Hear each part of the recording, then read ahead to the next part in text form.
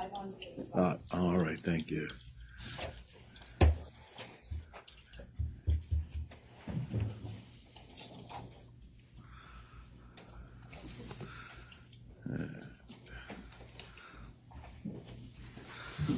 All right.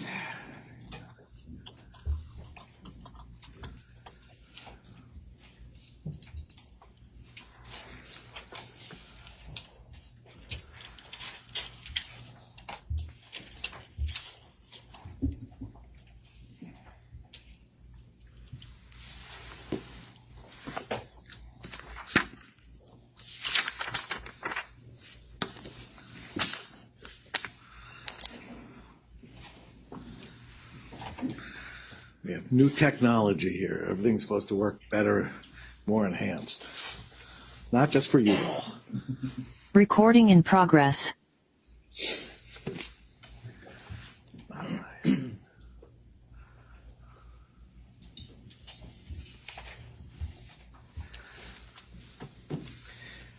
Well, okay. Good morning again. This is the LTL Management LLC matter.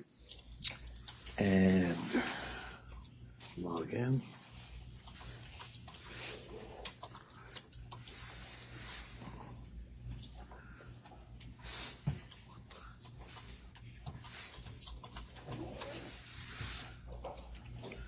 All right.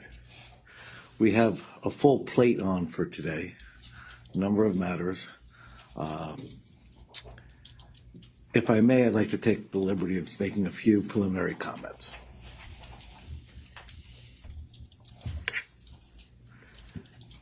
My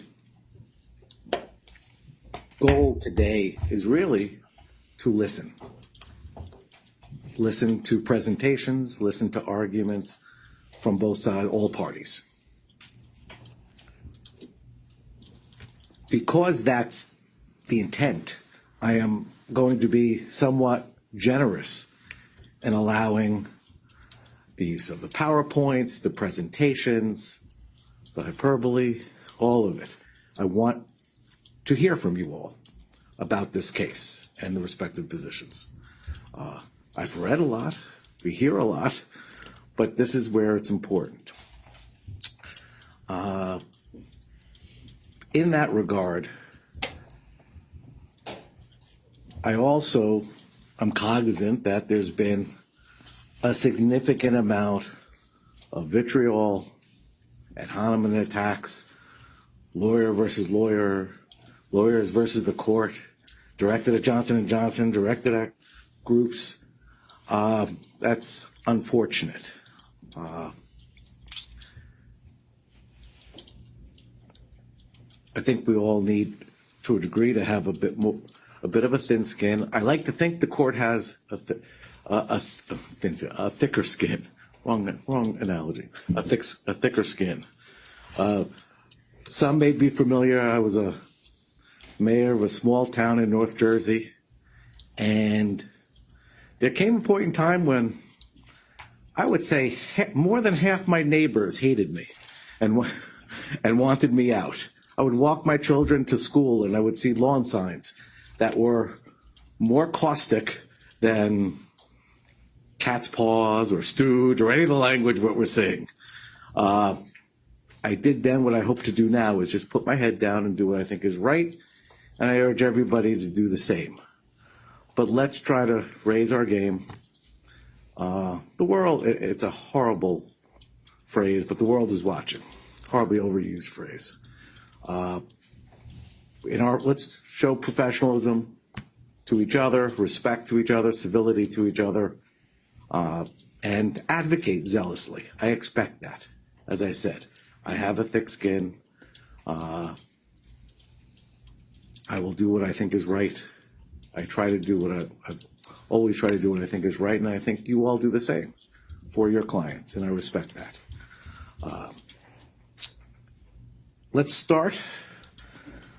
I would anticipate, I know we've been told there are a plethora of PowerPoints to be had.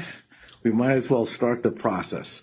There are a number of matters on traditional first day matters and some more unusual first day matters. Let me turn to the debtor. What I anticipate is an opening, and then I would go to the ad hoc committee for their opening, and then we can get on to the specific relief being sought. Good morning, Mr. Gordon. Long time.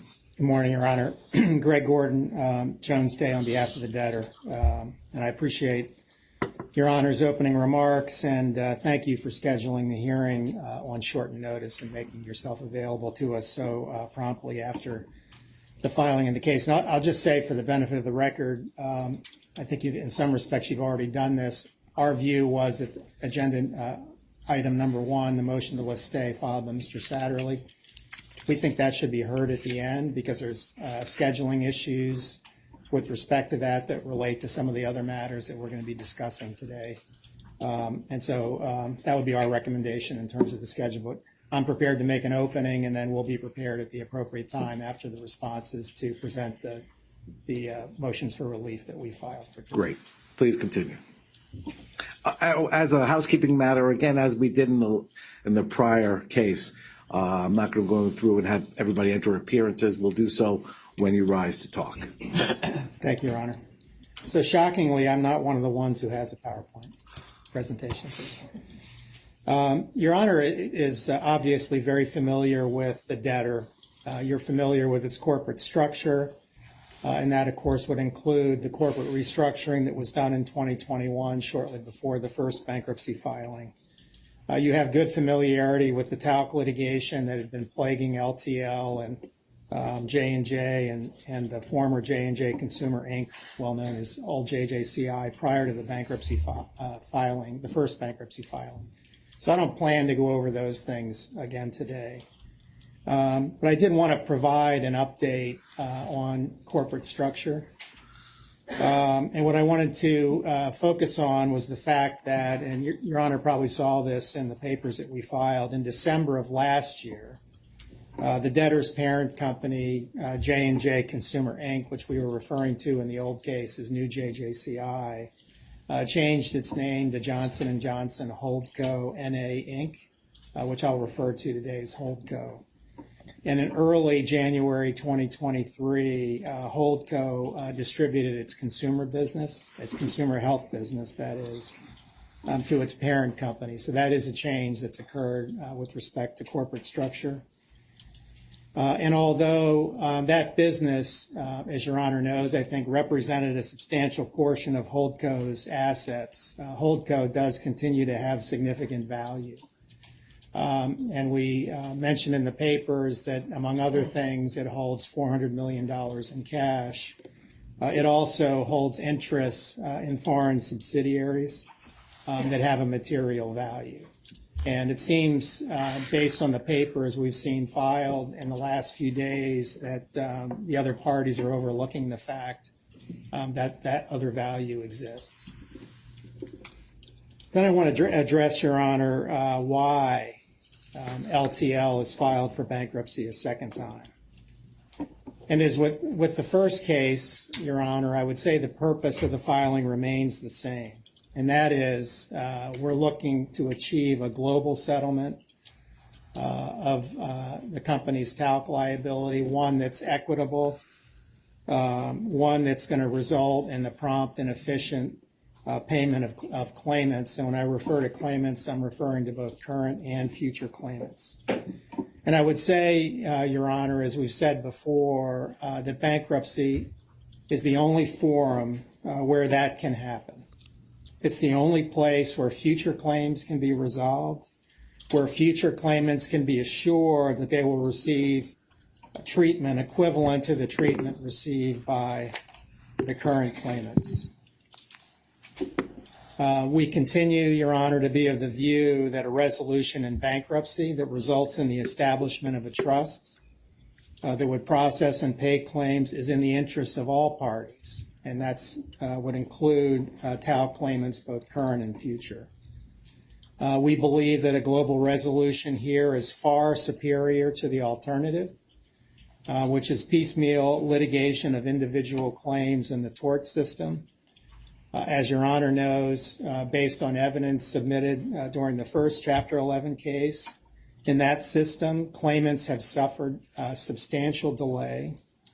They face enormous uncertainty, and in the large majority of cases, they receive no recoveries at all. But importantly, Your Honor, I would note that you no longer just have to take our word for it. This second filing is supported by over 60,000 talc claimants, including claimants with both ovarian cancer claims and mesothelioma claims. And indeed, Your Honor, there's about 600 mesothelioma claimants included in that group. The group includes 3 plaintiff firms who were representatives of claimants on the official talc committee in the first Chapter 11 case. And I would tell Your Honor as well that since the filing of this case, we're continuing to reach plan support agreements with additional firms on behalf of additional claimants.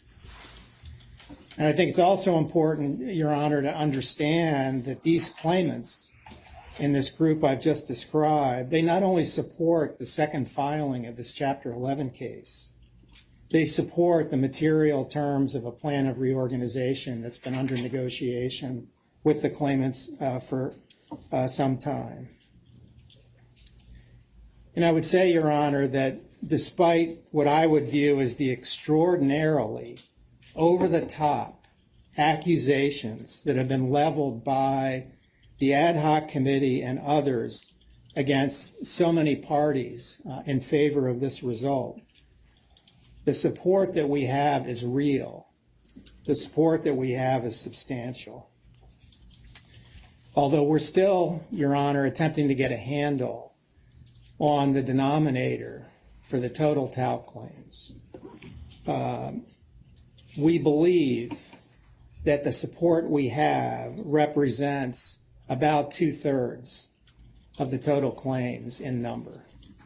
And again, as I indicated earlier, that's increasing, and we're going to endeavor to continue to reach agreements with more claimants as we move shorter. So in short, I would say, Your Honor, we're close to the 75% threshold. We believe we'll reach it, and we hope we'll reach it relatively promptly. So I want to talk briefly about the proposed plan that's described, or the material terms of which are described in plan support agreements that have been reached with counsel for various claimants. The debtor and J&J have agreed to make what can only be viewed as an unprecedented commitment to fund a trust for the benefit of current and future talc claimants.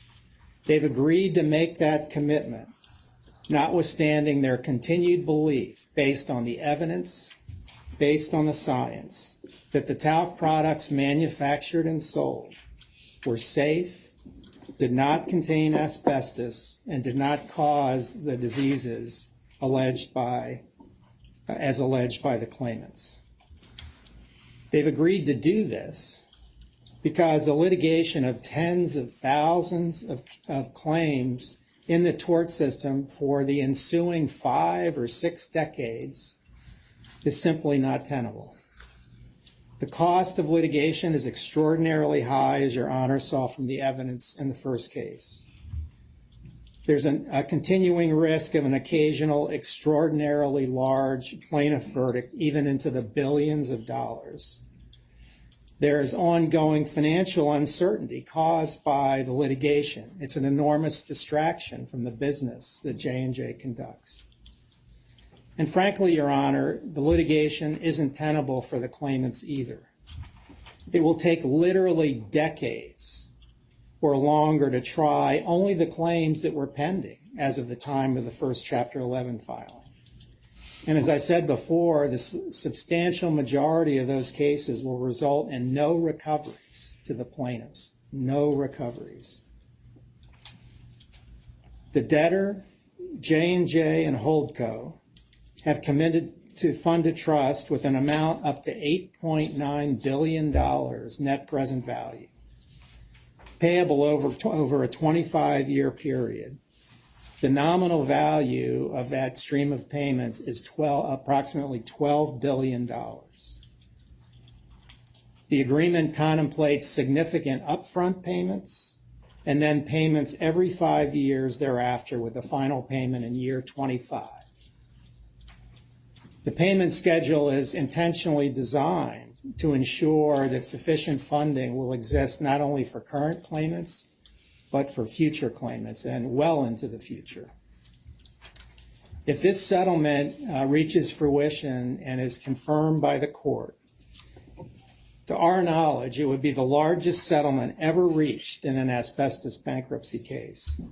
And that's including, Your Honor, cases unlike this one, where the companies acknowledged that their products contained asbestos. The funding would also constitute, as best we can tell, the largest resolution in any mass tort product liability bankruptcy case ever. Your Honor, law firms on behalf of talc claimants, and again, the number is over 60,000, have executed and delivered, and did so prior to the filing, plan support agreements by which they've committed to support a plan with these material terms. Those plan support agreements provide, among other things, that the parties, all the parties, will use commercially reasonable efforts to negotiate, finalize, and file with the court a plan of reorganization with the agreed upon terms by May 14th of this year, or as soon thereafter as practicable. The claimants have agreed to support the debtor's efforts to obtain and maintain injunctions to prevent the continued litigation of talc claims outside of this bankruptcy case during the pendency of this Chapter 11 case. So I want to address next, Your Honor, the financing arrangements in place for LTL, which have obviously drawn a significant amount of attention. And I would say, Your Honor, that similar to what we did with respect to the first case, we've attempted to be transparent about these new arrangements that exist with respect to LTL. As everyone here knows, including probably those participating by Zoom, the Third Circuit at the end of January of this year directed this court to dismiss the first bankruptcy case on the basis that LTL was not in financial distress. It based that finding on the original funding agreement in place during the first bankruptcy case. The Third Circuit focused primarily on the debtor's right to seek funding from J&J as a co-obligor under the initial funding agreement. The court noted that that co-obligation was not available to old JJCI at the time it was defending claims in the tort system. The Third Circuit acknowledged the irony of its ruling, that it was finding that J&J's added support, which was not required to be provided by J&J and was beneficial to the claimants, undercut LTL's ability to file for bankruptcy or to pursue bankruptcy relief. The Third Circuit's ruling had the effect of defeating the fundamental purpose of J&J's commitment to become co-responsible under the funding agreement. J&J had made that commitment to facilitate the debtor's goal of resolving all current and future talc claims through a Chapter 11 filing. The Third Circuit determined it had the exact opposite effect, that the J&J commitment effectively rendered bankruptcy unavailable to the debtor. Based on that ruling and its consequences, the debtor concluded that there was a material risk that the J&J co-obligation, and in fact the entirety of the initial funding agreement, were rendered void or voidable, and as a result, unenforceable.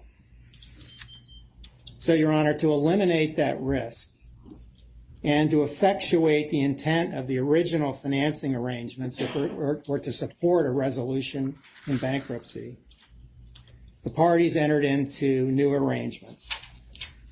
Those new arrangements are described at some length in the statement that we filed on the opening day of this case, and I will not repeat all that detail here. I will say, Your Honor, that the prior funding agreement and a related intercompany loan agreement were terminated. LTL, J&J, and Holdco then entered into two new agreements. The first was that LTL and Holdco entered into a new funding agreement. The second was that LTL and J&J entered into a separate support agreement. The new funding agreement between LTL and Holdco is similar in many respects to the old agreement, but J&J is not a party to that agreement. It is not co-obligated with Holdco on the funding obligation described in that funding agreement. By the support agreement, J&J is committed to backstop Holdco's obligation to fund a plan consistent with the proposed plan negotiated with the claimants. Its obligation exists only in bankruptcy, and the support agreement is subject to this court's approval.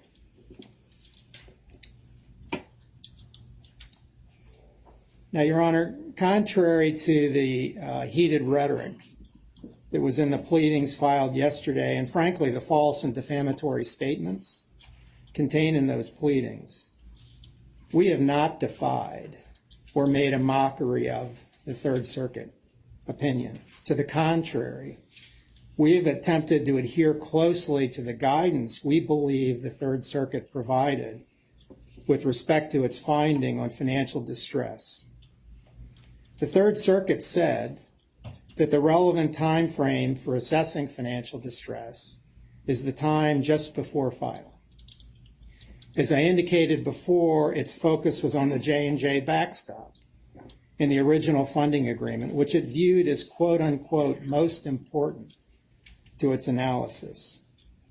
Under the new financing arrangements, J&J's support is only available in bankruptcy. It was not available to LTL just prior to this filing, and the availability of the support is subject to this court's approval. Holdco's support under the funding agreement was available prior to the filing, although this time through a new funding agreement.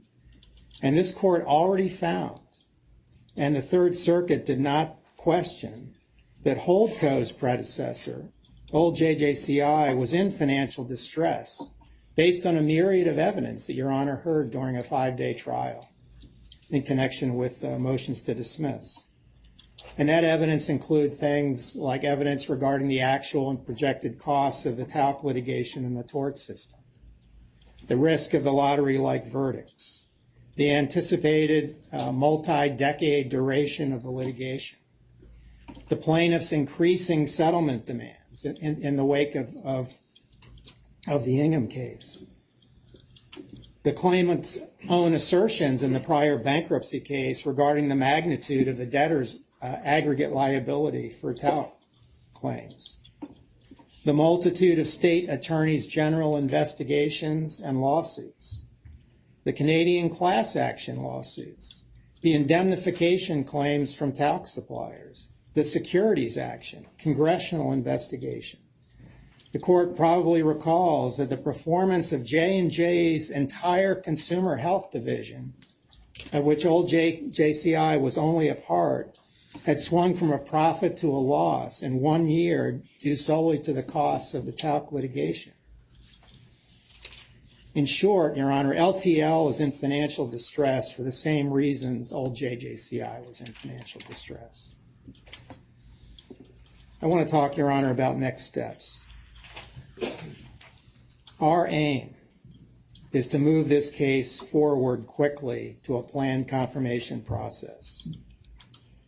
We have committed in the planned support agreements and otherwise to immediately continue negotiations with the claimants on the details of a plan of reorganization. At the same time, we are continuing and will continue to seek the support of other claimants and other constituents. And when I say that, I'm including future claimants representative, I'm including the state attorneys general, I'm including our insurers. And as I mentioned before, we've continued to receive additional support, and we're optimistic from the claimants, and we're optimistic we'll continue to see further support. We've begun drafting documents that will be needed for the plan confirmation process, including a draft of a disclosure statement, including a draft of voting solicitation procedures. We've already moved for the appointment of Ms. Ellis as the future claimant's representative in this case. We hope that's a non-controversial request given her involvement in the first case. It's critical in our view that we have an FCR in place promptly so that we can meet our May 14 deadline. And it would be extremely helpful to have Ms. Ellis as FCR given her involvement in the mediation, the estimation, and other aspects of the first Chapter 11 case. We've also moved for the appointment of the co-mediators from the first case, Judge Schneider and Gary Russo. Their involvement was instrumental in reaching the agreement we've reached with the over 60,000 claimants. And in our view, their continuing efforts are needed to assist us in gathering additional support and in reaching agreement on some of the details of the plan process that have yet to be negotiated. So in sum, Your Honor, our goal is to move as fast as we can toward confirmation of the agreed plan and the establishment of a trust funded in an unprecedented amount that will efficiently and equitably pay all current and future TAP claims. So I want to say, Your Honor, a few additional words about the filings that were made yesterday, and in particular the so-called informational brief that was filed by an ad hoc committee of firms who represent a minority of the claimants in this case. That pleading makes a number of extremely serious allegations. Those allegations are directed at a wide swath of organizations, a wide swath of individuals. It uses the most heated rhetoric and hyperbole imaginable, and its primary purpose to us appears to be threefold. One, to intimidate additional plaintiff firms from agreeing to the settlement outlined in the plan support agreement. Number two, to coerce plaintiff firms who have already agreed to the settlement to withdraw their support. And number three, to provide incendiary, false, and defamatory sound bites that the press can use to write sensational headlines about the case. The brief accuses LTL, J&J, the plaintiff law firms who support the case in the plan, counsel for LTL and J&J, and the board of LTL of engaging in, among other things, fraud, conspiracy to commit fraud, a breach of fiduciary duties, of engaging in unethical behavior, and worst of all, engaging in criminal activity. And the committee of plaintiff firms opposed to the settlement makes these accusations with no factual support, none. They cite to no facts that support any of these very serious allegations. So let's take up fraudulent transfer. The committee's informational brief proclaims in bold and underscored or underlined text that LTL, J&J, their officers, directors, and counsel have effectuated the largest fraudulent conveyance in the history of the United States. There's your headline. It alleges that the bankruptcy petition is born of fraud and misrepresentation. But there is no fraudulent transfer, either actual or constructive. And the facts, not the committee's falsehoods and rhetoric, will establish that. At bottom, there can be no fraudulent transfer because all claimants will be paid under the proposed plan on terms acceptable to the large majority of claimants, and hopefully that majority will increase. There can be no actual fraudulent transfer or actual fraud because there's no intent to hinder, delay, or defraud creditors. The only intent is to pay claimants promptly and in a manner that treats them equitably. The Third Circuit itself acknowledged that LTL's goal in the first case, which was the same, that its intentions were sincerely held. It acknowledged that LTL's good intentions and sincerely held belief that the first bankruptcy would benefit the claimants. Well, the same here. It's the same intent. Nothing has changed. And what we're offering is a proposal here that will get money to the claimants far faster and with more certainty and efficiency than what would occur in the tort system. You have to ask yourself, Your Honor, why are these minority of firms so opposed to a deal that would represent the largest settlement ever reached in an asbestos bankruptcy case? What is driving that? That should be the question people should be asking. And I would say as well on subjective or on actual fraud that the good faith is also demonstrated by LTL and J&J's commitment to pay $8.9 billion net present value to a trust for the benefit of talc claimants. Committing to pay claimants the largest sum that's ever been paid belies any allegations that an actual fraudulent transfer or actual intent to harm claimants exists. There's no constructive transfer either, because LTL has not been rendered insolvent by the new financing arrangements. That issue is completely ignored in the pleading that was filed by this ad hoc group yesterday. The new funding arrangement from Holdco is available to pay talc claims in and outside bankruptcy, and it has significant values. And importantly, J&J's support is available to ensure a trust is funded in the amounts agreed to with the claimants supporting this plan. So the question is, why is it the committee doesn't address insolvency? What was LTL rendered insolvent?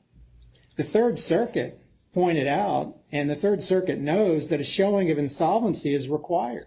It said so in the footnote 18 that the other side characterizes as a warning in terms of what LTL could do or not do.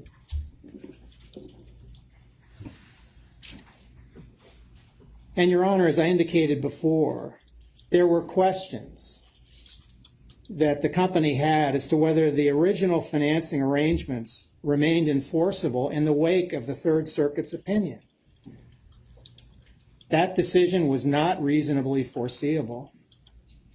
It defeated the fundamental purpose of J&J's backstop. It called into question the enforceability of that backstop and the funding agreement as a whole. But notwithstanding that, LTL was able to secure new financing arrangements that provide it with the funding it needed to provide the amount negotiated with the claimants. In short, there was reasonably equivalent value too. There's no basis for these accusations about fraudulent transfer, and certainly no evidence has been submitted to support any of that.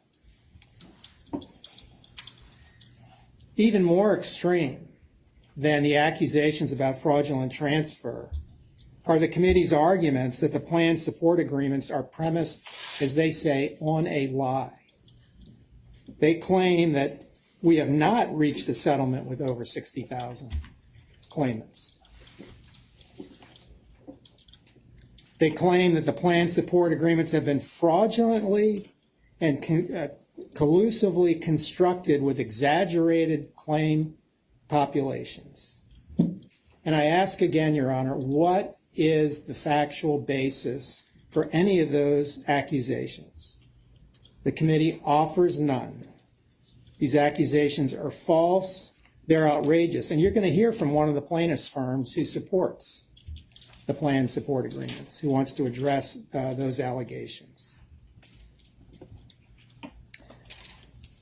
But ultimately, Your Honor, in our view, the proof of the support will be in the voting.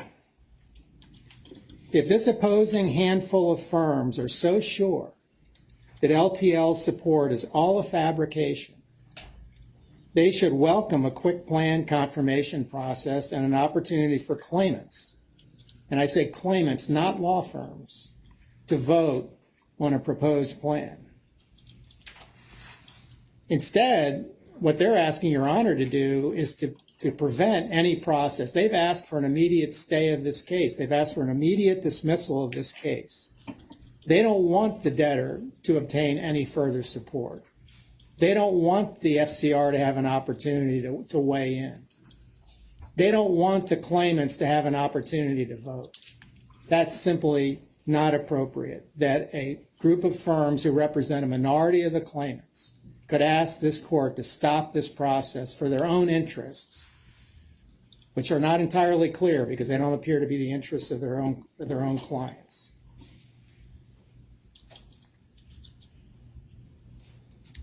Now, in connection with what could only be viewed as a scorched earth litigation strategy in opposition to this case, and the unprecedented $8.9 billion settlement on the table, the committee is seeking a number of depositions.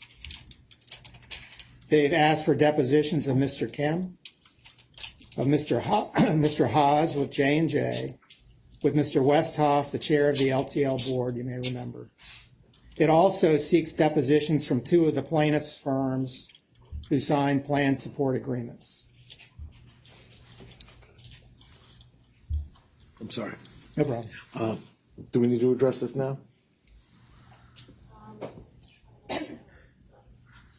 We're having a technological issue with everybody hooked up to the court's Wi-Fi in various capacities. We've lost bandwidth. So.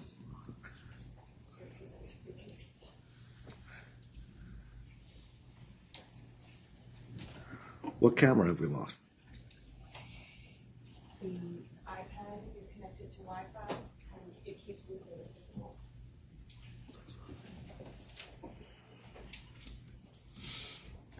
Can I make a suggestion, Your Honor? Absolutely. Anyone that's not making a presentation, why don't we just get off the Wi-Fi? That would help. Go to your own 5G or whatever other network you have, if you can. No. I've been watching it get kicked off, kicked back on. I'm just wondering if other folks are having the same issue. That is happening.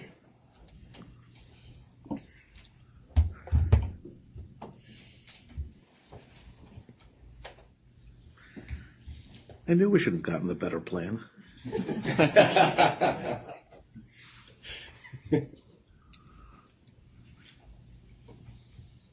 the other option is for the time being, you can just turn your camera around, Judge. Turn this camera around. Towards the courtroom. At least that provides, good enough, we've got Mr. Gordon. I don't want to lose Mr. Gordon. Nobody needs to see me. How's that?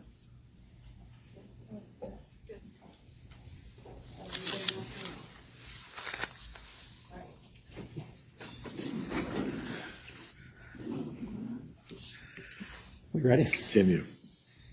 Let me just go back. Yes. As I was saying, Your Honor, I think you may have missed part of this. As part of what we would view as a scorched earth litigation strategy in opposition to this case, and in opposition to an unprecedented $8.9 billion settlement on the table, the committee is seeking the depositions of Mr. Kim, that Your Honor may recall is the chief legal officer of LTL, Mr. Haas, who's with J&J, Mr. Westhoff, who's on the board of LTL.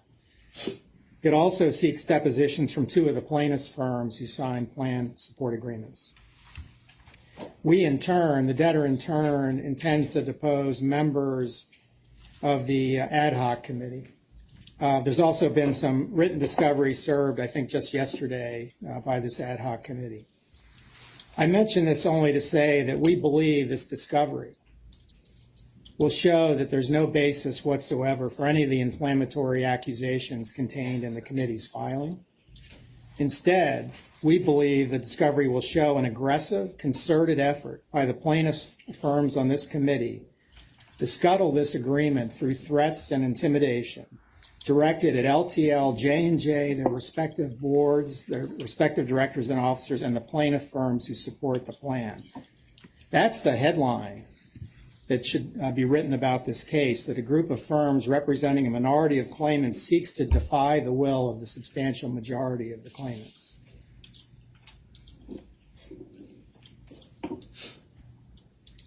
Let me move on. Interesting, Your Honor, in the midst of a lengthy tirade about the fraudulent nature of everything, the new financing arrangements, the bankruptcy filing, the plan support, the committee argues that LTL is still not in financial distress. And they, in fact, I think the words they use are that LTL, notwithstanding the new financing arrangements, cannot provide any evidence that it was in financial distress. In other words, Your Honor, at the same time, the committee breathlessly accuses LTL and J&J of deliberately harming talc claimants by effectuating the largest fraudulent transfer in history. They maintain that LTL, despite the new financing arrangements, is not in financial distress. So which is it? We've seen these contradictory positions before. Is LTL financially distressed or not? Is it insolvent or not? The answers to these questions, Your Honor, are critical because, as recognized by the Third Circuit, there's a difference between financial distress and insolvency. You may recall that the court said to say that a debtor is in financial distress is not to say it must necessarily be insolvent. The code conspicuously does not contain any particular insolvency requirement. LTL is financially distressed. As a result, bankruptcy is available to it. LTL is not insolvent. As a result, there's no basis for a fraudulent transfer claim. So to conclude, Your Honor, the second Chapter 11 case, this case, has drawn substantial support. It's supported by the unprecedented $8.9 billion financial commitment by LTL and J&J. It's supported by over 60,000 claimants who have signed and delivered plan support agreements, and support is continuing to come in. This claimant support validates the good faith basis of this filing. It validates the proper purpose of this proceeding. The court should not permit a group of firms who represent a minority of the claimants to hijack this case before it can even begin.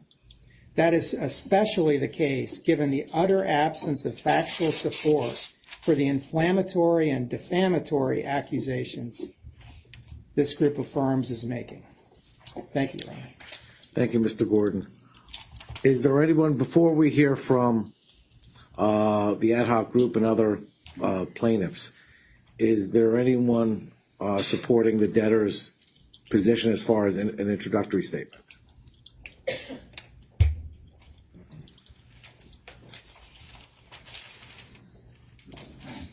Good morning, Your Honor. Good morning. Michael Watts, it's spelled MIKALWATTS, with the firm of Watts Guerra. 4 brief points. Yes, please. My role in this was negotiating the proposed settlement with Johnson & Johnson. By way of backdrop, I had a similar role in the PG&E fires litigation about 4 years ago.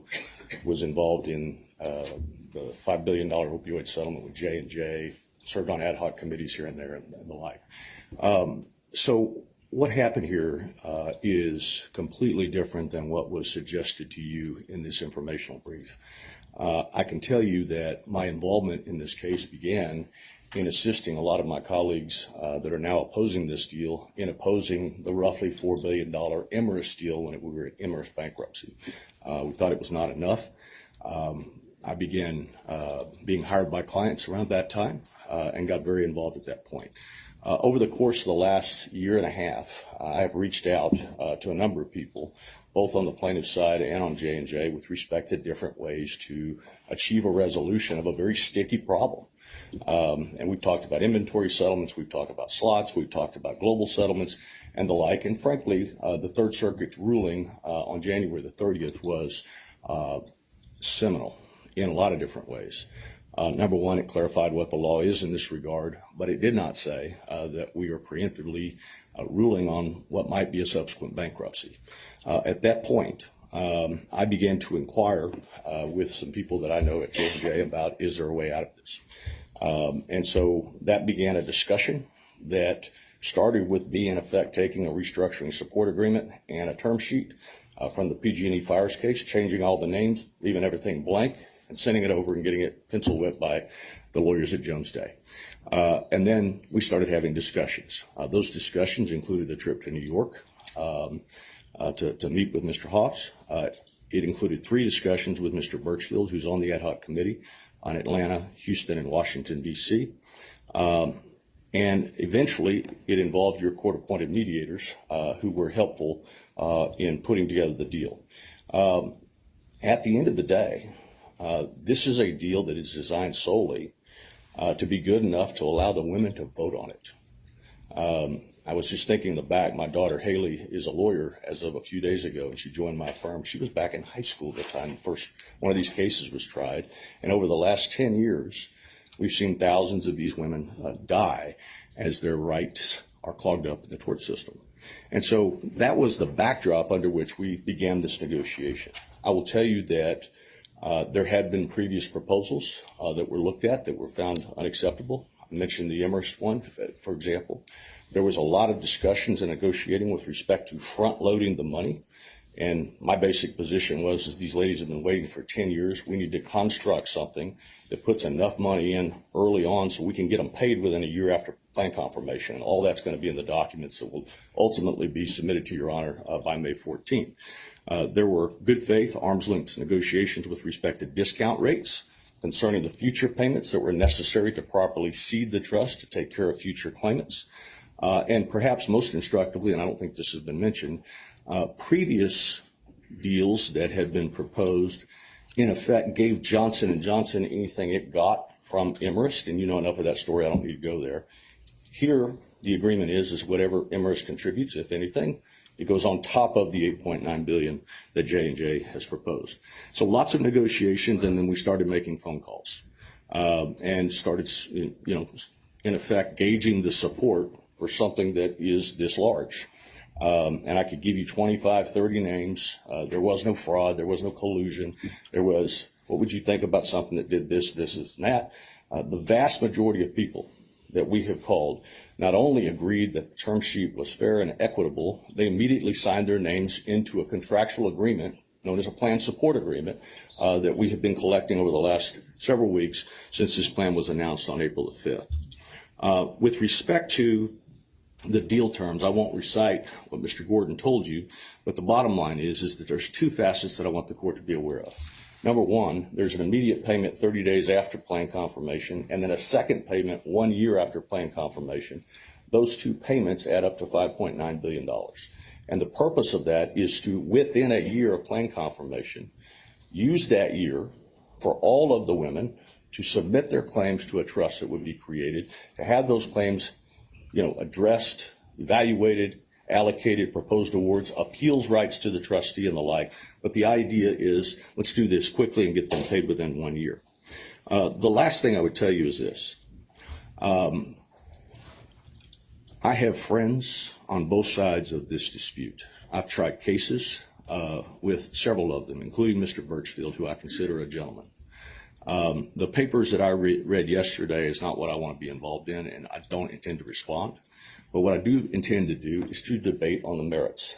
Right after I leave here, Mr. Birchfield and I are both flying to Las Vegas to have kind of a Lincoln Douglas debate about the merits of this deal. And I'm happy to do that, but I can assure you as an officer of the court, there are no side deals. Let me know who wins. Well, the vote will let you know who wins, hopefully. But there are no side deals. There's no side commitments. In fact, the one commitment that I got from Mr. Haas, who's the worldwide head of litigation at Johnson & Johnson, is that there would be no side deals because they're not allowed in bankruptcy court. He gave me that assurance. I personally watched him rebuff the efforts of others to do that. And so the basic thing that I want to put aside is this. We kept negotiating until the deal got good enough that I believed, and the people that I canvassed believe, that 75% of the women would be in favor of this. If I am mistaken, the voters will let us know. But the women, for the first time since my daughter was in high school, will have the right to, in effect, choose their own course. The last comment is this. My deposition, apparently everybody at J&J has been noticed without consulting me as to timing. I think I'm noticed for tomorrow when I'm in the middle of meetings with other clients. At some point, I think that would be appropriate, but not now. I think the best use of everybody's time between now and May the 14th is to get a term sheet transformed into actual plan documents that this court can consider with exhibits, and then we can have formal motion practice whether you ought to give it preliminary approval. So I appreciate the opportunity to address you. If you have any questions, I'll be happy to answer. Not at this time. Thank you. Thank you. All right. Is there anyone else? We'll turn to the ad hoc. Good morning, Mr. Stoltz. Good morning, Your Honor. Belated happy birthday. Thanks. Daniel Stoltz, Genova Burns, local counsel to the ad hoc committee. The presentations on behalf of the ad hoc this morning are going to be by Mr. Moulton, who is a member of this court, by Ms. Siganowski, who we'd asked to have admitted pro hoc for this hearing, and to the extent that there are issues about discovery and depositions, Mr. Jonas, who we'd also asked to have admitted pro hoc for this hearing. All right. Well, welcome, counsel, again. Mr. Moulton, let me ask, are you working PowerPoint or? I only have 6 very short slides. Let me just ask my staff, are we still all right? Or again, I'll ask everybody to try to please remove yourself from the court's Wi-Fi unless absolutely necessary. We'd like to reboot real quick. Mine's working, Your Honor. So I think it's gonna work. We can give it a shot. I can turn the camera around. This is still not going, so the answer to that is no, but whoever is giving the presentation is connected to the Wi-Fi. That'll, if it's strong enough, it'll show up, but if it's not, we'll Good. have to reboot. Thank you. All right. Where's my? There it is. Here we go. Good.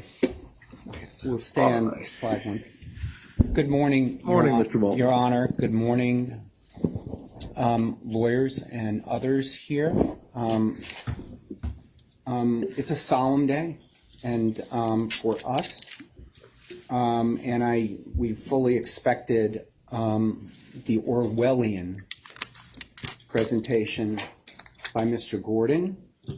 I'm going to deal with a little bit of his points at the end of my presentation. We take with great seriousness, Your Honor, Your Honors,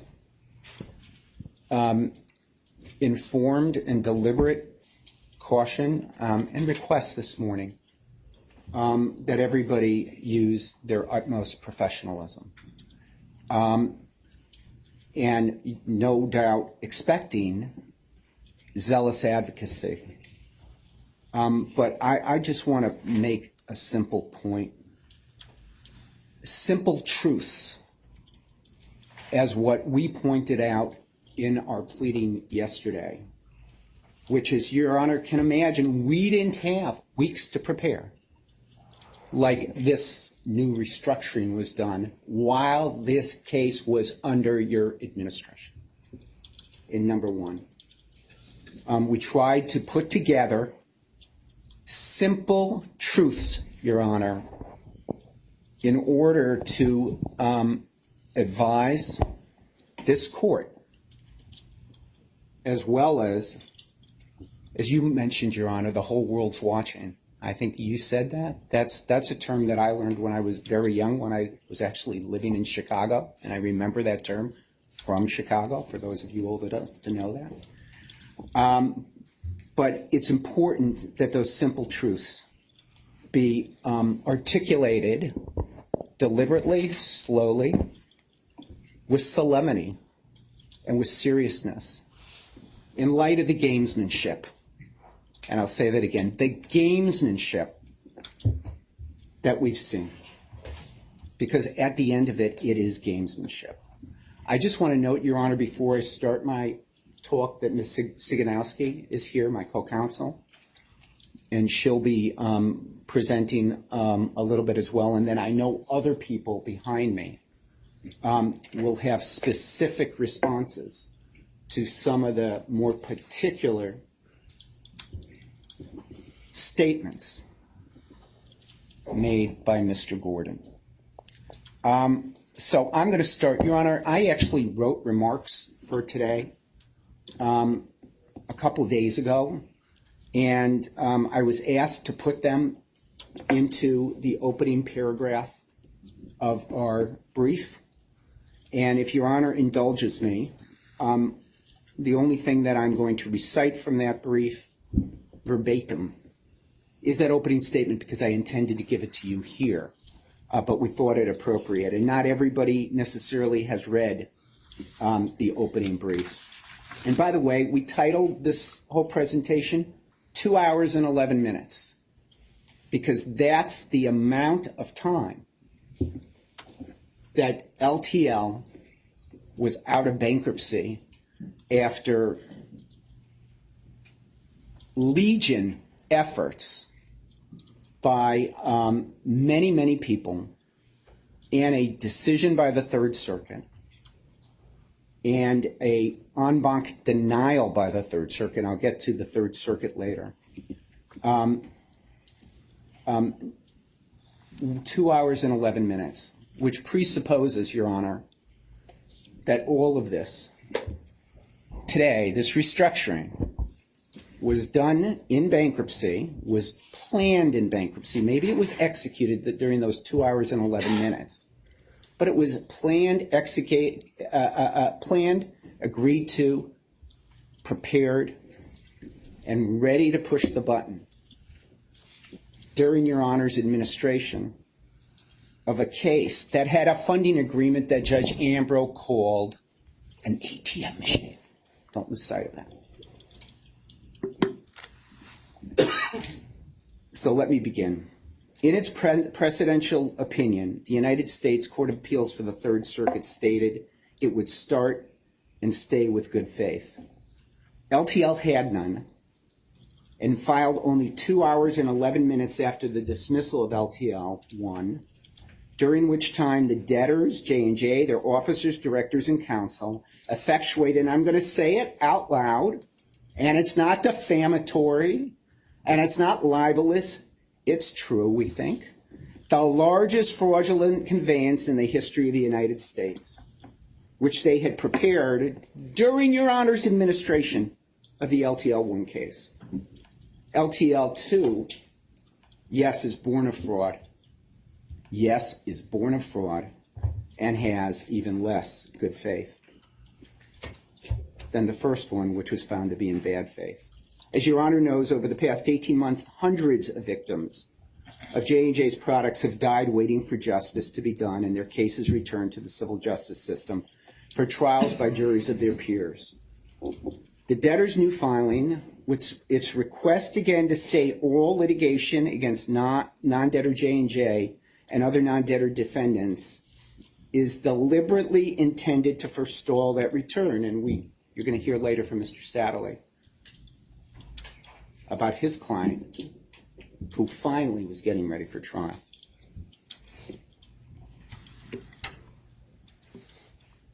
And this delay, Your Honor, we heard from Mr. Gordon and Mr. Watts about, gosh, we want to get these people paid.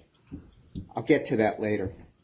All to the mortal and sanctional prejudice and injustice of the talc victims, this delay. And I say mortal prejudice.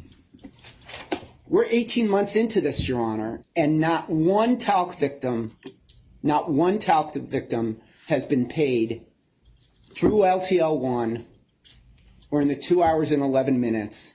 And who here thinks that within this year, that those victims who, if they were returned to the tort system, would be able with their lawyers to settle cases, try cases, etc., who thinks really that within a year they're going to be paid?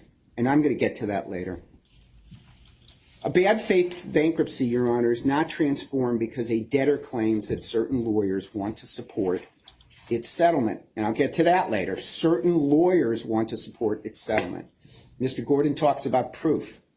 I haven't seen proof in their pleadings of one talc claimant who said, I've read the deal, I understand it, and I agree to it. Not one. Indeed, I haven't seen a lawyer affidavit to that effect, sworn. To honor the memory of all the victims who've died and to bring justice to the survivors and their families, and to protect the bankruptcy system from fraudulent machinations that erode its integrity, in light of this case, which was birthed of fraud, we submit proudly that this case needs to be dismissed. You know who our committee is, Your Honor. This is an ad hoc group composed of 9 members of the official TAL Claimants Committee in Your Honor's in the first bankruptcy, all of whom carefully and with diligence exercise their fiduciary duties on behalf of all TAL claimants. I'll read their names, Judge, because it's important that you hear names behind the people who are really involved in this.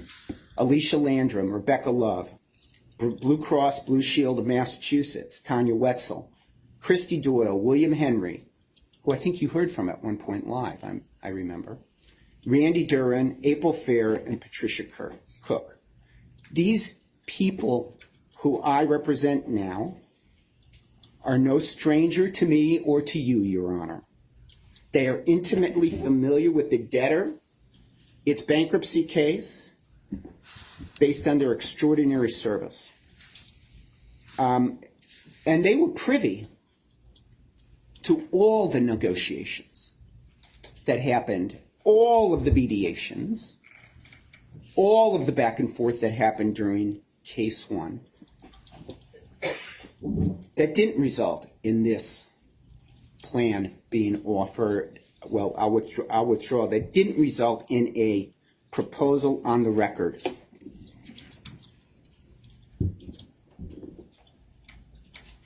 From J&J with respect to the TAL claimants. They've had a chance to understand what's at stake. They've had a chance to assess it, and they're familiar with it. I'm going to get to, I have 6 points with my 6 slides, Your Honor. And my first point goes to what Mr. Gordon spent a lot of time on, trying to give a justification for the trashing and evisceration and flamethrowering of the funding agreement. And I'm reminded, Judge, and I don't get to quote Shakespeare often, but I'm reminded of Hamlet. Something is rotten in the state of Denmark. Clearly, as you heard today, J&J is engaged in a full court press behind closed doors and with the public or legislatures to turn their eyes from what is rotten now in the state of New Jersey. But that can't close one's eyes or nose or ears to that stench. Judge, this is a case that's born of fraud. At every level, this case is premised. Slide 2, please.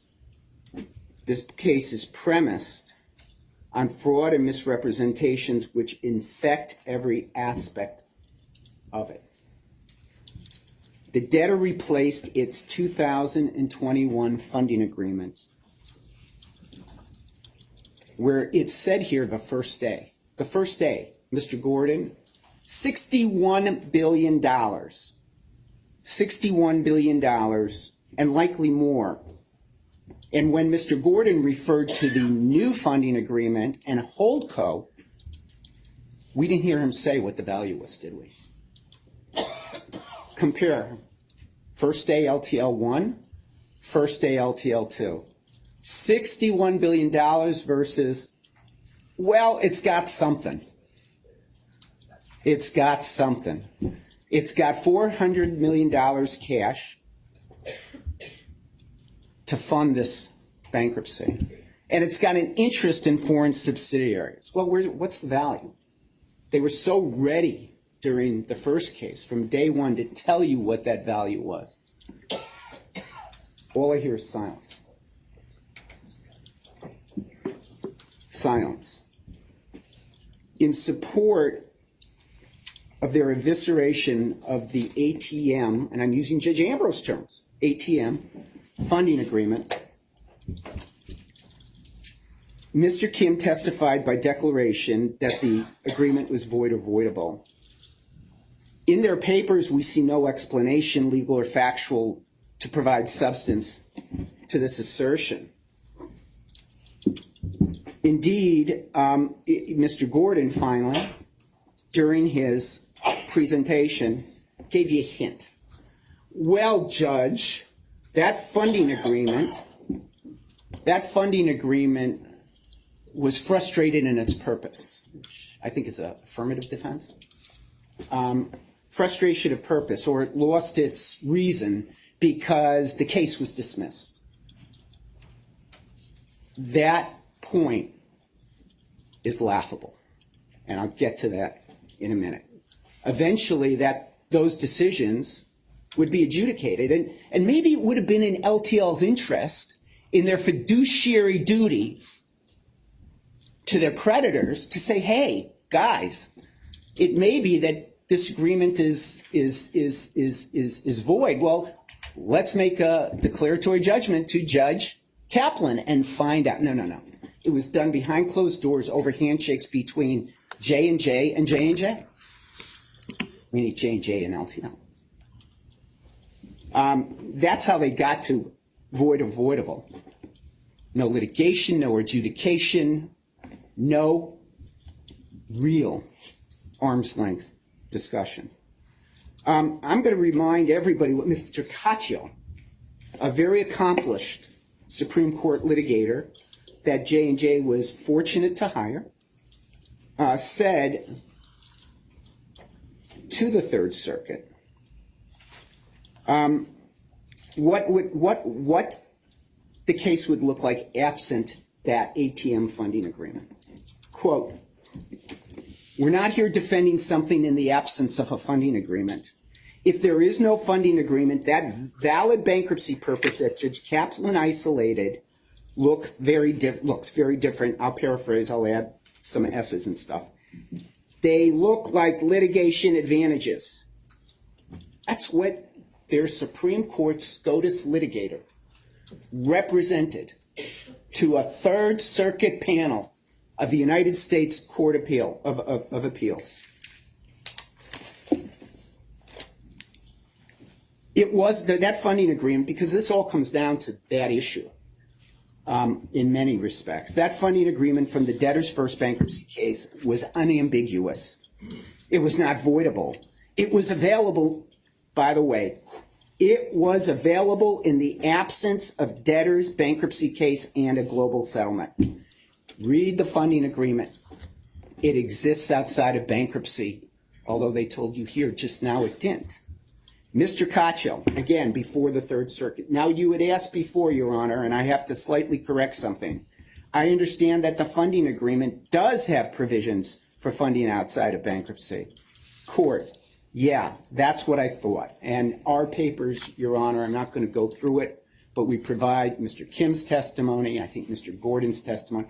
There's no ambiguity. If that funding agreement existed outside of bankruptcy by its terms, and it existed inside of bankruptcy by its terms, no frustration of purpose, the clear words speak to the fact that it was not tied to or keyed to or conditioned on a bankruptcy plan that J&J chose to like. Based on the sworn statements, Your Honor, of Mr. Kim and the concession and arguments of Mr. Gordon and Mr. Caccio, the Third Circuit, again, took J&J and LTL at their word, and you did too, Judge. You did too a year ago. I remember it. You took them at their word. In filing LTL2, J&J flippantly turns back to the circuit court and brazenly announces, if that's all it takes, we'll just change our word. And that's why we're here today. Slide 3, please. I'm quoting here from Judge Ambrose, which, put down a stake in the ground, I think, regarding what he saw might happen. Maybe he was prescient. I know Mr. Gordon has stood up here and advocated. He's a very artful lawyer. He has advocated that the Third Circuit would understand what they did. The Third Circuit would give them the roadmap for what they did.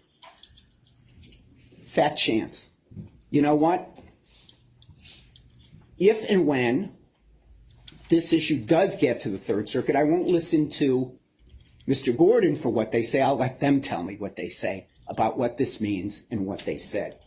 In any event, I think it's presumptuous and disingenuous for Mr. Gordon to say that the Third Circuit gave him a roadmap to do this today.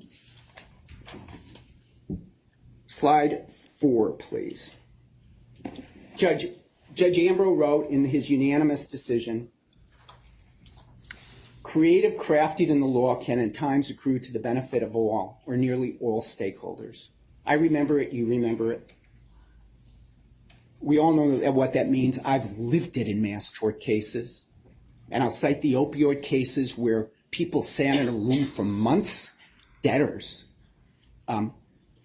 governments, insurers, other stakeholders, and worked out a scheme in the nice sense whereby the government entities would contribute their distributions to a national opiate waterfall. What a wonderful result from creative crafting in the law.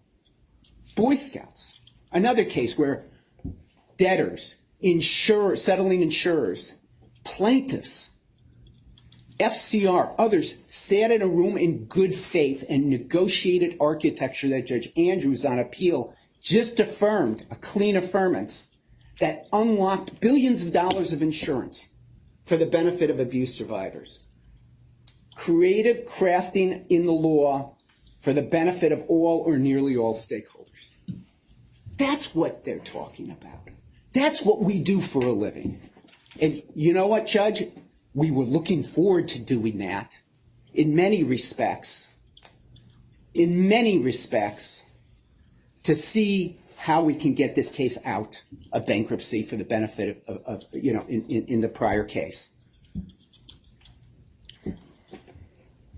Whether or not we had a partner in that is a different question. In any event, Judge, fraud is not and can never be creative crafting. That's not what the circuit was referring to. The circuit wasn't referring to torching a funding agreement so they can go back in bankruptcy and try and force a settlement on tens of thousands of women and other creditors. My second point, Your Honor,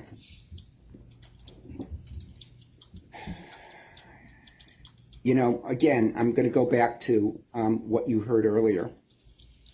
By the way, if you, Your Honor, watched the stock indexes and quotes, you understand what happened when J&J went into bankruptcy and announced this, helped raise their stock price.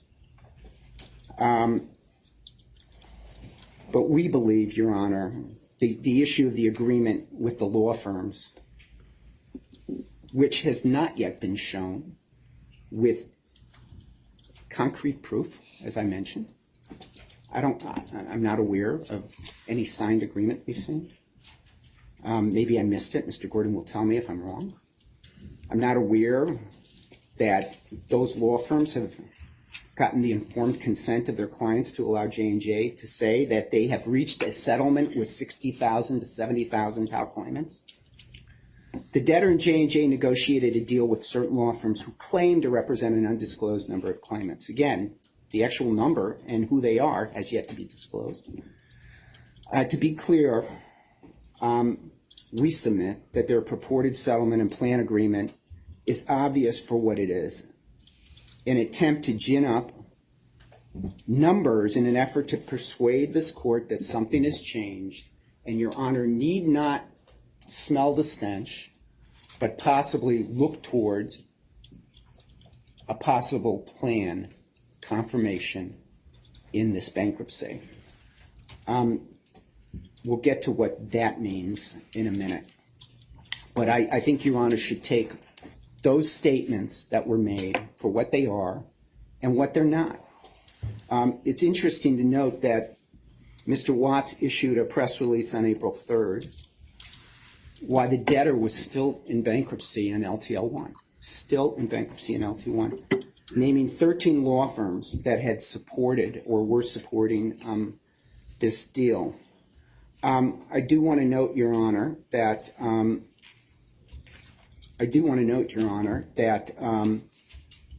at least 2 of those law firms announced have publicly, either by consent to the ad hoc committee, that's the Seeger White firm, or by Mr. Lanier himself, Mark Lanier, disagreed and said they're not supporting. They have yet to support. It's not true. And I'm going to quote Mr. Lanier, who talked about something that I think all us lawyers agree with, that settlements are good. We all agree fair and equitable settlements are good. Mr. Lanier commented, my comments should not be taken as my support for the plan, which I have not yet read, nor its economics. I have not agreed to participate in it, and I haven't even heard of it, ironically, until April Fool's Day. That's not me. That's Mr. Lanier. In any event, I do know that others will come and deal with this issue as we go forward. I know that Mr. Gordon made an allusion to other motivations of people who would oppose a deal. I don't know what he's talking about, but maybe he'll let us know. But I do want to note, and I think we've made it clear, nothing against Mr. Watts, but I don't believe, if you look at the adversary complaint and the list of exhibits and the list of plaintiff defendants, not one filed claim by Mr. Watts. Now, needless to say, we in the bankruptcy world know a claim doesn't have to be filed in order to be asserted as a proof of claim in a bankruptcy. But this is meaningful. It's meaningful. What this means, arguably, is these claims were all collected during the bankruptcy, and we're interested in that. Also, Your Honor, what Your Honor's dismissal order did, realize this, with respect to the issue of claims that are not filed. What Your Honor's dismissal order did is open a 30-day window for people who really believe the claims they have are valid claims to file them in civil actions in courts of competent jurisdiction. 30 days, otherwise statute of limitations issues. The filing fee in the MDL and all federal courts, as Your Honor knows, it's $350, right? $350. If somebody has 15,000 claims unfiled, that's in excess of $5 million out of pocket during the month between your dismissal order and the end of the 30-day period. So when we talk about economic incentives to have another bankruptcy case filed, that stays the requirement to file cases, civil actions. It's a meaningful step. You have to sign in federal court. You have to sign under Rule 11. A meaningful step. We now have a stay that gives folks the ability to not do so. Third,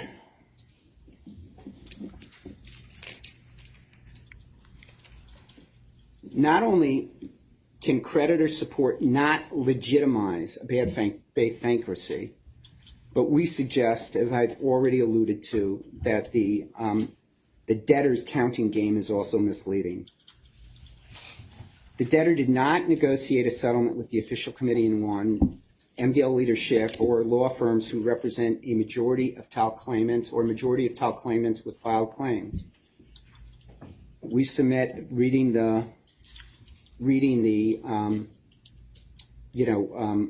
pleadings that these parties were excluded from the debtor's negotiation that we heard about. You will hear, Your Honor, that more than 100 law firms representing ovarian mesothelioma claimants including all of leadership, vehemently oppose the debtor's plan and represent over 40,000 claimants, and the majority of those cases have been filed in state and federal courts around the country. Fourth,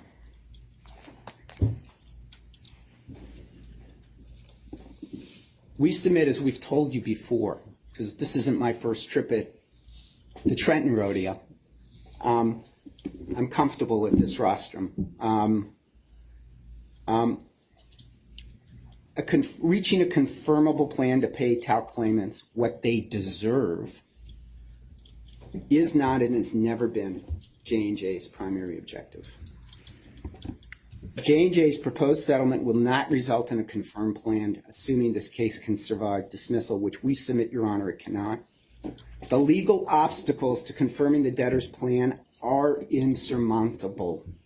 The debtor cannot explain how J&J can be released of its own independent liability or how the best interest test can be satisfied.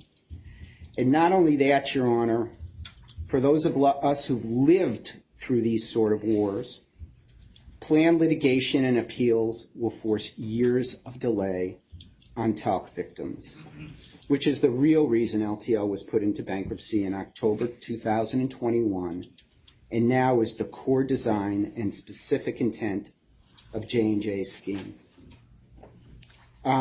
Bottom line, Your Honor, and I think this has been shown to you. I'm not here presenting evidence, but I think you have a complete record from LTL1. I believe J&J, by having a case in bankruptcy, has to pay what most people would say would be a boatload of administrative fees, including lawyer fees. That boatload is remarkably smaller and de minimis to what they pay outside of bankruptcy in the tort system, defending and sometimes paying verdicts. So to the extent that this proposed plan engenders the sort of litigation that pushes this case into years, which is something Your Honor never wanted to happen. There's only one party who benefits. First of all, tort claimants don't get paid at all. Again, we've been 18 months without a talc claimant being paid by J&J. And J&J reaps terrific windfalls. Slide 5. Fifth, the debtor is not offering to pay current claimants $8.9 billion. Now, I know Mr. Gordon parsed through this and actually said it includes futures, but if Your Honor reads the press all over and the headlines, it's not being clear what this payment does or doesn't do. It's clear, as Mr. Gordon just conceded, it doesn't pay current talc claimants $8.9 million. Further, it's offering to fund a trust in the amount of $8.9 billion on a net present value over the course of 25 years, if and only if J&J's desired plan is confirmed. And the confirmation order becomes a final and appealable order. That means all the way upstairs. Again, this will take years of litigation. And critically, Your Honor, let's look at what this $8.9 billion covers. It covers, allegedly, who's being foisted in there to fight over it. Future and current ovarian cancer claims. Future and current mesothelioma claims. The state government AG actions, false claims, consumer fraud, that is alleged to be billions and billions of dollars. Third-party payor, which hasn't been mentioned. Third-party payor medical costs that had been tendered to the victims. They have claims. Look at Purdue. Look at Mallinckrodt. Large amount of claims for billions and billions of dollars, so they say.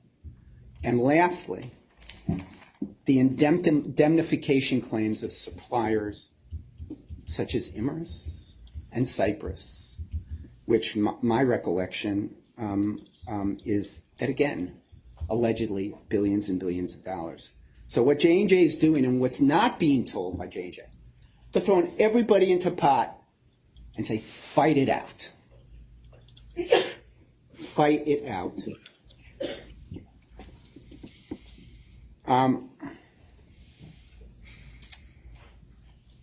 Slide 6.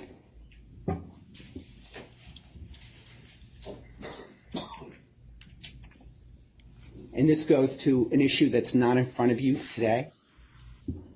But, you know, Judge, you're a court of equity. And a court of equity, Bless you.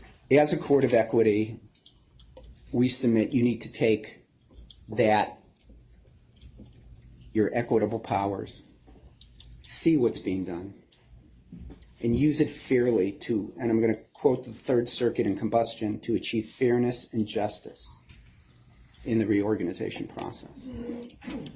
This case has already had 18 months and going on 19 months of non-debtor stay. That should end. It should end today with Mr. Satterley, and it should end for everybody in terms of being able to pursue one of the most solvent, healthy companies in the United States. I want to briefly address some of the items that Mr. Gordon raised. Just quickly, because I think I dealt with a lot of them in the course of my remarks. He says it isn't a fraudulent transfer, but where's the value? Where's the beef? Very ready to tell us what that number was in LTL 1. Silence here. We hear from, again, the mantra that we laughed about. We made fun of it at the beginning of LTL 1. It's not fun anymore. Bankruptcy is the only place where resolution can occur. Well, that in and of itself, is the Third Circuit held specifically, doesn't buy it. That's a straw man. Mr. Gordon talked about the trust and how it's going to get people paid. I've given you indications as to why that is not necessarily the case. Mr. Gordon makes hay of our alternative. You know, we said, they say this. If they say this, then there's no financial distress. But if it's not that, then it is, then it's bad faith, and they've torched the funding agreement. That was an argument we made based on their pleadings. For him to say we're putting forward a position on that issue is, again, I think, disingenuous. By the way, he conceded that LTL is not insolvent. I understand what that means in the context of the Third Circuit, but that's an important concession that Mr. Gordon made today, and needless to say, that may have impact as we go forward.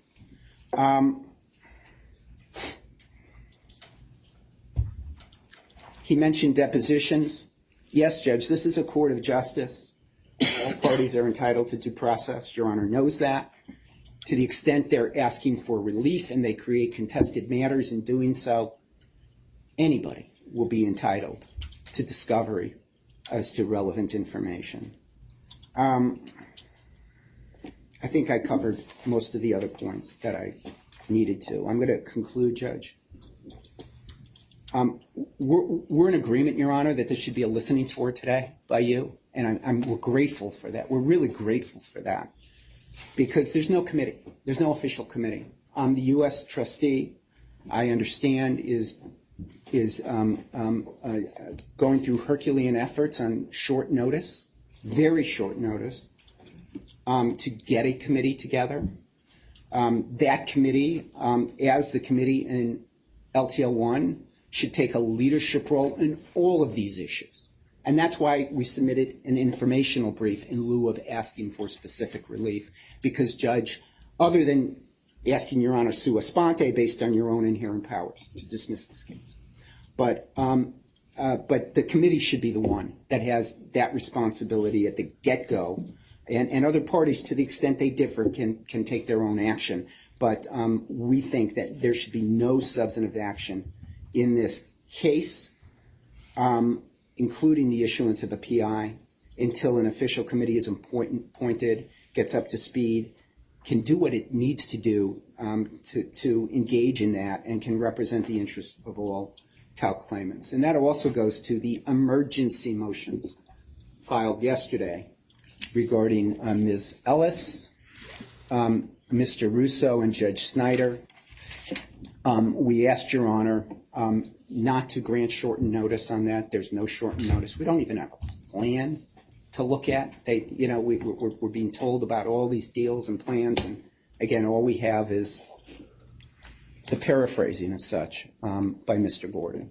In any event, Judge, I hope I've been able to help Your Honor in what is a solemn occasion today, and for us who've been in the trenches for the last 18 months, a difficult day. It's a difficult day.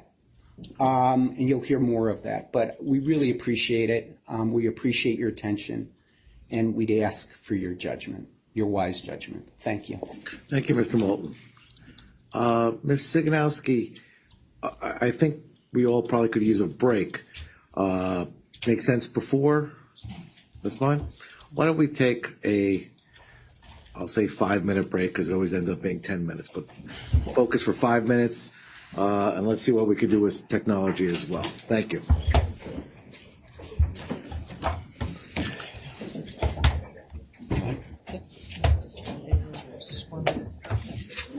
I turned off my video.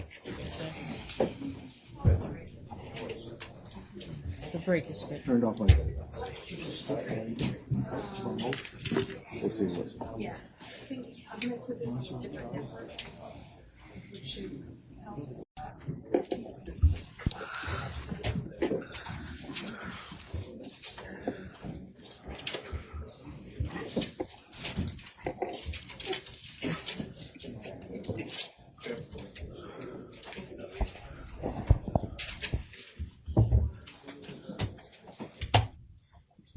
All right. So, please continue, Ms. Siganowski, Judge Siganowski. Your Honor, Melanie Siganowski, Atterberg, counsel for the ad hoc of certain talc claimants.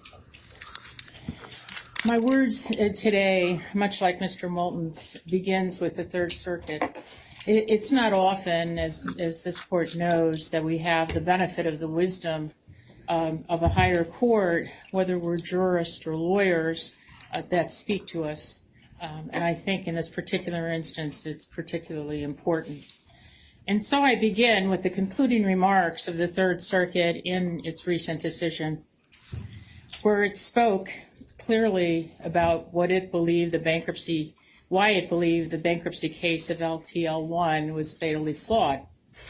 It states, and I quote, "Our decision dismisses the bankruptcy filing of a company created for bankruptcy. It restricts J&J's ability to move thousands of claims out of trial courts and into bankruptcy court so that they can be resolved, in J&J's words, equitably and efficiently," unquote. If these words in this holding apply to LTL1, how much more do they apply to this case, which was intentionally, willfully, deliberately, and unabashedly restructured so as to be shorn of over $50 billion in assets, all for the sole and avowed purpose of making LTL2 a company in financial distress. We all know that subject matter jurisdiction cannot be manufactured, yet we believe that was what was done here, deliberately and proudly. The Third Circuit reaffirmed the rule, quote, that resort to Chapter 11 is appropriate only for entities facing financial distress, real financial distress, not fabricated financial distress. The court recognized that this rule acts as a safeguard which ensures that the claimant's pre-bankruptcy remedies namely to exercise their right to a jury trial, are disrupted only when necessary. For almost 18 months, the plaintiffs, claimants, the victims of the harms caused by the products sold and manufactured by J&J and its subsidiaries have been held captive. None of them were allowed to pursue their rights to a jury trial by their peers.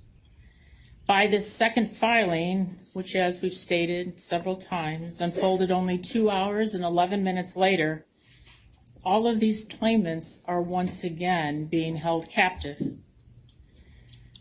During the 18-month existence of LTL-1, hundreds, indeed thousands of claimants suffered through their illnesses, all too often succumbing to death. During all that time, LTL and J&J claimed that they were trying to resolve their claims in an equitable and efficient manner. They failed. They say that it is the same purpose for the filing of LTL-2. But the important teaching of the Third Circuit that I wanted to remind this court is that J&J's quest to settle did not mitigate or cure the fact that LTL-1 was filed in bad faith, because it was not a company in distress financially. So too here, LTL-2 was filed in bad faith for these same reasons. J&J cannot manufacture a financially distressed company by taking away $50 billion in assets, and it certainly cannot salvage a bad faith filing by claiming that thousands of claimants are purportedly interested in resolving their claims in a bad faith bankruptcy case. Now, we do not use these words lightly. The 9 members of the ad hoc committee of certain TEL claimants dedicated their time and effort as members of the TCC for almost 18 months. They are here by Zoom or in person themselves or by their counsel. We heard their names that Mr. Moulton recited: Alicia Landrum, Rebecca Love, Blue Cross Blue Shield of Massachusetts, Tanya Wetzel, Christy Doyle, William Henry, Randy Durorin, April Fair, and Patricia Cook. They know what the claimants in this case are suffering because they too are suffering, either themselves personally or because they lost loved ones who also suffered. There are reasons why none of these persons have rushed to a settlement that is ephemeral at best, promising $120,000 on average over 25 years, which does not even commence for years from today after all appeals have been exhausted. And while $120,000 on average may sound like a lot of money, it pales against the average medical cost of $500,000. J&J does not hesitate to issue monthly dividends of $1 billion to its shareholders, but somehow cannot find a way to resolve and assist victims of their own making, except by taking away a $61 billion plus funding agreement, which could easily fund a settlement in or outside of bankruptcy. Common sense seems to have left the boardroom. Why would the richest company in the world want to run back to bankruptcy to manufacture and cry financial distress for its subsidiary and offer a settlement of lesser value over 25 years, which is greater than the claimant's expected life expectancy? J&J knows how to do the right thing and has the capacity to do the right thing, but for reasons unknown, it is choosing not to. The Third Circuit spoke clearly. This court does not have the authority to ignore its holdings. We cannot treat this as an ordinary bankruptcy filing. We cannot give LTL-2 the presumption that it filed in good faith when it proudly tells us that it dismantled its funding agreement without cause so as to transform itself into a company with financial distress. LTL-2 has filed various first-day motions. It seeks to appoint mediators, even though it proclaims having settled the case with overwhelming support, and it seeks to reappoint the FCR.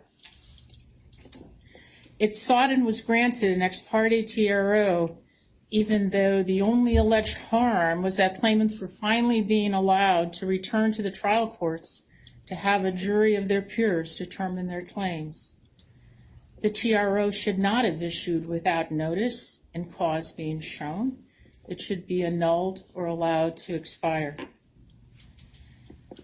LTL2 may try to make this case be business as usual, but this court should not be fooled or lulled into believing that the false premise is true. LTL2, like its predecessor, was born of false positions. We do not believe the purported settlement parties are who they purport to be, nor in the numbers they purport to have. LTL2 is not in financial distress. At minimum, it holds claims based on fraudulent conveyances that exceed $50 billion. There is no way that a plan could ever be confirmed because of the best interest test alone. Simply stated, this case must be dismissed, and pending this ruling, we ask that this court not enter any substantive relief in favor of the debtor. Thank you. Thank you, Ms. Siganowski. Mr. Satterley. It's still morning. Good morning, Your Honor. Good morning. Joe Satterley at Kays & McLean, Satterley and Greenwood. My Prog Vici has been submitted by John August at Sabre. I hope Your Honor will allow me to speak for just a few minutes. Absolutely. Go ahead. Thank you. I'm going to save most of my passion for later in the day when I'm requesting relief. What I want to say right now to Your Honor is, quite frankly, my clients were shocked and surprised at a second filing. I had to explain to them the impact of the Third Circuit and what the Third Circuit said, and the impact of what occurred last week and how it impacted their cases. Quite frankly, they were upset. I want to answer a couple questions. Mr. Gordon said, there's $9 billion. Why would anybody object to that? That's the largest settlement ever. For people suffering and dying of cancer, most of the time it's not about money. Most of the time it's not about $50,000 or $30,000 after attorneys get paid or a medical lien is paid. Most of the time it's about justice. And I believe in the Constitution of the United States of America. I believe in the Seventh Amendment. And the Third Circuit does as well. And I'll read to you from page 56 of the Third Circuit's opinion. But here, J&J's belief that this bankruptcy creates the best of all possible worlds for it, and that tout claimants is not enough, no matter how sincerely held. Nor is the bankruptcy court's commendable effort to resolve a more than thorny problem. These cannot displace the rule that resort to Chapter 11 is appropriate only for entities facing financial distress. This safeguard ensures that claimants' pre-bankruptcy remedies here the chance to prove to a jury of their peers injuries claimed to be caused by consumer product are disrupted only when necessary. The Third Circuit, just like myself, and I think most folks, believe that the jury system works. The last point I would make, Mr. Watts, I'm sure he's a fine businessman, fine lawyer. I don't know anything about his files. I saw him at the Kentucky Derby a few years ago. He seemed like he was having a good time. I saw him here last March 30th, and I saw him sitting talking to Mr. Murdica, shaking hands, laughing. I was like, I went up to Mr. Watts. I didn't know you had tout cases. I've probably tried more tout cases than anybody in the country. Do you have tout trials? I'm looking for them. So I don't know what's in these files. I don't know if they're empty files, if there's medical records. I don't know what's there. I know about my clients that I do what's necessary to ethically and properly work up my clients for trial, and I pursue a trial for them. Last thing about what Mr. Watts said, he said, these ladies have been waiting for 10 years. These women need to vote on it. Mr. Watts must have forgot about Vincent Hill, because it's not just about women. Mr. Watts probably doesn't even know about Mr. Valadez. Mr. Watts probably doesn't know about Steve Lanzo. It's not just about the women. A lot of women have ovarian cancer, and a lot of women have mesothelioma.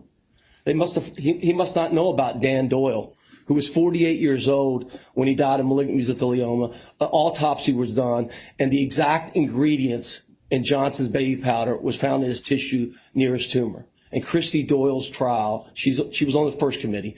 Her trial was continued 3 times, and the trial judge is waiting this summer to try her case. And Mr. Watts must have forgotten when he said these women have been waiting 10 years, that literally thousands of cases have been settled when cases are set for trial and a jury is going to come in. Cases resolve in the jury system. They've done it for years, and they will do it in the future. I'll speak back to Your Honor a little bit later when the motion for requested relief is heard, but I want to say thank you for allowing me to be here. On Valentine's Day, when I saw you last, I thought, am I going to see Judge Kaplan again? And I'm back. Sorry. Thank you.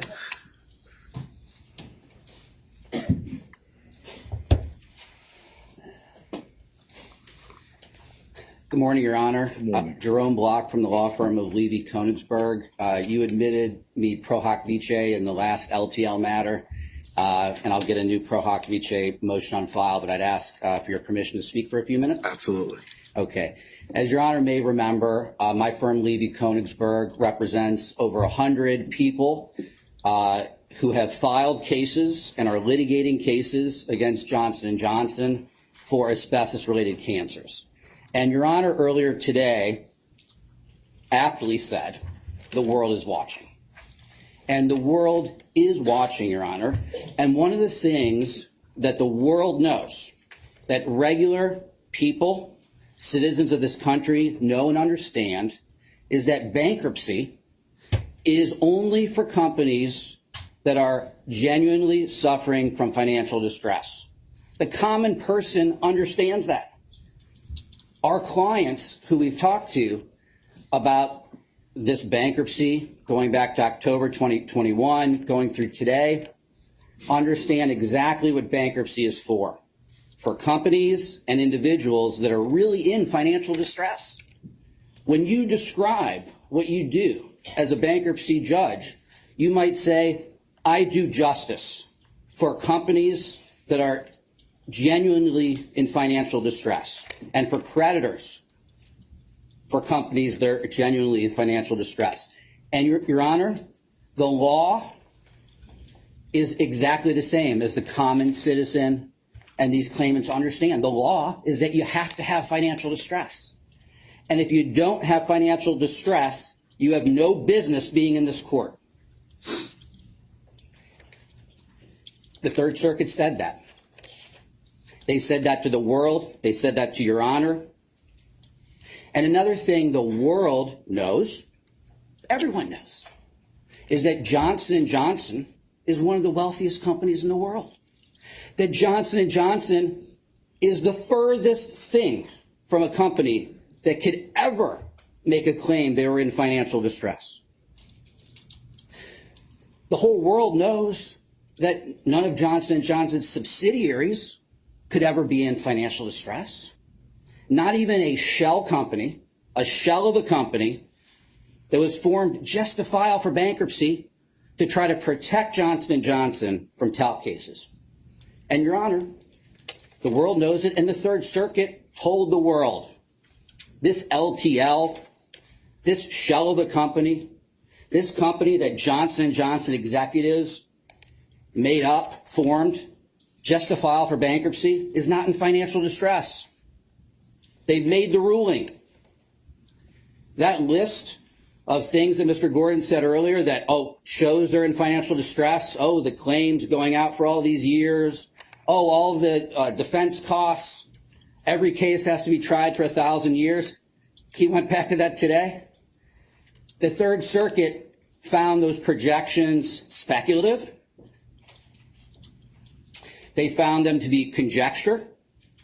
And respectfully, Your Honor, they found that you clearly abused your discretion in relying upon those projections that J&J put forward to claim they were in financial distress. So the world watched in October of 2021 when Johnson & Johnson orchestrated a bankruptcy. And our clients in the world looked at it and said, how can this happen? And what it does, Your Honor, is it erodes the public's trust in the court system. It sends the message to the public, which is oh so increasingly common, that there's two sets of rules. One for the wealthiest in the world, and another set of rules for the regular person or the regular small business. One set of rules for the regular person and small business that says, oh, you can't come into bankruptcy court unless you're really in financial distress. And another set of rules for the wealthiest company, one of the wealthiest companies in the world, Johnson & Johnson, that says, come right in. But all the TAL claimants stood against it. All the TAL claimants said no. And they stood together. They stood together in this court. They stood together at the Third Circuit. And surely you saw the argument. You saw Mr. Lampkin for the TAL Creditors Committee. You saw Mr. Frederick for Arnold and Itkin. Surely you saw other notices of appeal filed on behalf of TAL claimants, and you saw no one opposing the dismissal of this case.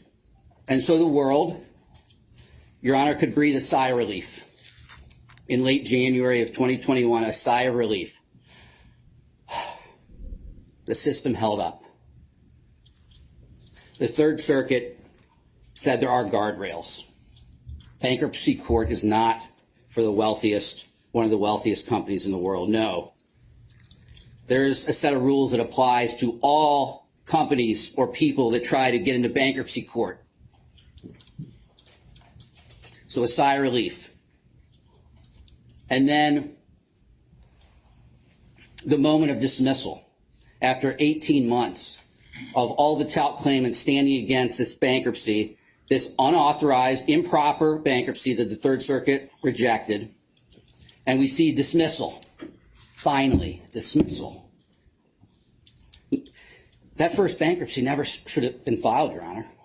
For the public listening, that's the message from this U.S. Court of Appeals. That first bankruptcy that lasted 18 months, that stopped cases for 18 months, never should have been filed. That delay that Johnson & Johnson got was improper. But then 2 hours after the dismissal order, the world sees Johnson & Johnson, who's just been told, you can't use the bankruptcy court for these cases, defying the Third Circuit's mandate, defying the order of dismissal, your order of dismissal. So what is the public supposed to think of Johnson & Johnson coming back to bankruptcy court again? And Your Honor, if Johnson & Johnson is able to stop these TAL cases again in bankruptcy, even for one more day, would they be wrong? Would the public be wrong in viewing this as a flagrant example of the rules favoring the wealthy? Would they be wrong? Your Honor, we ask you to follow the Third Circuit's decision. Follow the things they said in the decision. To uphold the integrity of the system, the integrity of the Constitution, the integrity of the jury system, and dismiss this case today. Your Honor, on behalf of the more than 100 clients of Levy Konigsberg that are suffering from asbestos-related cancers from Johnson's baby powder, we ask you to dismiss this case today and to tell Johnson & Johnson and their subsidiary never to come back. Thank you, Your Honor. Thank you, counsel. Mr. Thompson, good afternoon. Good afternoon, Your Honor. Thank you for giving us the opportunity to be heard.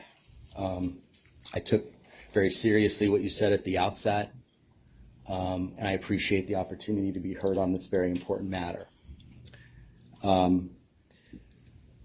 I completely adopt and endorse the statements made by Mr. Satterley and Mr. Block, Mr. Moulton, Ms. Siganowski.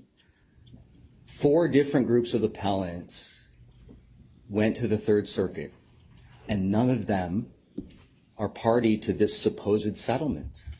I represent Kate Tollefson. Kate Tollefson has mesothelioma. She was on the second committee while it existed. After the committees were put back together, she, on her own, appealed with 2 other claimants the appeal to the Third Circuit and would have opposed any petitions for certiorari that were made by J&J. I drove down here yesterday with my colleague Suzanne Ratcliffe, talking to a client on the phone who does not understand. The Third Circuit, we won. What do you mean there's bankruptcy? The people that litigate these cases, my law firm, Mr. Placitella, Mr. Satterley, Mr. Block, you're hearing from the TCC, you're going to hear from others, the people that are in the MDL, the lawyers that are litigating these cases, that know their clients, that sit in these people's living rooms, they're the ones who are most passionately against this case. I listened to Mr. Gordon's statements about the TC informational brief. My law firm fully endorses the statements of the TC informational brief. I'm not going to recite the portions of the Third Circuit that Mr. Block recited, but I suspect that if this case is not dismissed today, which my law firm joins in that request, the Third Circuit is going to see in some form whatever is going to happen down here. And I think we need to take very seriously the decision that they had reached on January 30th. The number of claimants that support a settlement, we're hearing all about that. And I understand why that's being talked about. But that does not give this court subject matter jurisdiction, right? Subject matter jurisdiction cannot be created by consent or by settlement or by the best of intentions, allegedly. This court does not have subject matter jurisdiction under 105 or 524G or 362 to enjoin and forever bar Kate Tollefson or Mr. Doyle or Mr. Valadez from proceeding against Johnson & Johnson, who is not a debtor, that has independent, non-derivative state tort liability. This court does not have subject matter jurisdiction to preliminarily, respectfully, temporarily, or permanently enjoin those cases. That's the holding of Combustion Engineering. That's the holding of W.R. Grace several different times. All of the policy arguments that these companies that are attempting these wealthy bankruptcies, Bestwall, LTL 2.0, they're policy arguments. They're not legal arguments. They're policy arguments. And they're policy arguments that were made in Congress 20 years ago in the aftermath of Ortiz v. Fiberboard when class actions didn't work. And they all failed. They all failed. All these arguments that I've listened to for 5 years in these cases were made by senators and members of the House, and they all failed. And no, at the invitation of Justice Rehnquist in 1999, Congress did not take action to deal with asbestos litigation. 524G predates Ortiz. 11 USC 524G. You don't get to 524G. It doesn't matter how many votes. It doesn't matter if you have 99% approval. It doesn't matter if you have 10% approval. You don't get to 524G unless you are financially distressed, you file for bankruptcy in good faith, you are overwhelmed by asbestos liabilities, and you meet the rigors of 524G specifically. So I'm going to read portions of the Third Circuit opinion that I think are particularly important. Page 19. We start and stay with good faith. Good intentions, such as to protect J&J brand or comprehensively resolve litigation, do not suffice alone. What counts to access the bankruptcy code safe harbor is to meet its intended purposes only A putative debtor in financial distress can do so. LTL was not. Thus, we dismiss its petition. In the aftermath of January 30th, we had a hearing, I think February 14th, and I think Your Honor indicated that you retained jurisdiction to approve counsel fee applications. And now I'm hearing, and so there was not heavy litigation in this case because the Third Circuit had just ordered that it was going to be dismissed. And so J&J then, in response to that, they asked for an en banc review, and they were touting how important it is. The Supreme Court's going to want to do this. There's a circuit split. We want all the panel to review this case. Judge Ambrose, who knows more about bankruptcy than any federal appellate court judge in the country, who has just authored this opinion, this is of the utmost importance. And as they're doing that, I'm now hearing apparently that J&J is discussing with the aid of the future claims rep and the mediators and a bunch of law firms that don't have any cases that are filed and don't litigate these cases, as they're telling the Third Circuit that it's so important, you're going to need to get up to the Supreme Court. And we're opposing those requests in the Third Circuit. And nothing was supposed to be going on in the bankruptcy because they had just ordered that it was going to be dismissed. And now we're hearing. So I would urge you, as I'm thinking about it, that you don't make a decision about Miss Ellis until after discovery can be had. It needs to be had into exactly what she was doing after January 30th and before April 4th. That has to be fully vetted. That has to, if this case is not dismissed. We oppose her appointment. We oppose the appointment of the two mediators. Anybody that was involved after the Third Circuit dismissed this case should have zero involvement in LTL 2.0. But I would ask that we not rush in to make those decisions next week. Let's vet it. There needs to be discovery. There needs to be depositions. There needs to be answers about what was going on. Communications between the FCR and these plaintiffs' firms that are not on the committee, that don't have clients on the committee. Though a debtor's I read back to page 36 of the Third Circuit. Though a debtor's subjective intent may be relevant, good faith falls more on an objective analysis of whether the debtor has sought to step outside the equitable limitations of Chapter 11.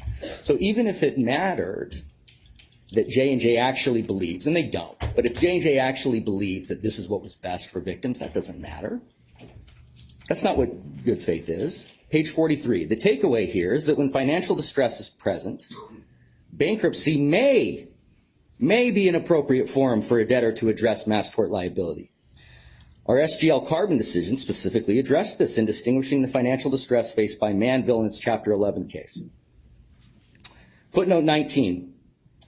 Because we conclude LTL's petition has no valid bankruptcy purpose, we need not ask whether it was filed merely to obtain tactical litigation advantage. Yet it is clear LTL's bankruptcy filing aimed to beat back talc litigation in trial courts. Still, it is not bad faith to seek to gain an advantage from declaring bankruptcy. Why else would one declare it? And they cite another case. While we ultimately leave the question unaddressed, a filing to change the form of litigation where there is no financial distress raises, as it did in SGL Carbon, the specter of abuse which must be guarded against to protect the integrity of the bankruptcy system.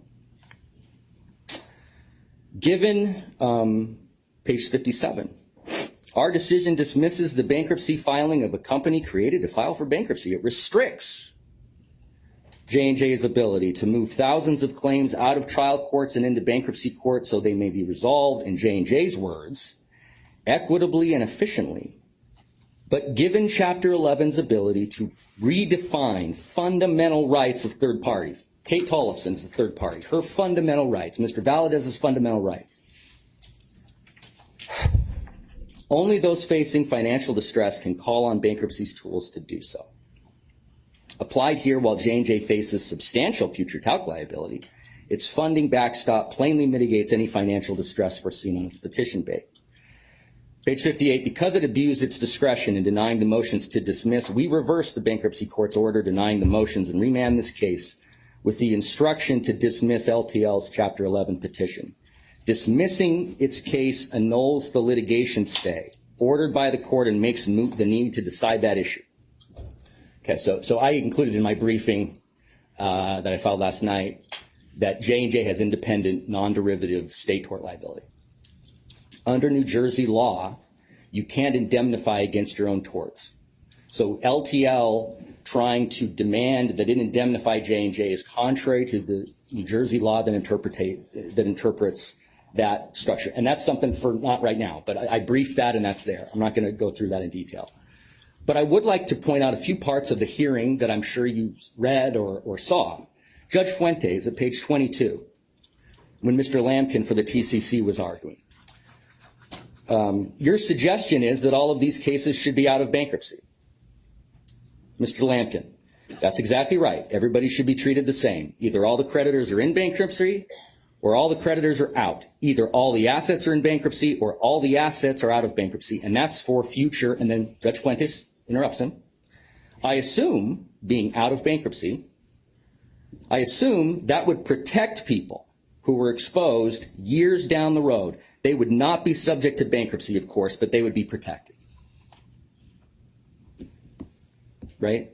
So this, I understand why the tortfeasor wants to bind future victims. I understand why the tortfeasor wants to say that this is the greatest settlement in the history of mankind. We're going to take $9 billion and we're going to give everybody, after attorney's fees, $50,000. That's not how the Third Circuit views how to protect people. The Third Circuit views it as they're going to be in the tort system. That's combustion engineering. Judge Ambrose was a part of that panel, 2004. Non-debtors, plaintiffs might prefer suing solvent entities in the tort system as opposed to against a trust. And that involved Basic and Loomis, whose hands were much cleaner, but were non-debtors. They had not filed for bankruptcy. J&J does not have and will never be able to obtain a permanent channeling injunction in this case.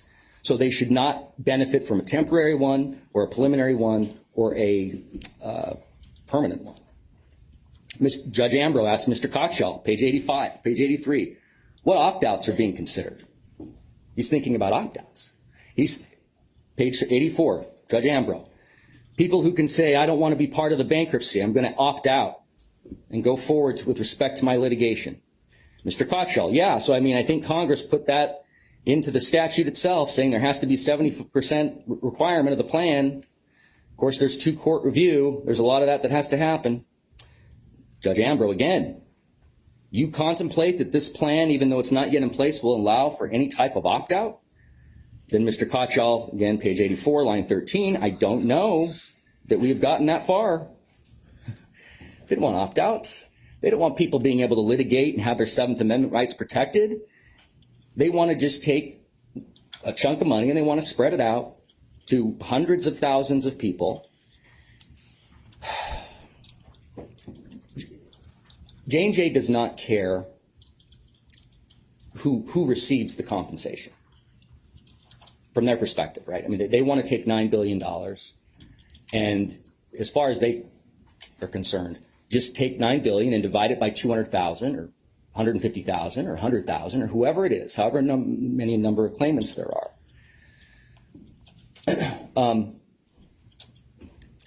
The strictures and the burdens of the tort system limit and decide how the compensation goes. They settled 7,000 cases in the tort system. The burdens that are involved in litigating these cases, they're on the plaintiffs. They're expensive. They're hard. J&J has great trial lawyers. It's hard. It's hard to win. Hard to beat summary judgment in some instances. But what that does is it limits the people that pursue J&J. And that's what J&J was doing. 2017, 2018, 2019. They were defending these cases. They weren't settling cases. That's why my firm went to verdict in the Olson case. There was no settlement there. Then they realized at some point after May 2020, when they told the judge in Emrys, we want to be in the tort system, we want to be in open court, sometime after May 2020, they decided we don't like the tort system anymore because we're going to have to pay more. We're going to have to pay more than we thought we would in the tort system, so we don't want to be there anymore. They settled 7,000 cases in the tort system for less than they give away in dividends in 1 month. 7,000 cases. That's 3 years of mesothelioma cases, approximately. They sold 3 years of mesothelioma cases for less than half of what they paid in dividends in a single month. So I understand why J&J wants to cap its liability. I understand that. I understand why a business wants to limit.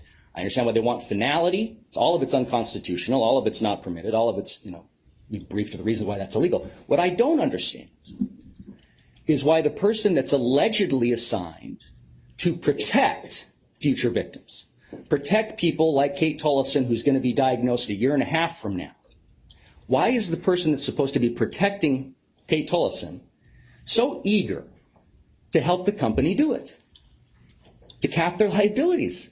I mean, 524G sets forth a very strict role for the FCR. It's to ensure that if there's a limited pot of money, the current claimants don't take all of it.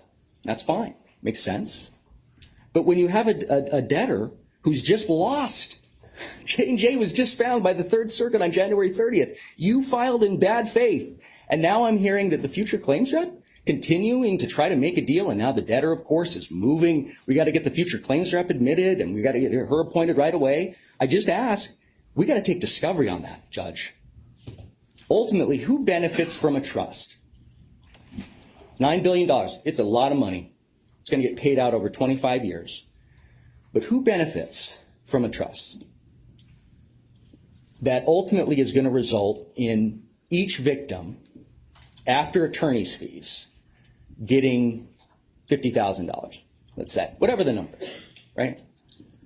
Who benefits from that? Well, J&J clearly, right? It would seem to me like a plaintiff's firm that doesn't actually litigate these cases. I know Kate Tollefson, spoken to her, spoke to her about today, spoke to her about her case. I think it's obvious that the litigators that are before you know their clients, they know their cases. They're passionate about the cases because they know how good they are.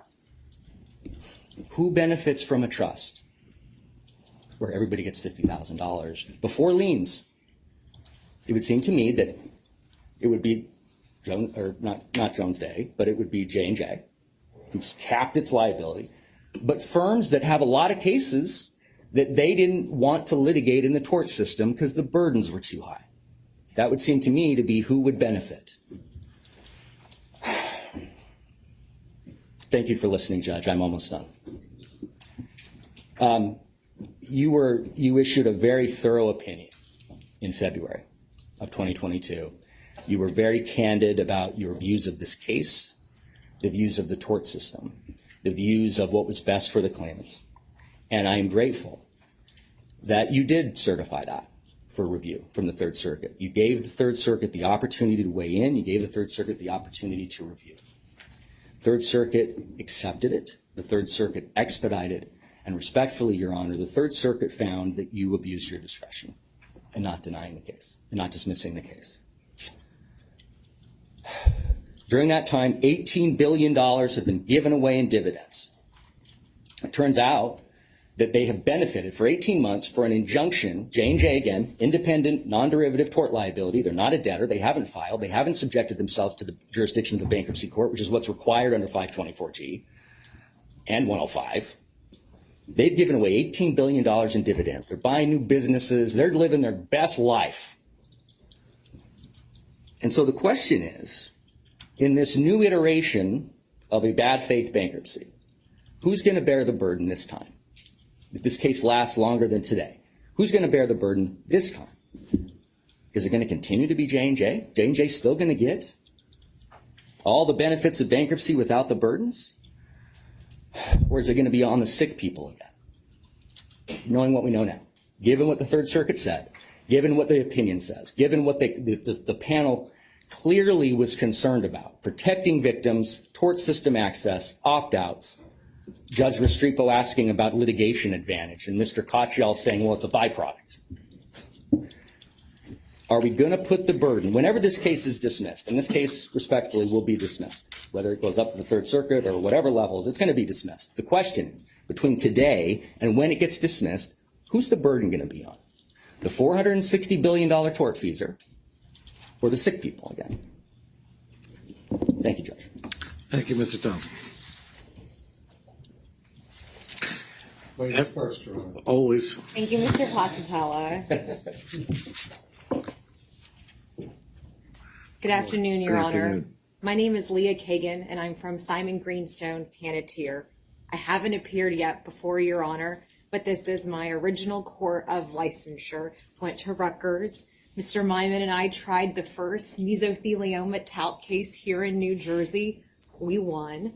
My law partner, Mr. Panettiere, and I tried the first Johnson & Johnson mesothelioma talc case. We lost. But then we continued trying cases. We continued compelling Johnson & Johnson to disclose documents, to produce talcum powder samples they've kept in their museum. And we continued investigating, finding asbestos in those products, finding asbestos in our clients' tissues. And so I'm here today before you, Your Honor, filing an objection joinder to the objection that Mr. Satterley filed with the Kazin Law Firm. And my objection was joined by 25 other law firms that represent mesothelioma talc. We collectively represent over 1,000 individual claimants. And Mr. Onder and Mr. Watts and Mr. Nachawati do not speak for the mesothelioma talc claimants. They do not speak for the claimants I represent. And they most certainly do not speak for the authority that those mesothelioma claimants gave or did not give for this backroom bankruptcy deal that was cut before the first bankruptcy was even dismissed. I thought it was curious, in fact, that Mr. Gordon said that this is about claimants, not law firms. But what does Mr. Gordon have by his side? 3 men from 3 law firms that have never tried a talc case in their lives, speaking on behalf of allegedly 600 mesothelioma victims. I'm not sure any of them know what mesothelioma is, and I don't say that to be pejorative.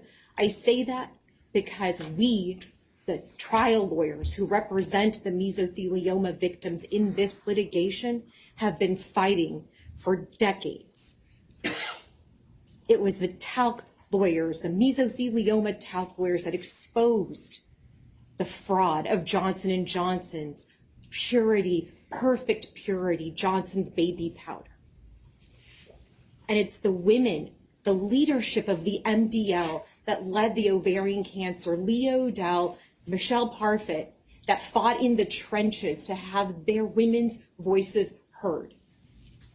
And they don't deserve to be sold out by 3 guys who have never made words to a jury before. It's just a travesty. Mr. Watts stood up here before you, Your Honor, and he called this a sticky problem.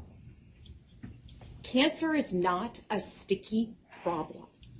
Poisoning women and children with asbestos over decades is not a sticky problem.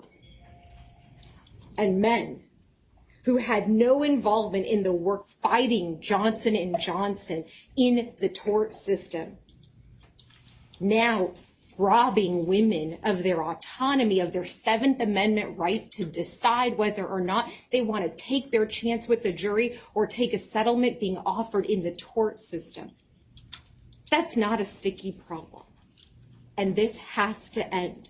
The backroom deals of old white guys deciding what is best for women, what is best and safest enough for women without actually consulting women and telling them what they are putting on their bodies, what they are putting on their babies. To 50 years later, another group of men deciding once again what's best for these women, because this has gone on just too long for them. It's not okay. And you, Your Honor, have the power to end it today. And I implore you to do so. Thank you, counsel.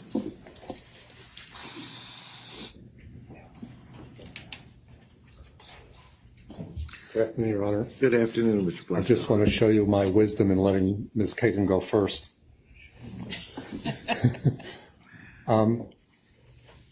So there's been a lot of opinions expressed today, and I have opinions, but I'm going to keep them to myself for another day. I just have questions.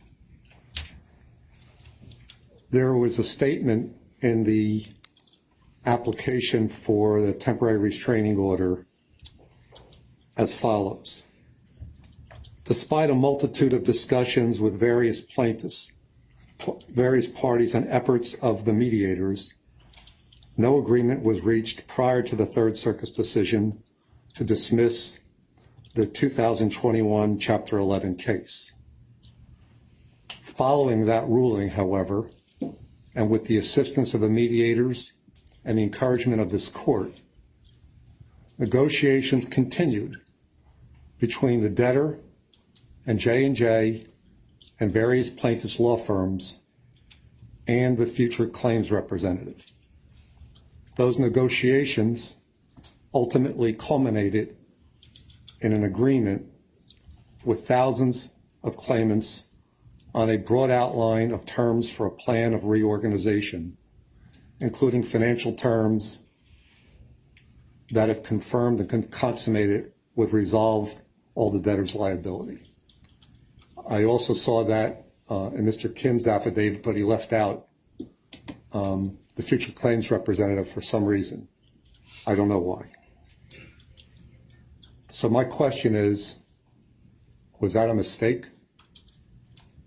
Or was it carefully crafted, juxtaposed language? Are they really saying that after the Third Circuit ruled and said the case should be dismissed, that their negotiations were ongoing to serve as a foundation for another filing of another bankruptcy, including the court-appointed FCR? I guess maybe someone can answer that question. I don't believe it as to the mediators. They're former judicial officers. And I choose to believe that that's a mistake, that language is a mistake. What law firms were involved with that? Did these discussions include giving up the funding agreement worth over $50 billion? I haven't really researched the law at this point. I guess someone will look at it because I didn't have time, but it doesn't feel right. As a lawyer who, dedicates their life practice to something higher. They go on to say in the Kim affidavit, the debtor has reached an agreement on the material terms of a plan of reorganization with thousands of top claimants. What agreement? Where are the agreements? What's a top claimant? What is their diagnosis? Are these people that they negotiated with filed cases? Do the lawyers even have their medical records? J&J says they came to some resolution on a fair number. Have they looked at any of the claimants' medical records? Have they verified any facts? Have they engaged in what they would normally do in any case before coming to evaluation? These are all questions, I think, that need answers. And maybe before we leave here today, Mr. Gordon can give the court and everyone else here the answers to these questions, because they're important. So I choose to believe that the statement in the Kim affidavit is a mistake or just loose language, that that's not what happened here. But we need answers, and we need them quickly. And as I said, I won't give you any other opinions, but I really appreciate the time being here. Thank you. And by the way, since I was last here, my dear client, Kimberly Narano, passed away, leaving her minor children, one with autism, who's struggling mightily. And I told Kimberly in her final days, when she was asking me what was going on, I told her that just like she told Senator Whitehouse in the U.S. Senate that she would never give up, that she wouldn't quit, I promised her that we wouldn't quit, and we're not going to. Thank you.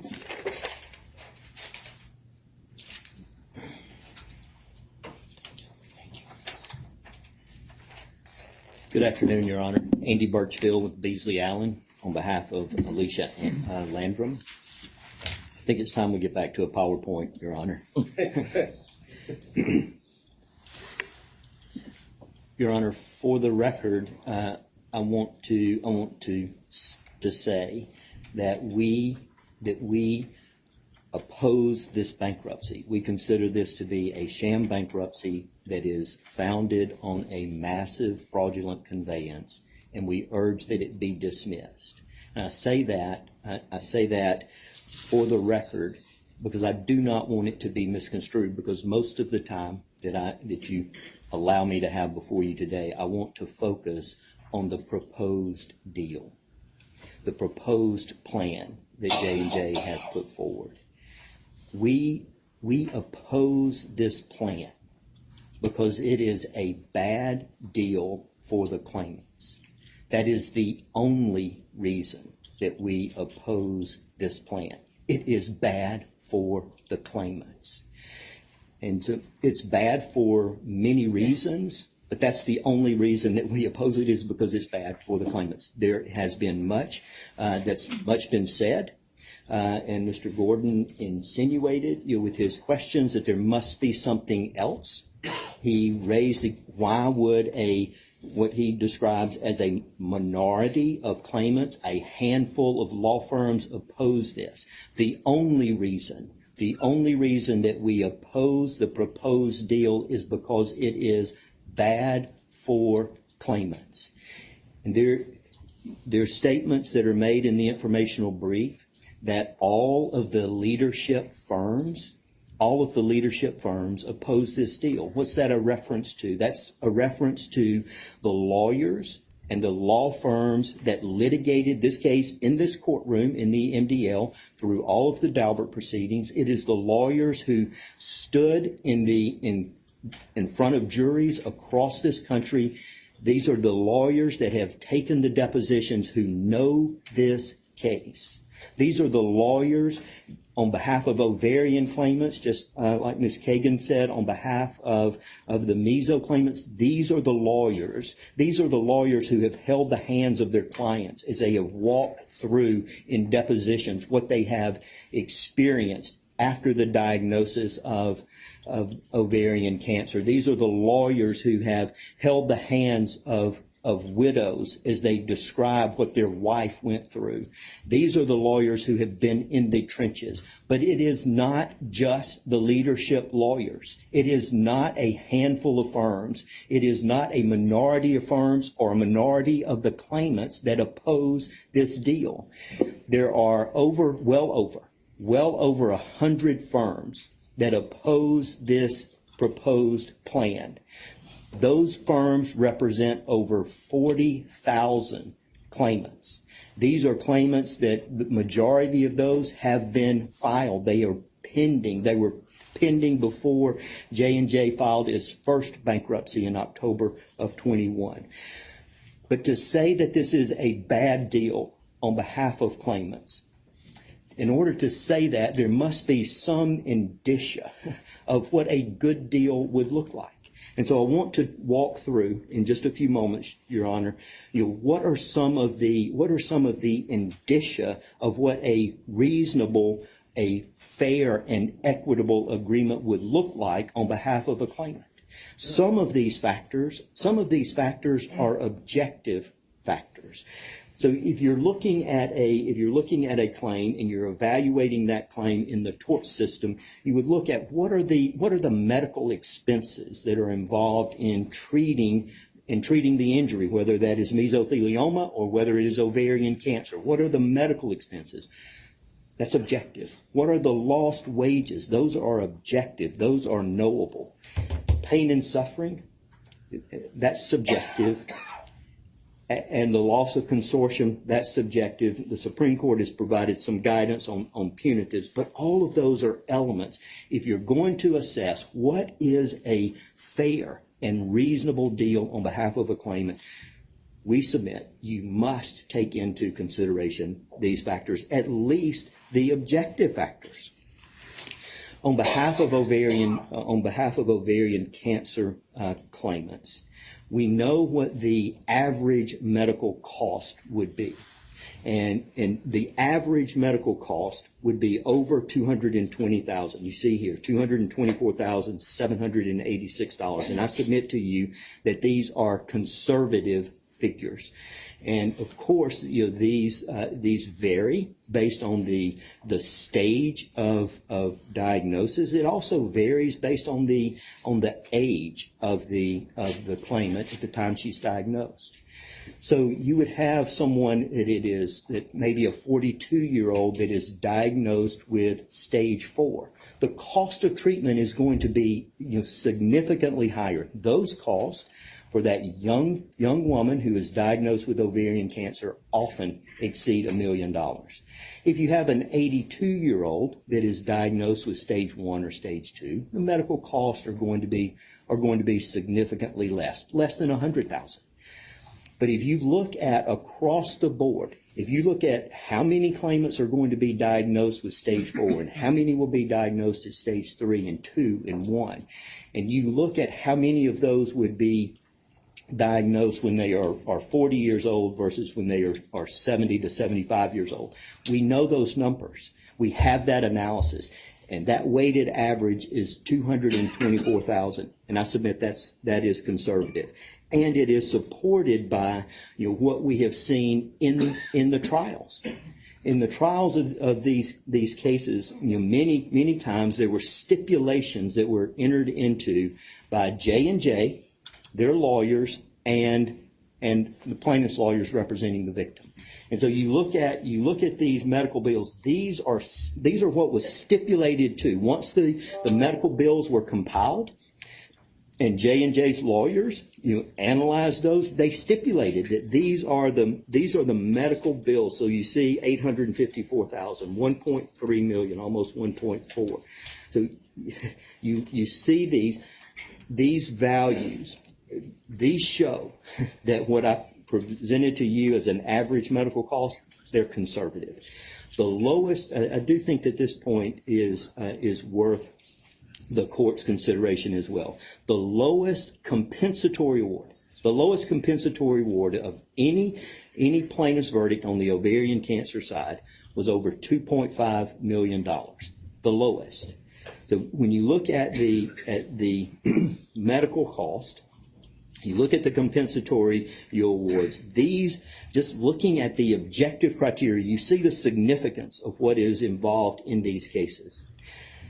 Again, the lost wages, that is another objective criteria. And again, you would have someone who is diagnosed at stage 4, someone who dies as a result of ovarian cancer in their 40s, is going to be significantly higher than someone who is diagnosed at a lower stage at age 60. But the weighted average across that span would be over $230,000. That's lost wages. You look at the lost wages, you look at the medical expenses, those are objective criteria. But, Your Honor, I want to take you back to, it was referenced earlier, Mr. Bill Henry, when he appeared before the court, I believe by Zoom, he reminded the court, he reminded us all, these claims are about people. They are not about numbers. He walked through his 46 years of 46 years of wedding and what it was like, to lose his wife, the love of his life. He says, there's no apologies. There are no do-overs. Please hear the 38,000 echoes of this voice. We are people, not numbers. So when I walk through the objective criteria, I don't want to lose sight that we are talking about people. We are talking about families that have been ripped apart. Now, in addition to the objective criteria, you should also take into consideration the pain and suffering. So what happens when a woman is diagnosed with ovarian cancer? One of the first steps in the course of treatment is a debulking surgery. It is a major, significant surgery. The torso is incised, and all of the female reproductive organs are removed. That leads to many of these women die. They die of starvation because the results of the scarring of their tissue. It is a painful, painful process. That's what these women go through. When we look at those medical records, when we look at the medical records and the cost, the debulking surgery, then followed by chemo, gives a glimpse of the significance, the magnitude of the injury that we're talking about here. So when we look at the objective criteria, so when I say that we oppose the proposed J&J deal, it is because of these criteria, because we know what these women went through. We know what these families went through. We know what the men who suffered from mesothelioma went through. So against that backdrop, we can say that this is a bad deal and we oppose it. So what do we know about the deal? The proposed plan that J&J has put forward. I mean, first, that it includes all ovarian cancer claims and all mesothelioma claims. It includes not only the current claims, but the future claims as well. And it includes all of the governmental entity claims, all of the state AG claims, all of that for a pot of $8.9 billion. And so, what has been put forward? What has been put forward by Mr. Gordon today? That there is a vast majority that support this proposal. And we take issue with the vast majority.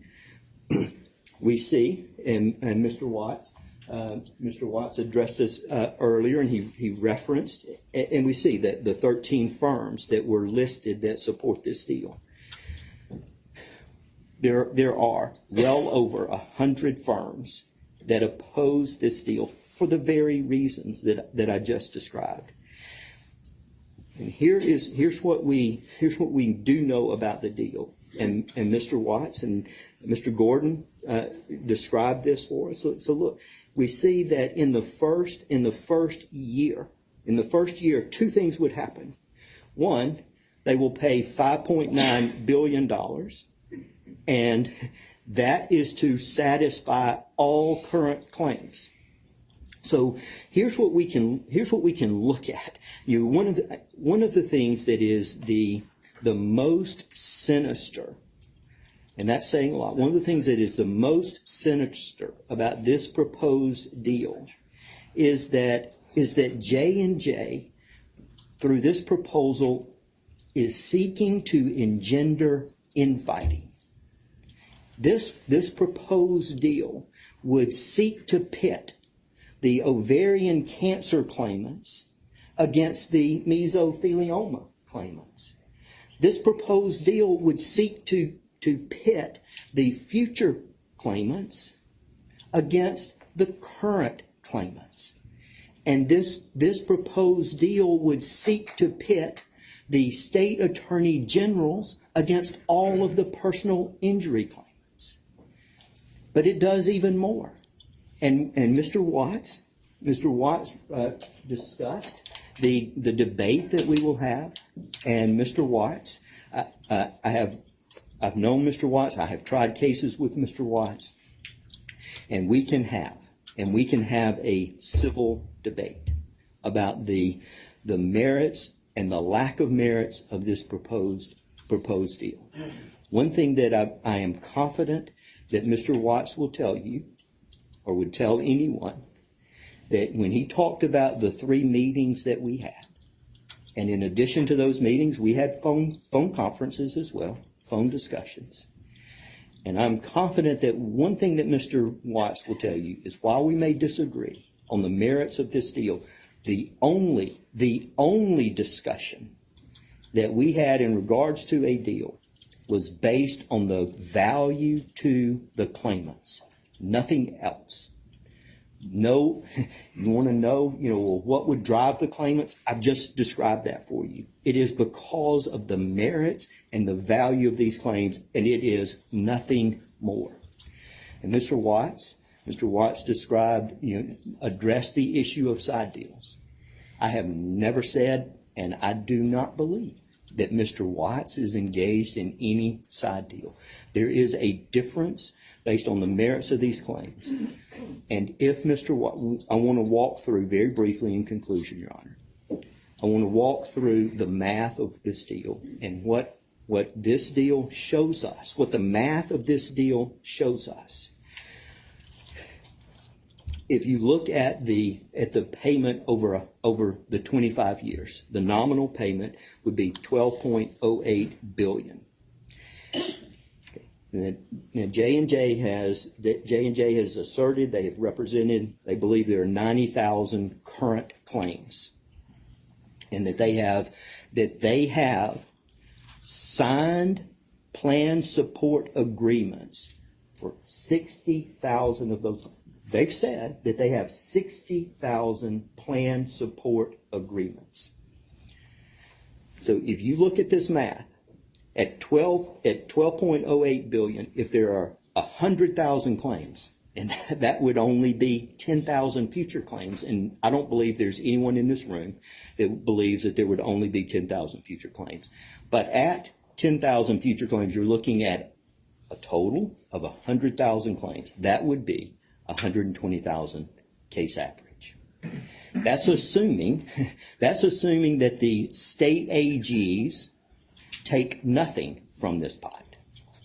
That's assuming that there is no payment for direct claims from third-party payers. And it's assuming that the mesos and the ovarians are all taking from the same pot, because that's what this proposal is seeking to get 60,000 claimants, and maybe there are those claimants like Mr. Watts and Mr. Onder and Mr. Nachawati represent, and I understand it.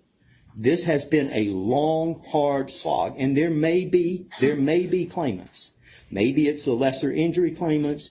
Maybe there are claimants that just said, look, I'm throwing in the towel. J&J has delayed and delayed and delayed. Now we have another bankruptcy. They've delayed. I will just take whatever low payment I can get in exchange for a quick payment.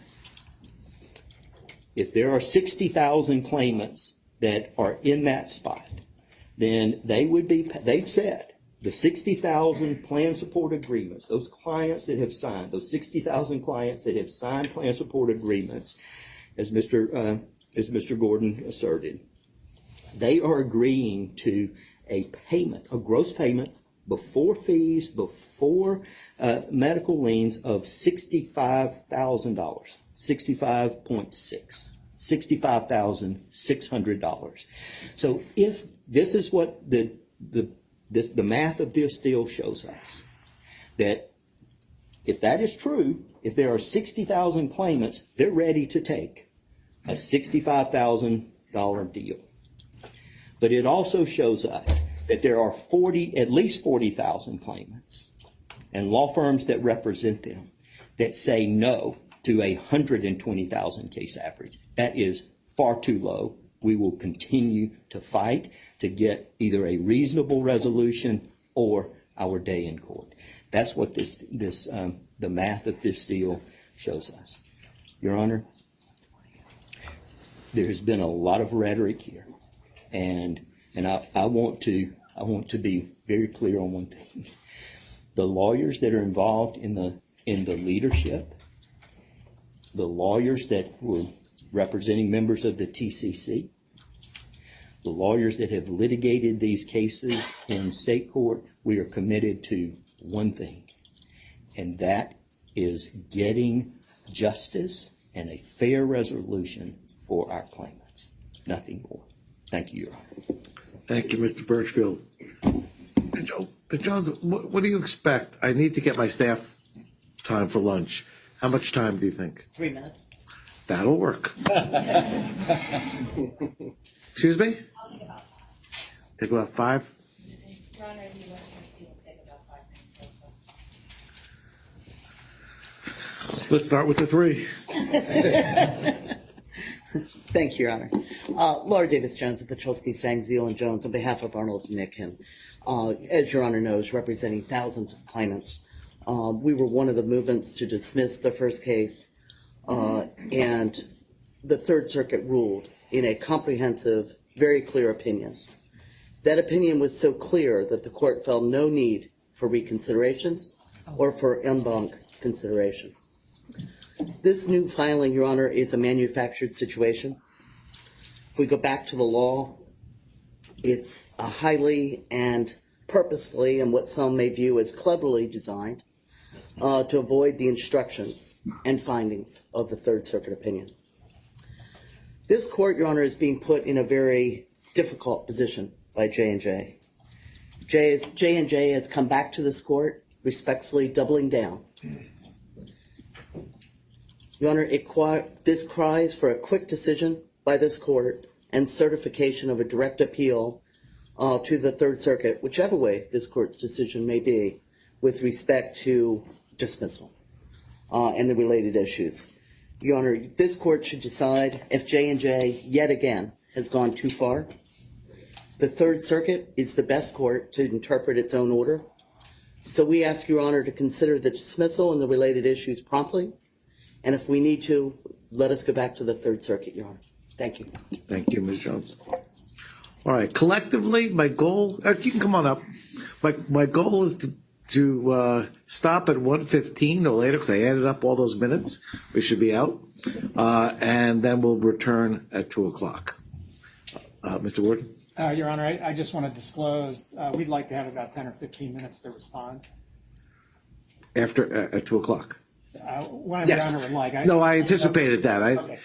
I just need, I think we all could use a break. It's been a long I morning. brought 2 suits in case we have to go longer. Sit down. Judge, one point is I know a lot of people are traveling and have airplanes leaving at 5 or 6, so I'd ask everybody scheduling in Your Honor to be cognizant of that, and if we can shorten a lunch break to get folks back here, I think that would be helpful. I'm happy to, we'll make it a half-hour lunch. As we've all learned, there's nowhere to go anywhere, so. And we'll move it along after the lunch break, too. I recognize travel plans. Counsel. Good afternoon, Your Honor. Erica Johnson from Womble Bond Dickinson on behalf of the Ad Hoc Committee of State Attorney Generals. I don't rise to belabor the points that have been made by many of the constituents, but I do think it's important for you to hear from all of the case constituents, and I'll endeavor to be brief. But the LTL 2.0 filing, mere hours after the dismissal of LTL 1.0 was, to say the least, disappointing and frustrating to the parties. And the states feel it's a blatant disregard of the Third Circuit's ruling, and the case should be dismissed as not filed in good faith.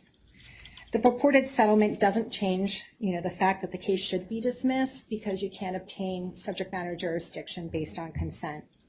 There still remains no financial distress, and the maneuvers and avoidance of obligations on the eve of the filing were not only done outside the ordinary course without this court's prior approval, purportedly, by a debtor, but they're made in an effort to manufacture financial distress. There doesn't appear to be broad support for the Chapter 11 filing, much less the vast majority of claimants supporting it. I know the states don't support it.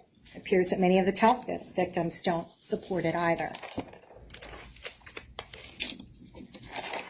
It's been asserted there's $8.9 billion to satisfy all TALC-related claims. As been heard by the court, it's unclear what the terms are, how much are set aside for meso claims, how much for ovarian claims, how much for the state consumer protection claims, how much for indemnity claims, etc. It's just a pot. The plan, exhibits to the restructuring support agreements were not filed.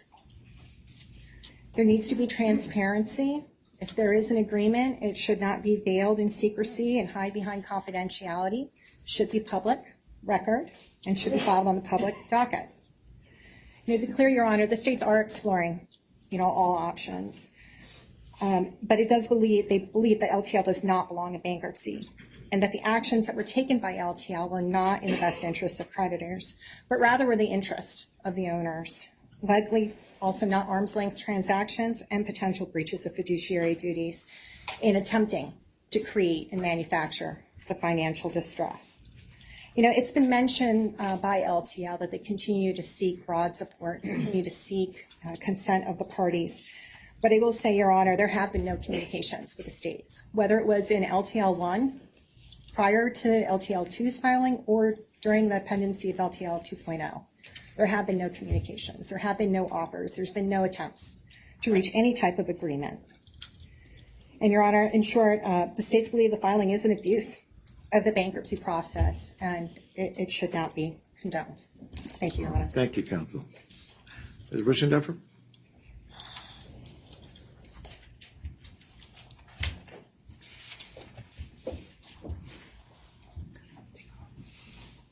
Thank you, Your Honor.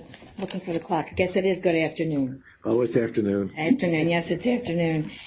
Linda Richendorfer from the Office of the United States Trustee. Your Honor, I can't say that I ever expected myself to be back here on this case. I like the trip to Trenton and very much appreciate the ability to appear in front of Your Honor, but never thought it was going to be again in terms of this case. Never, ever. Just a few quick points. First of all, the United States Trustee is moving as quickly as it possibly can to appoint committees in this case. As of Friday, we had the questionnaire for both a tort claimants committee and an unsecured creditors committee posted on the website. And in addition, we have sent out the questionnaire to all the law firms. We took the top 30 list from the first case, many of whom have disappeared. We took the 18 firms that are listed in the second case, asked the debtor for the other 12, and haven't received it yet. But we sent that out to everyone. So this is also my way of making a public announcement that if anybody here hasn't seen it yet, it's on the website. And if you have a problem finding it, there's 3 of us here from the U.S. Trustee's office, and we'll make sure that you can get a copy of it. We are moving as quickly as we can, Your Honor. With any luck, we'll have at least a tort claimants committee by the next hearing, which is on the 18th, but I can't promise that. And I have no unsecured creditor information yet from the debtor, so I don't know when that committee, if one will be appointed. It may be that there's no interest. I don't know. But I do know there are a lot of parties who never got paid in the first case before it was dismissed. The interviewing, in fact, is going to start tomorrow, just so people are aware of that.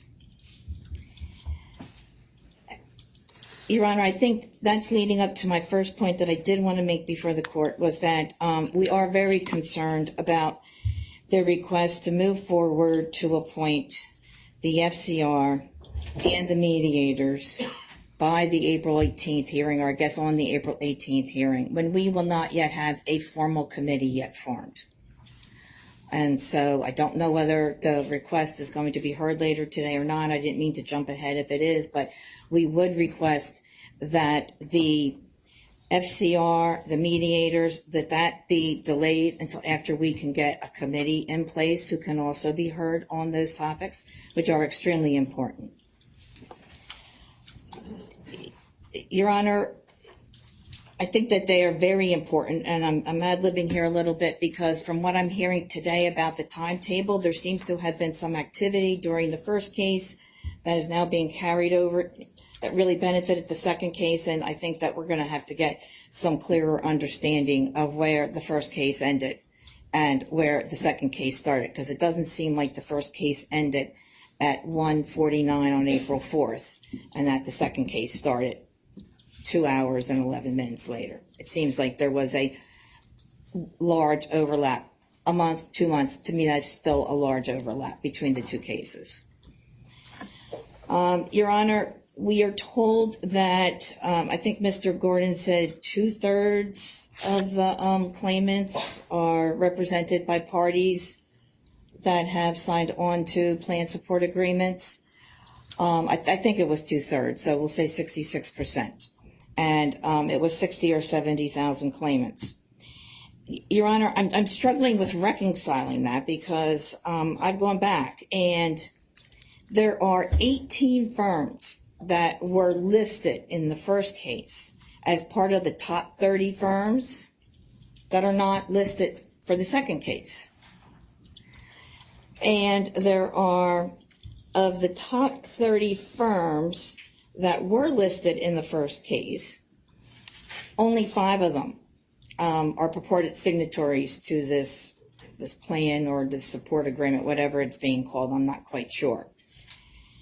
And I think that of the top 18 that were identified in this case, there are 11 who purportedly are not part of any plan support agreement or whatever it is that they're calling it. My Honor, my point is this, that we heard several times Mr. Gordon state that it's this large majority of the claimants and that it's 2/3 of the claimants. Your Honor, I don't know how the math works out. I really don't. And I will tell you this, that Mr. Watts' firm didn't appear on the first list. Now all of a sudden it's on the second list. Mr. Watts also made statements about being involved in the Emeris case. Your Honor may or may not know that I, along with one of my other trial attorneys in the Delaware office, have been the trial attorneys from the United States Trustee's office on that case since day one. He did not vote. He had no claimants that voted in that case when the first plan was up. I don't know what positions he's playing in these cases. I didn't hear him identify a number of claimants, which is one of the concerns of the U.S. Trustee's office. Where are these claimants coming from? And who are these claimants? Because we just can't reconcile them with the numbers that we had, that we were discussing, and that were in front of us in the first case. And I can't reconcile some of the statements with things that I know about from the Emeris case. I know the attorneys there very well. I know who's involved in that case. I know who voted in that case. I myself checked. There were no votes that were made in that case on the first plan, which eventually was not, I think it fell short by 3%, but there were no votes submitted on behalf of his firm. So I don't know what his role is in all of this. But I will say this, I don't know where the 60,000 or 70,000 come from. It's certainly something that we'll be looking into when we go to form the top claimants committee here. I wonder where the numbers are, and I was very interested in the math that was just done, because that's presuming that all 60 or 70,000 of these claimants that were told are represented by these firms. It's assuming that they're going to get past the stage of filling out the questionnaire that they'll have to get through. And I don't know, because most of those claimants evidently did not file a lawsuit, because otherwise they would have been accounted for in the first case in the list of top 30 law firms. So I don't know where these other law firms are coming from. I have asked debtors to give us a list of the complete top 30, which is what we normally get. I believe they're working on it. Don't have it yet, though. And we're marching forward, and Your Honor will be hearing from us later when we get to certain motions that are before Your Honor today. Just want to make those points and make sure that this case, that we don't get off on some of the tangents, and that we look at who the true parties in interest here are, Your Honor, and that we hear from them.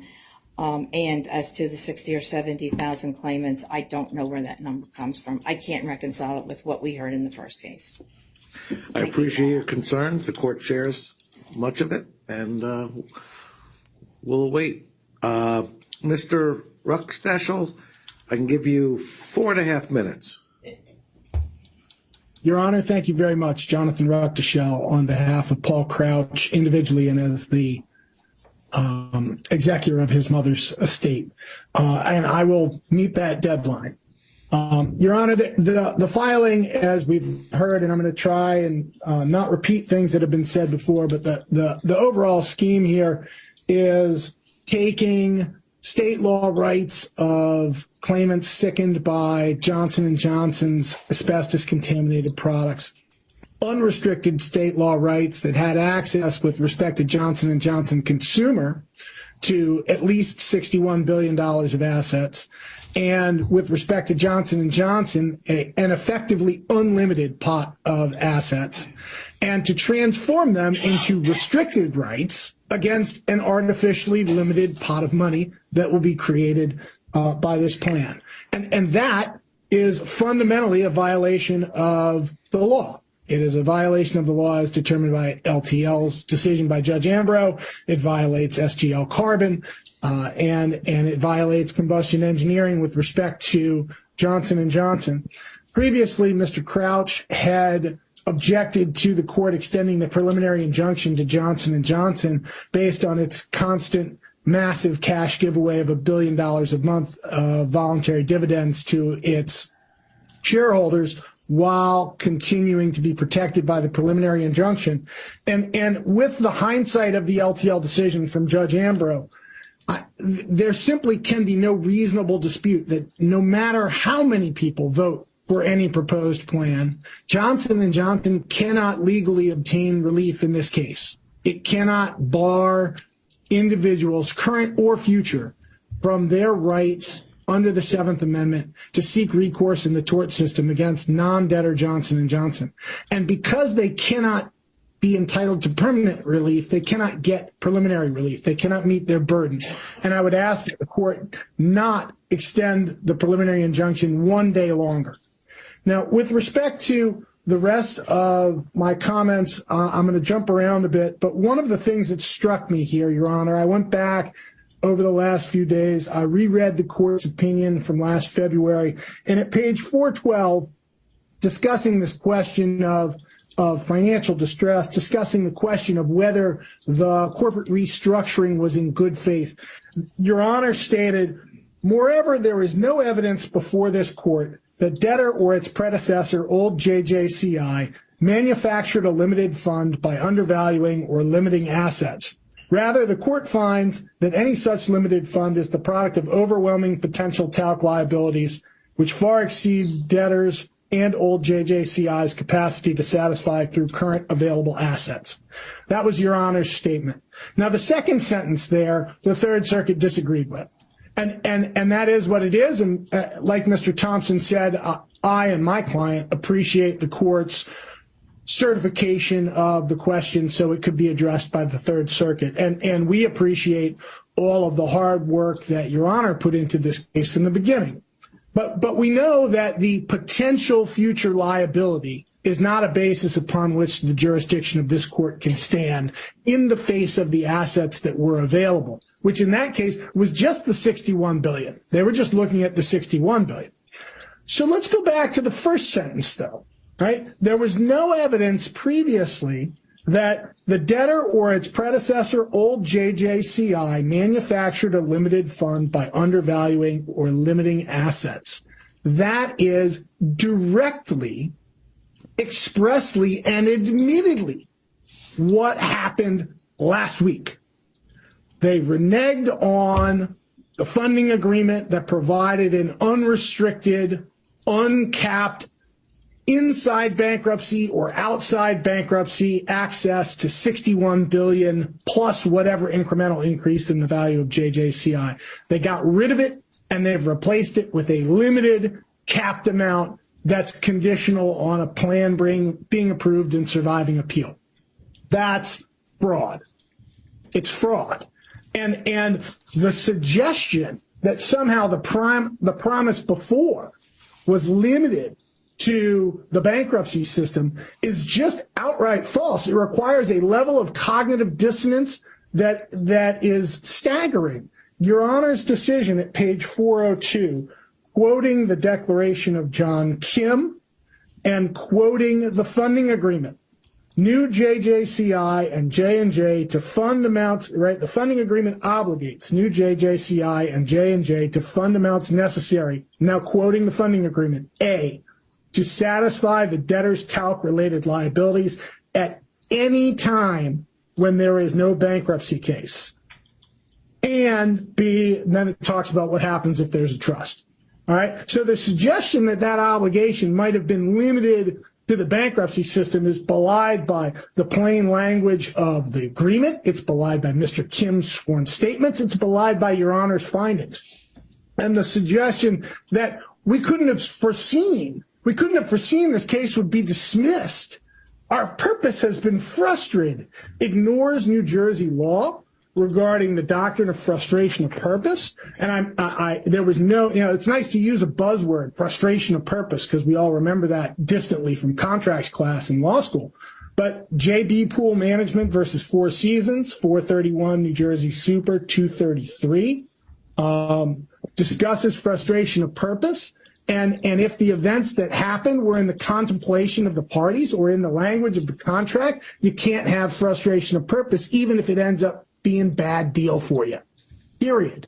That's it. So what do we know? We know from the contract language. Wrapping it up, counsel. Yes. We know from the contract language itself that it applies the contract funding agreement whether there's a bankruptcy case or not. And we know from Mr. Gordon's statements to Your Honor on February 18th that it applies, quote, whether there was no case filed or whether the case is filed or dismissed, the money's available for that purpose. So the suggestion that there was some contractual basis to renege or rescind the funding agreement from LTL 1 is unsupported by the facts or New Jersey law. It cannot be avoided. And so we've gone from having an unlimited minimum of $61 billion now to a limited promise of $9 billion. That's fraud.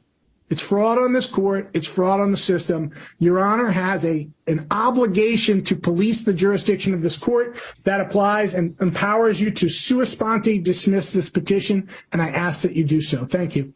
Thank you, counsel. All right. We are adjourned for lunch. It is 1:18. Try to be back by 10:15. I am going to ask, we're off record. Oops, stop. Right. I've been advised that there are certain professionals have travel plans, and we need to move things along. So let me see if I can accommodate. I'd like to move to the traditional first day matters. Is there anyone else who I didn't hear from with respect to the general statements? I'm going to speak in one of the motions, Your Honor, so I'll say no double dipping. You got it. Your Honor, I would still like the opportunity to respond. Then what? 10 minutes or less. Why don't you go ahead?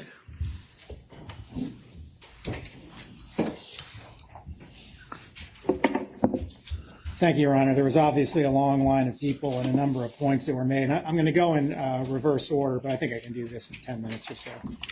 I wanted to start with Ms. Richendorfer first. She raised, I thought, a number of concerns about counts and claimants and law firms and seemed to suggest that there's maybe been some gamesmanship, although she didn't say that. I want Your Honor to know that the U.S. trustee has asked us to increase the list to the 30 largest. We are in the process of doing that, and we'll get that to the U.S. trustee's office as soon as we can. We have the information on the claimant counts. We'll provide that as well. There was lots of suggestions today that there's been, well, more than suggestions, accusations. There's been a fraud about the counts. We don't know who these people are. They're not the real lawyers. They can't have real claimants. I can tell Your Honor that of the 40,000 ovarian cancer claimants that were listed prior to the first bankruptcy, our group includes more than half of those filed cases. The Onder law firm, who's a supporter alone, has, I think, 14 or 15,000 cases. So the suggestion that you're hearing, again, based on no evidence, just accusations in court, is wrong. Our group represents a substantial number of the filed cases that were listed as of the first bankruptcy case.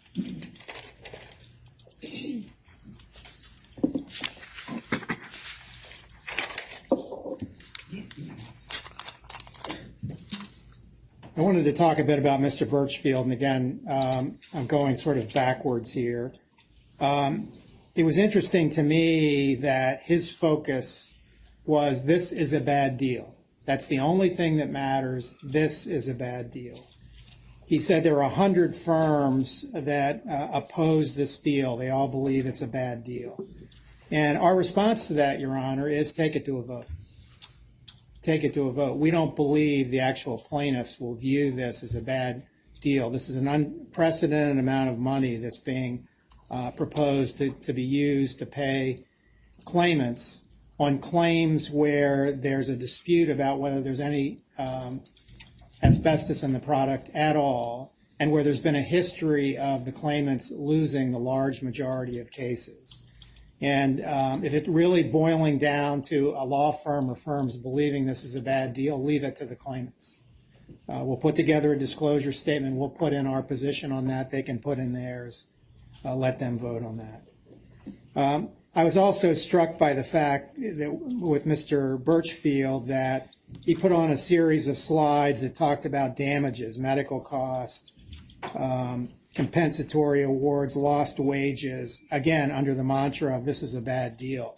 Of course, what he's ignored completely is the actual merits of the claim, of any claim, the issues of causation. He's just assuming that every claim has 100% entitlement to all damages, and he knows full well that's not even remotely close to being the case. The other thing that was striking about Mr. Birchfield, which he didn't disclose to Your Honor, is that his firm has lost every single case that he's tried. They haven't received or obtained a recovery on behalf of a single plaintiff, either by verdict or on appeal. And the question there is it a bad deal to have the largest settlement proposed available to you in the face of a situation where you've failed on every single claim that you've litigated to date? No recoveries to claimants at all. Again, let the claimants vote on that.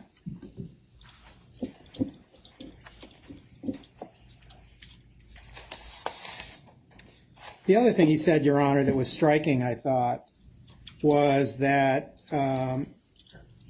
he said this proposal is all about, I think he said, engendering or generating disputes. This isn't about that at all. This is about negotiating with firms representing substantial numbers of claimants, negotiating in good faith, doing what Your Honor asked all the parties to do, and you even encouraged it after the ruling on January 30th by the Third Circuit. You encouraged the parties to continue negotiating. Mr. Moulton reached out to me in late March saying he wanted to make a proposal. I knew this was going to be my fault. He said he wanted to make a proposal, and he said he had a proposal to make, but he would only make it to Mr. Haas and the general counsel of the company, and would only cover ovarian claims. And I responded and said, I appreciate your call. As you know, we want a global deal that includes all claims, so I think that would be a waste of time. But the point is, we were doing what Your Honor, I think, encouraged us to do. The mediators were still in place post the decision. The FCR was still in place. The committee was still in place. The debtor obviously was still here, and we were doing what you wanted us to do. And when it became clear that there were law firms, and they've come into this court and told you this, they were unwilling to engage. Discussions began with individual firms representing large numbers of claimants, and we ended up where we are today, which is with a proposal that we believe enjoys the support of a substantial majority of the claimants.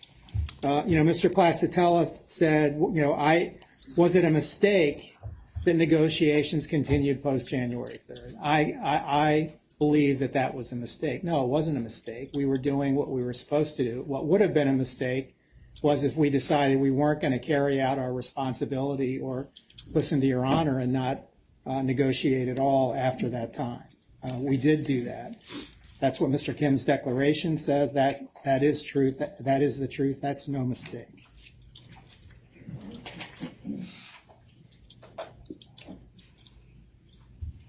Ms. Kagan stood up here and basically said this was a matter of old white men trying to get their way and running roughshod over women or something to that effect. And to me, what was particularly outrageous about those comments was that I thought we've been very clear, and I thought Mr. Watts was very clear, is what we want is we want this to go to a vote. The women who are claimants will have an opportunity to vote. This isn't a question of old white men versus women. This is a question of actually giving women an opportunity to decide whether this settlement would be acceptable to them versus the uncertainties in the tort system.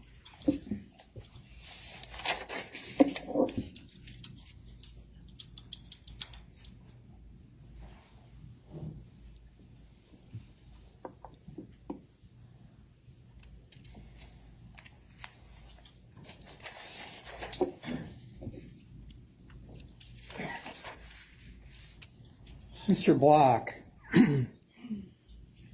he said a number of times, picking up on what Your Honor said, that the world is watching. The world is watching and strongly suggesting that because the world is watching, Your Honor needs to dismiss this case, that this is an utterly improper case. And from our perspective, what he's ignoring completely is the fact that $8.9 billion in net present value is being offered to all claimants to resolve their claims. He's ignoring the fact that this filing has the support of literally tens of thousands of claimants. And if the world is watching, I think the world would be surprised that a case with a start like this, which is unusual, with this kind of commitment, and this kind of claimant support would simply be dismissed, casually dismissed on the basis that it shouldn't even be allowed, we shouldn't even be allowed to have a chance to explain to the actual claimants the merits of this settlement and to have them decide whether they think it's meritorious or not. Mr. Block also said that something to the effect that no subsidiary of J&J could ever be in financial distress. No subsidiary of J&J could ever qualify for bankruptcy. That's simply not true. That's just basically equating J&J with every one of its subsidiaries. There's corporate separateness. That's sort of corporate law 101 from law school. There's no obligation by J&J to prop up each and every subsidiary that it owns.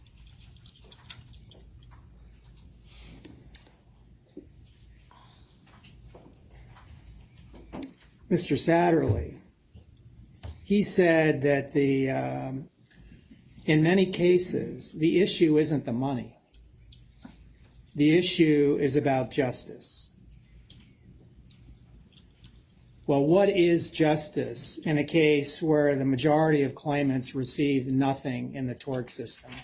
Why isn't a proposal like this and at this magnitude, why wouldn't that do justice? And he talked about as well that he has an obligation to ethically and properly work up cases for trial. I would have thought that the law firms also have an ethical obligation to seriously consider settlement offers, to discuss those offers with their clients, and to provide advice as to whether or not settlement offers should be taken. It shouldn't be that law firms can just cavalierly reject massive settlement offers and do it within only, I think, a few hours of a filing where it was reported the extent of the settlement was offered. All these firms were issuing press releases. We categorically reject this as a bad deal. Did they talk to their clients about this? Just the timing to me is very questionable. But again, at the end of the day, from our perspective, it's the clients that should decide that issue.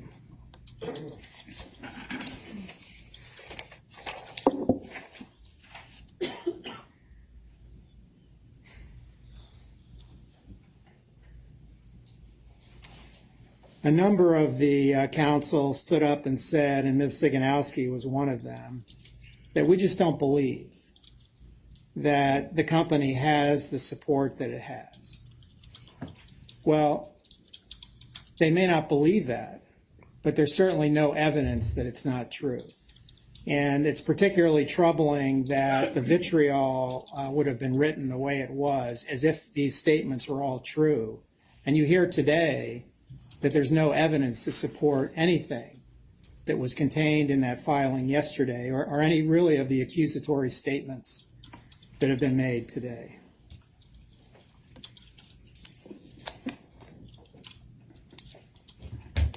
The other thing I thought that was telling about today, and this again goes to the fact there's no evidence, is you heard statements by several counsel that there's been this massive $50 billion fraudulent transfer. But where did the $50 billion come from? I think what it came from is the $61 billion minus the approximately $10 billion, or not $8.9 billion, which assumes that Holdco has no value. And you heard Mr. Moulton stand up here and say, or concede basically, he doesn't know what the value is. Well, why was that accusation leveled? Why is the $50 billion being thrown around like that when they acknowledge they don't know? And again, there's absolutely no evidence, no evidence of that. And Mr. Moulton is taking us to task for, well, you didn't put this in the record. You didn't put that in the record. You don't have a sworn counsel affidavit. You don't have sworn declarations from your claimants. Well, by what vehicle would we have done that? We filed papers on the first day. They've asked for discovery. They can ask for information like this, but it's certainly not appropriate to come in and make all these accusations and now stand up in court and acknowledge we don't like it. There's a stench. It's rotten, but we really don't know for sure. But we're going to find out whether that's true or not. That's not appropriate.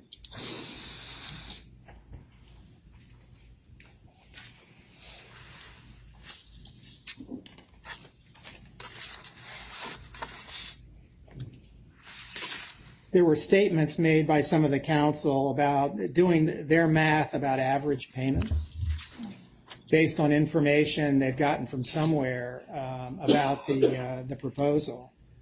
And I would just say for the record that, and Mr. Birchfield was the one that did this the most, what he's put up there is wrong because it assumes that every single claim gets paid. And that's never been the case in the tort system, so he knows his averages are off.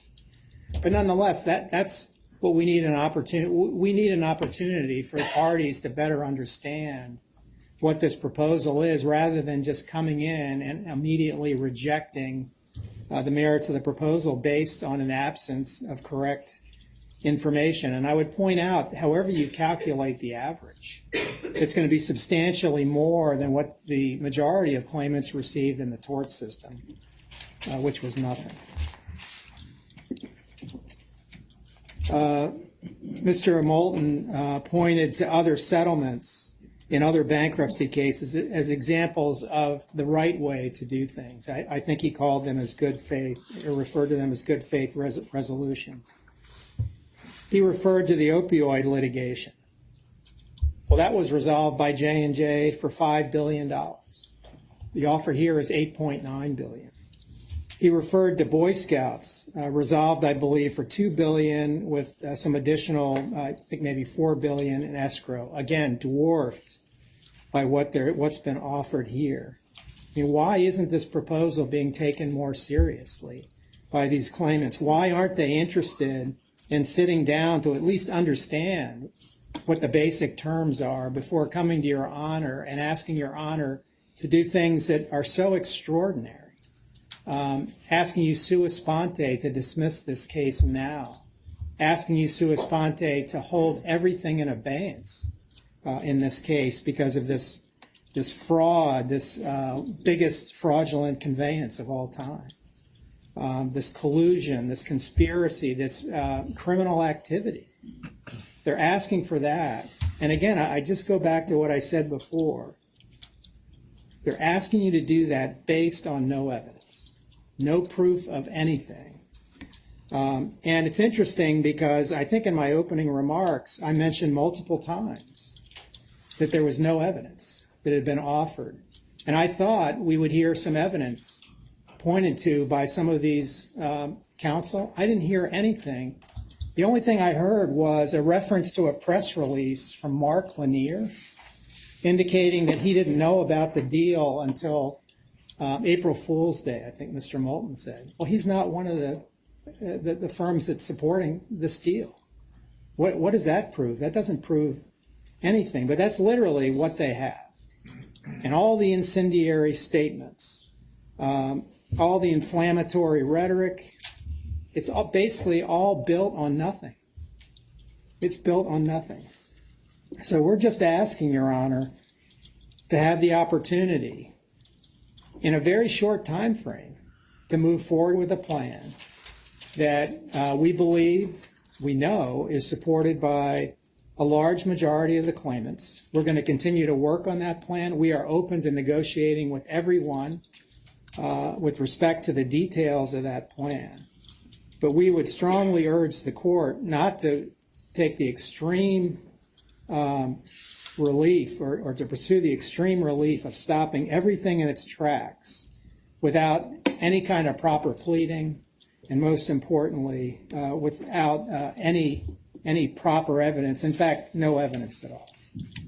Thank you, Your Honor. Thank you, Mr. Gordon. Judge, I have one request. I'm not going to respond to congratulating Mr. Gordon on his continuing twisted Orwellian narrative. But I do want to ask that whatever they give the U.S. trustee, that Your Honor insists and requires that it be on the docket for everybody to take a look at. So that's my request. Fair enough. Thank you, Mr. Moulton. Your Honor, if I could just address a few of the points. I mean, first of all, Mr. Gordon said that our firm lost every trial. The first trial was a $72 million verdict, a $55 million verdict, a $110 million verdict. My firm tried, along with Mr. Robinson, the case in California, F. Chevria, that was a $417 million verdict. Those cases were appealed, and they were dismissed based on jurisdiction. Those cases remain pending today. Those cases remain pending today. So the statement that Beasley Allen lost every trial it's another effort at misleading the court. Mr. Gordon says, just let the people vote.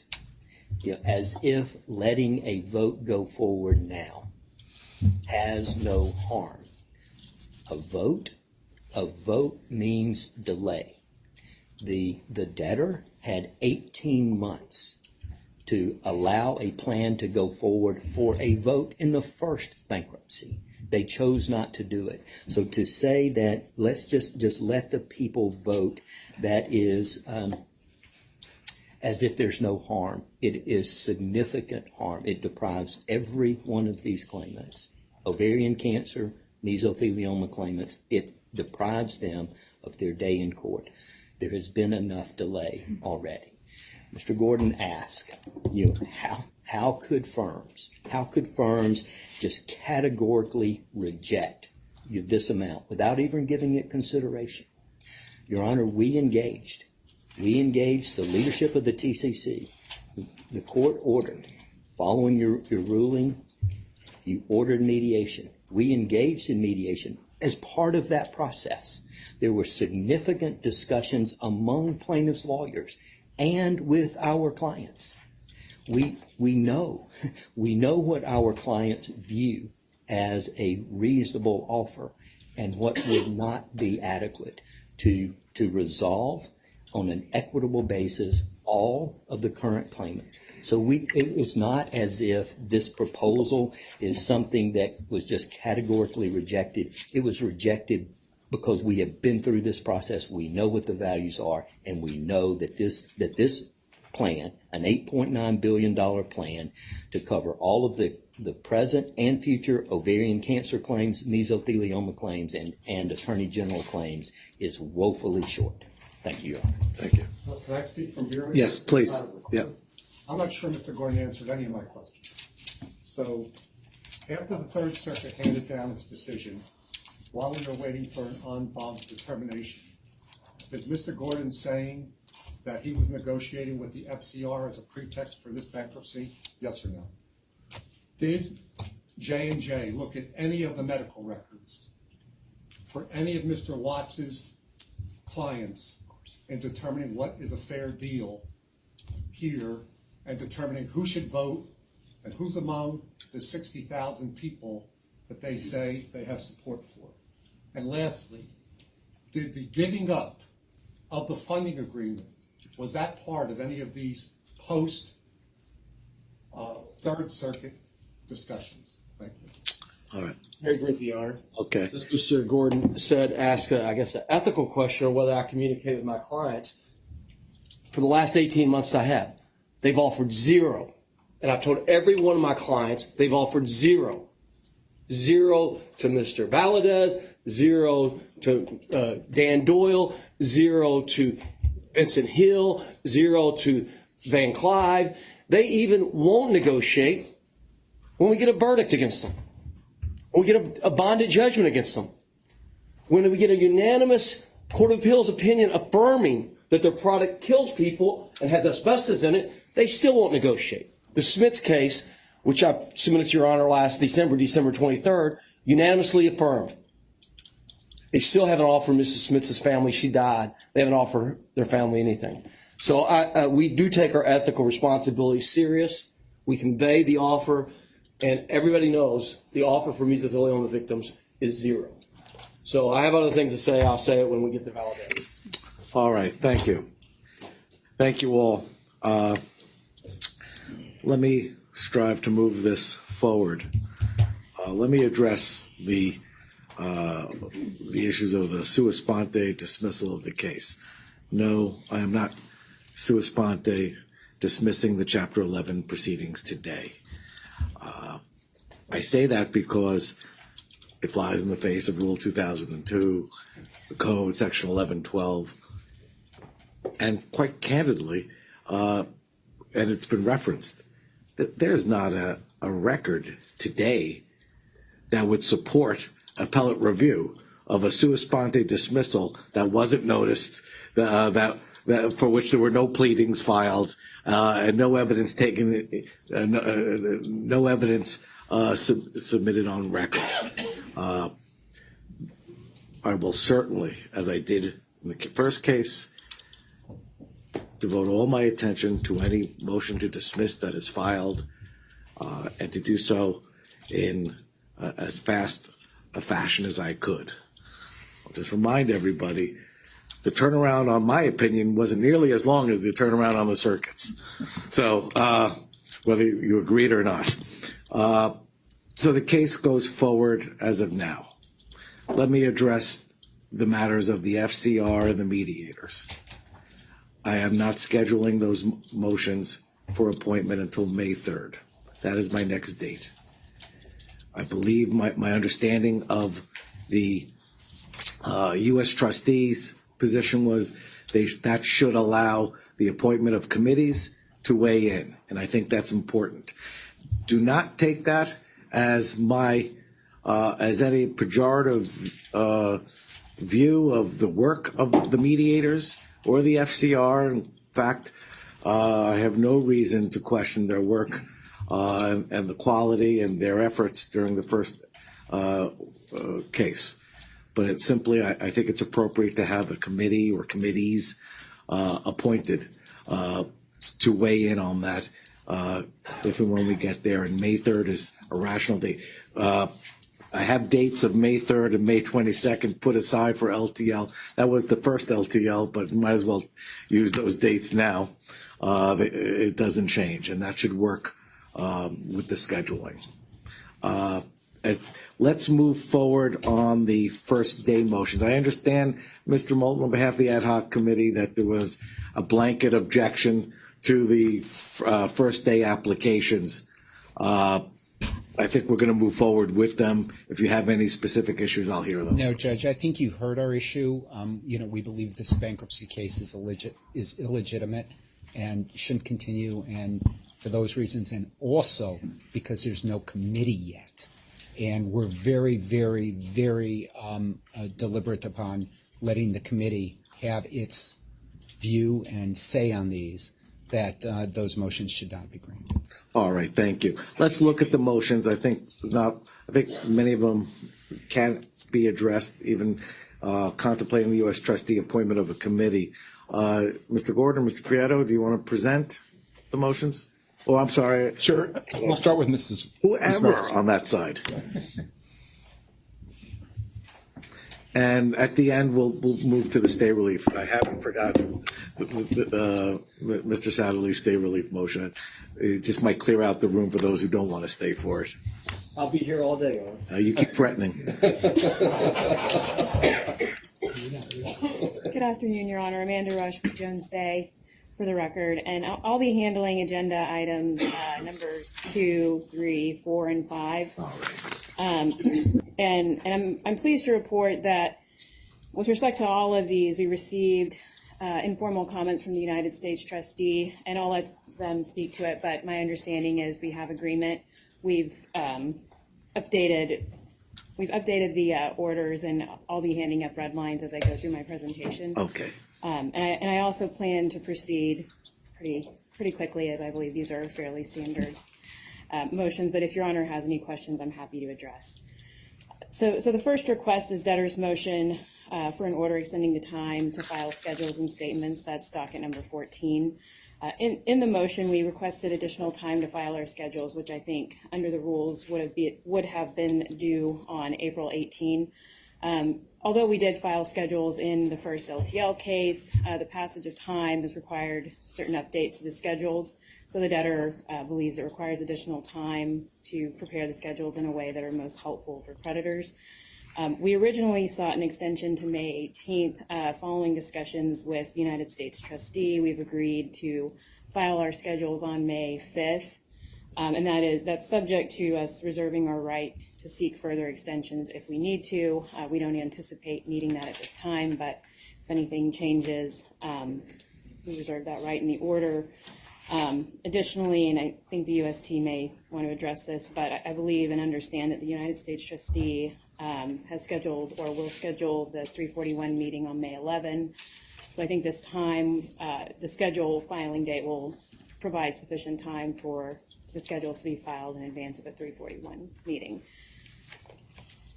And if I can approach with the red line of the order, which just shows. Why don't you hand that up? Mr. Sponder, did you want to address the U.S. trustee's position? We'll go motion by motion. You can stay close.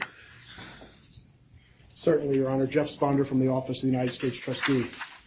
Your Honor, before addressing the specific first day motions, just want to set something for the record and to advise Your Honor that we were able to resolve at least 6 of the 7 first day motions, but we don't want the court to know that such resolutions do not mean that we believe that the filing is in good faith, and we preserve all rights to argue whether cause is present for dismissal under 1112B. With respect to the schedules, the extension of the schedules, Your Honor, we did agree to May 5th at 5 p.m. For the schedules to be filed. I did hear Mr. Moulton and about the possibility of a committee getting involved. We didn't discuss it with debtors counsel, but we would have no objection to any of these orders being interim if that's beneficial for the case. But most of these are standard, are pretty standard orders that Your Honor enters on the first day. I don't see these as being controversial apart from the one to which there have been objections to. So I don't think that would be necessary as far as an interim. All right. Thank you, Your Honor. Next is debtor's motion for an order approving the continued use of its bank account and related relief. That's docket number 13, agenda item number 3.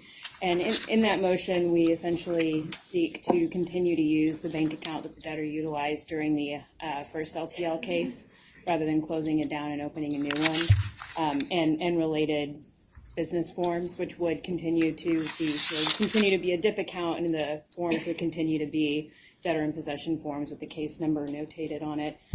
We did have discussions with the United States trustee on this motion as well. I believe we've reached an agreement with them with some relatively discrete changes to the proposed order. I'll quickly review. I think primarily what we've done is, thank you, I appreciate that, is reduce the time by which the debtor is going to provide notice of its intent to open a new bank account or close an existing bank account from 5 days to 1 business day.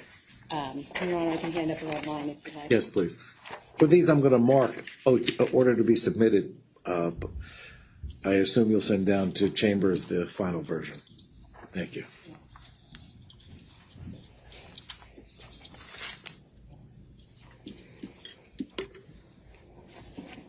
You can do. And that was all I had on that. I don't know, Jeff, if you had anything further.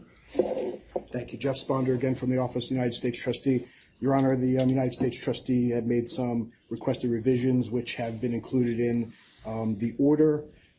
Just so that Your Honor is aware, we did, the debtor did agree to the 1 business day as was just explained with respect to the opening and closing of any new accounts, with the FDIC and any issues with banks, especially in the BlockFi case. We wanted to make sure that we would get that information as soon as possible. Otherwise, Bank of America is a uniform depository with the United States Trustees, so we're okay with that.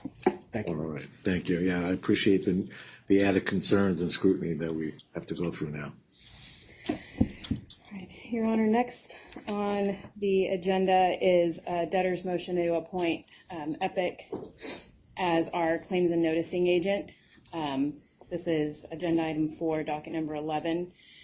And as Your Honor likely remembers, Epic was the claims agent in the prior Chapter 11 case. So we think it makes good sense for them to continue in that role given their experience and general expertise as a claims and noticing agent. We're seeking their appointment under Section 156. One thing to note is that this application does not include balloting and solicitation services, but we reserve the right to later seek to have Epic perform those services.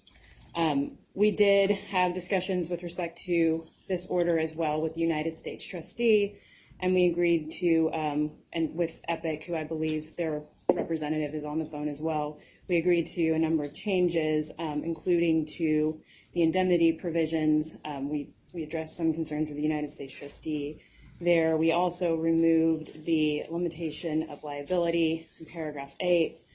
There's a provision that provides that invoices will be circulated to both the TCC and FCR as well as to other parties. They'll have an opportunity to review and object, which I believe is consistent with how we operated in the prior case.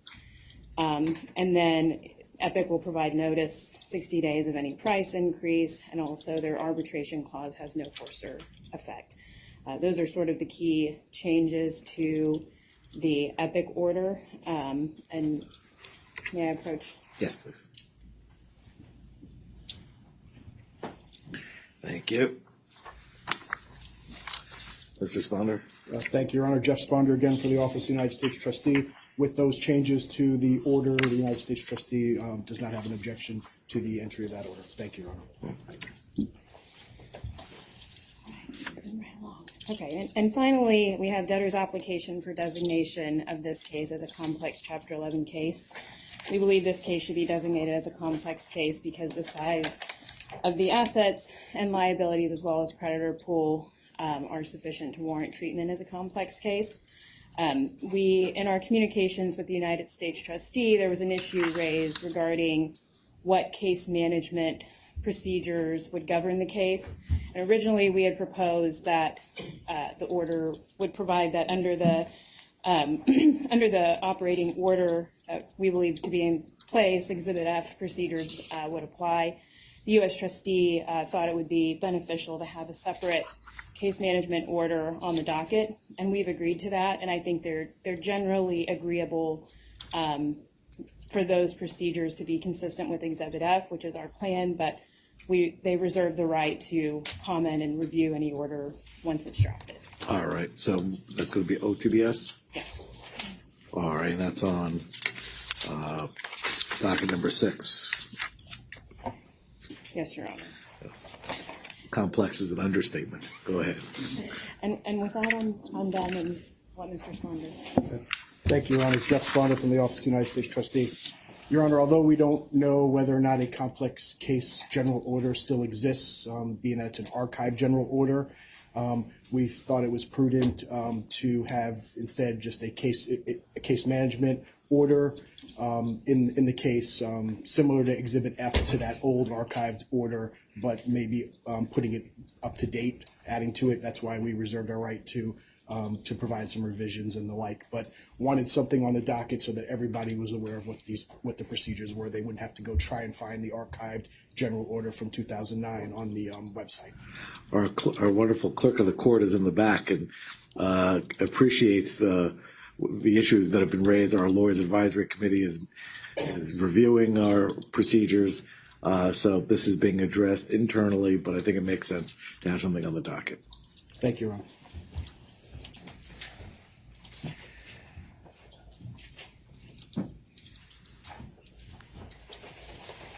Good afternoon, Your Honor. Dan Prieto of Jones Day on behalf of the debtor, and I'm going to handle the last three administrative motions, Your Honor, on the agenda. The next of which is agenda item number 6, which is the debtor's motion to suspend entry and service of the standard notice of commencement of the Chapter 11 case. And as Your Honor knows, this is purely administrative, but there's a standard notice that's usually automatically I think, entered on the dockets as soon as the Chapter 11 case is filed in this jurisdiction. And because by separate motion we're asking for a customized notice of commencement, we've asked by this motion that that standard notice not be entered, and that instead we would wait for the approval of that customized notice, which we will work with the U.S. trustee to finalize and file. So that's the relief we're seeking pursuant to this motion. Mr. Sponder. Thank you, Your Honor. Jeff Sponder from the Office of the United States Trustee. Your Honor, we had no objection to discussing this with the debtor. It looks like they're going to, what was filed was the form similar to what was filed in the last case. Thank you. All right, so this is more of a directive to our clerk's office not to issue its standard order. That's right.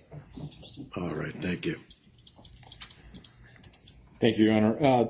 The next item on the agenda is agenda item number 7, which is the debtor's motion that seeks 3 different types of what I viewed as standard relief, although I guess this one has generated some objections.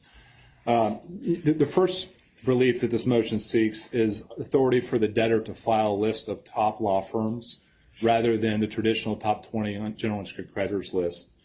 And as this court's aware, in this case, obviously the primary constituents are personal injury tout claimants, both ovarian cancer and mesothelioma. So as a result, we thought it would be most helpful for the U.S. trustee purposes to provide a list of the top law firms. This is what was done in the first LTL 1 case. It's what's been done in a number of other mass tort cases.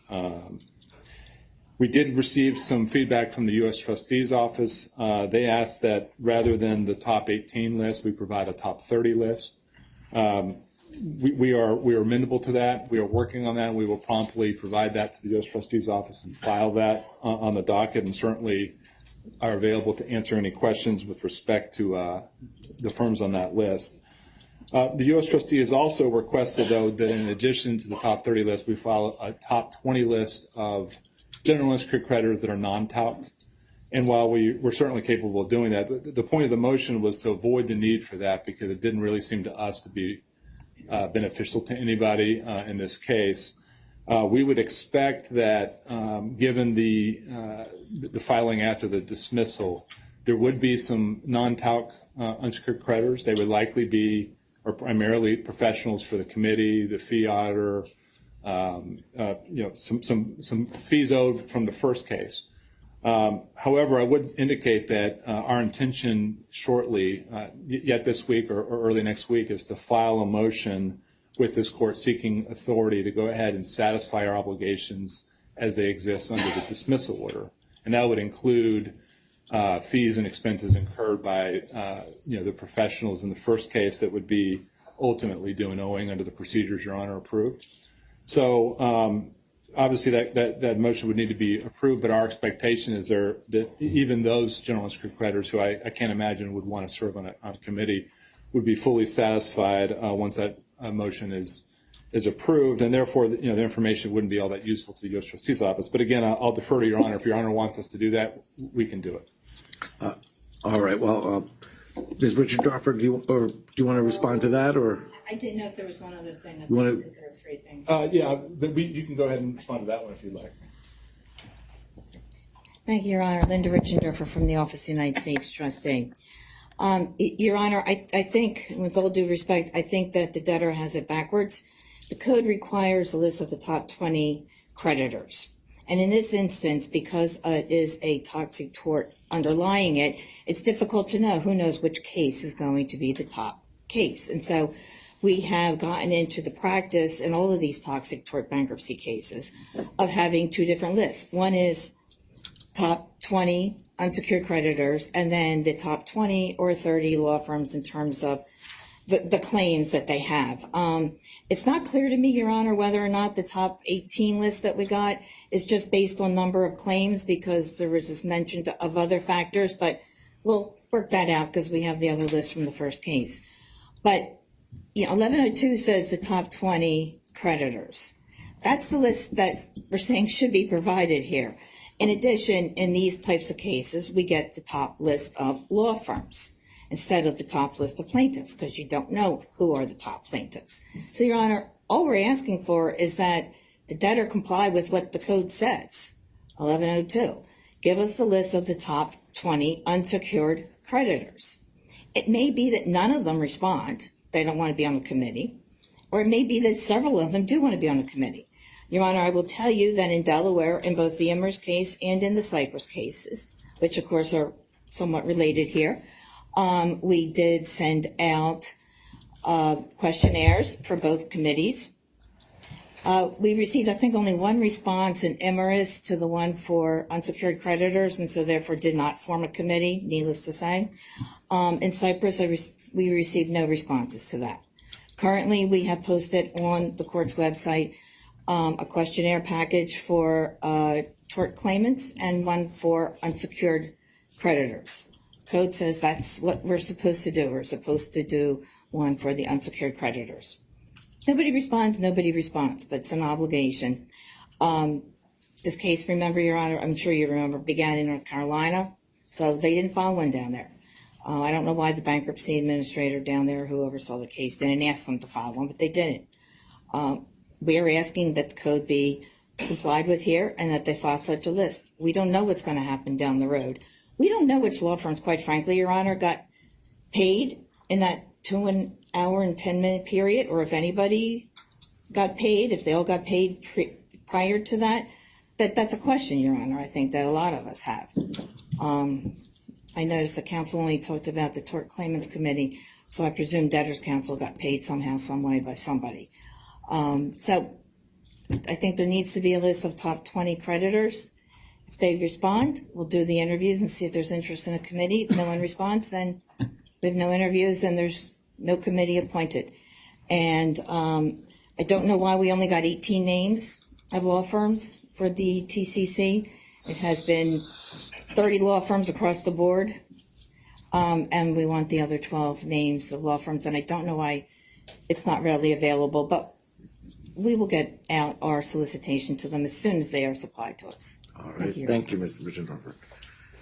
I'll let, I know there are objectors, and I'm going to allow that. Let me just, why don't you finish your presentation? Sure. Yeah, and again, on that issue, Your Honor, again, we're able to do it. We were seeking relief under Section 105A to excuse us from that code obligation because we thought it was the most useful information to provide. But again, we'll defer to Your Honor on that issue. The second thing the motion seeks is approval of notice procedures for the TALC claimants. We propose to provide notice to the TALC claimants by serving the claimants attorney of record in tort lawsuits. This is the same relief that was granted to the debtor in the debtor's prior case, and it's been granted in various other mass tort cases like Kaiser Gypsum, DB&P, and Aldridge Pump cases. We believe this type of service is consistent both with what the law and the federal rules require, as well as our obligations under the rules of professional conduct. and we think the proposed procedures are consistent with past practices with the tout claimants and worked well in the first case. And notably, Your Honor, I think it's probably obvious, but we don't really have a lot of the individual addresses for the claimants themselves, so we wouldn't even be able to do it if we wanted to.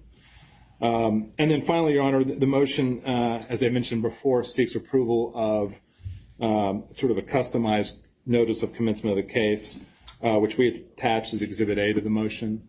We will work with the United States Trustee's Office to fill in any missing information and make sure that the form of the notice is acceptable to them. And as was mentioned earlier, that includes the Section 341 meeting, which I think is currently scheduled for May 11th at 10 a.m.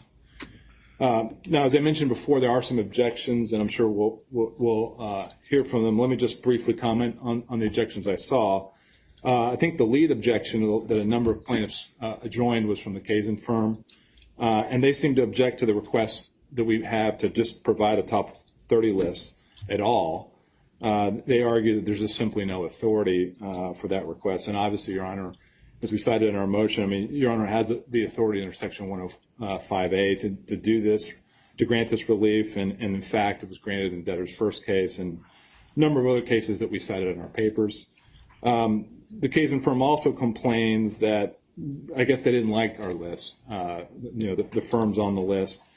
And, as I indicated earlier, we're going to supplement and add some additional law firms to the 18. We tried to do it based on the volume of claims those firms had on the information available to us.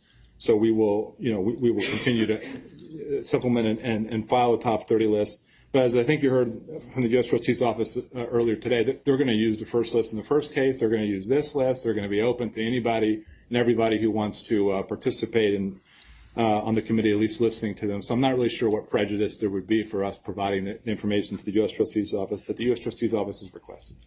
And I think there was a mention about, well, somehow this will affect who gets service, the pleadings in the case. Obviously, any firm who wants to file a notice of appearance or receive pleadings in the case is free to do so. So that it would be no prejudice to anybody for us to provide this top firm list.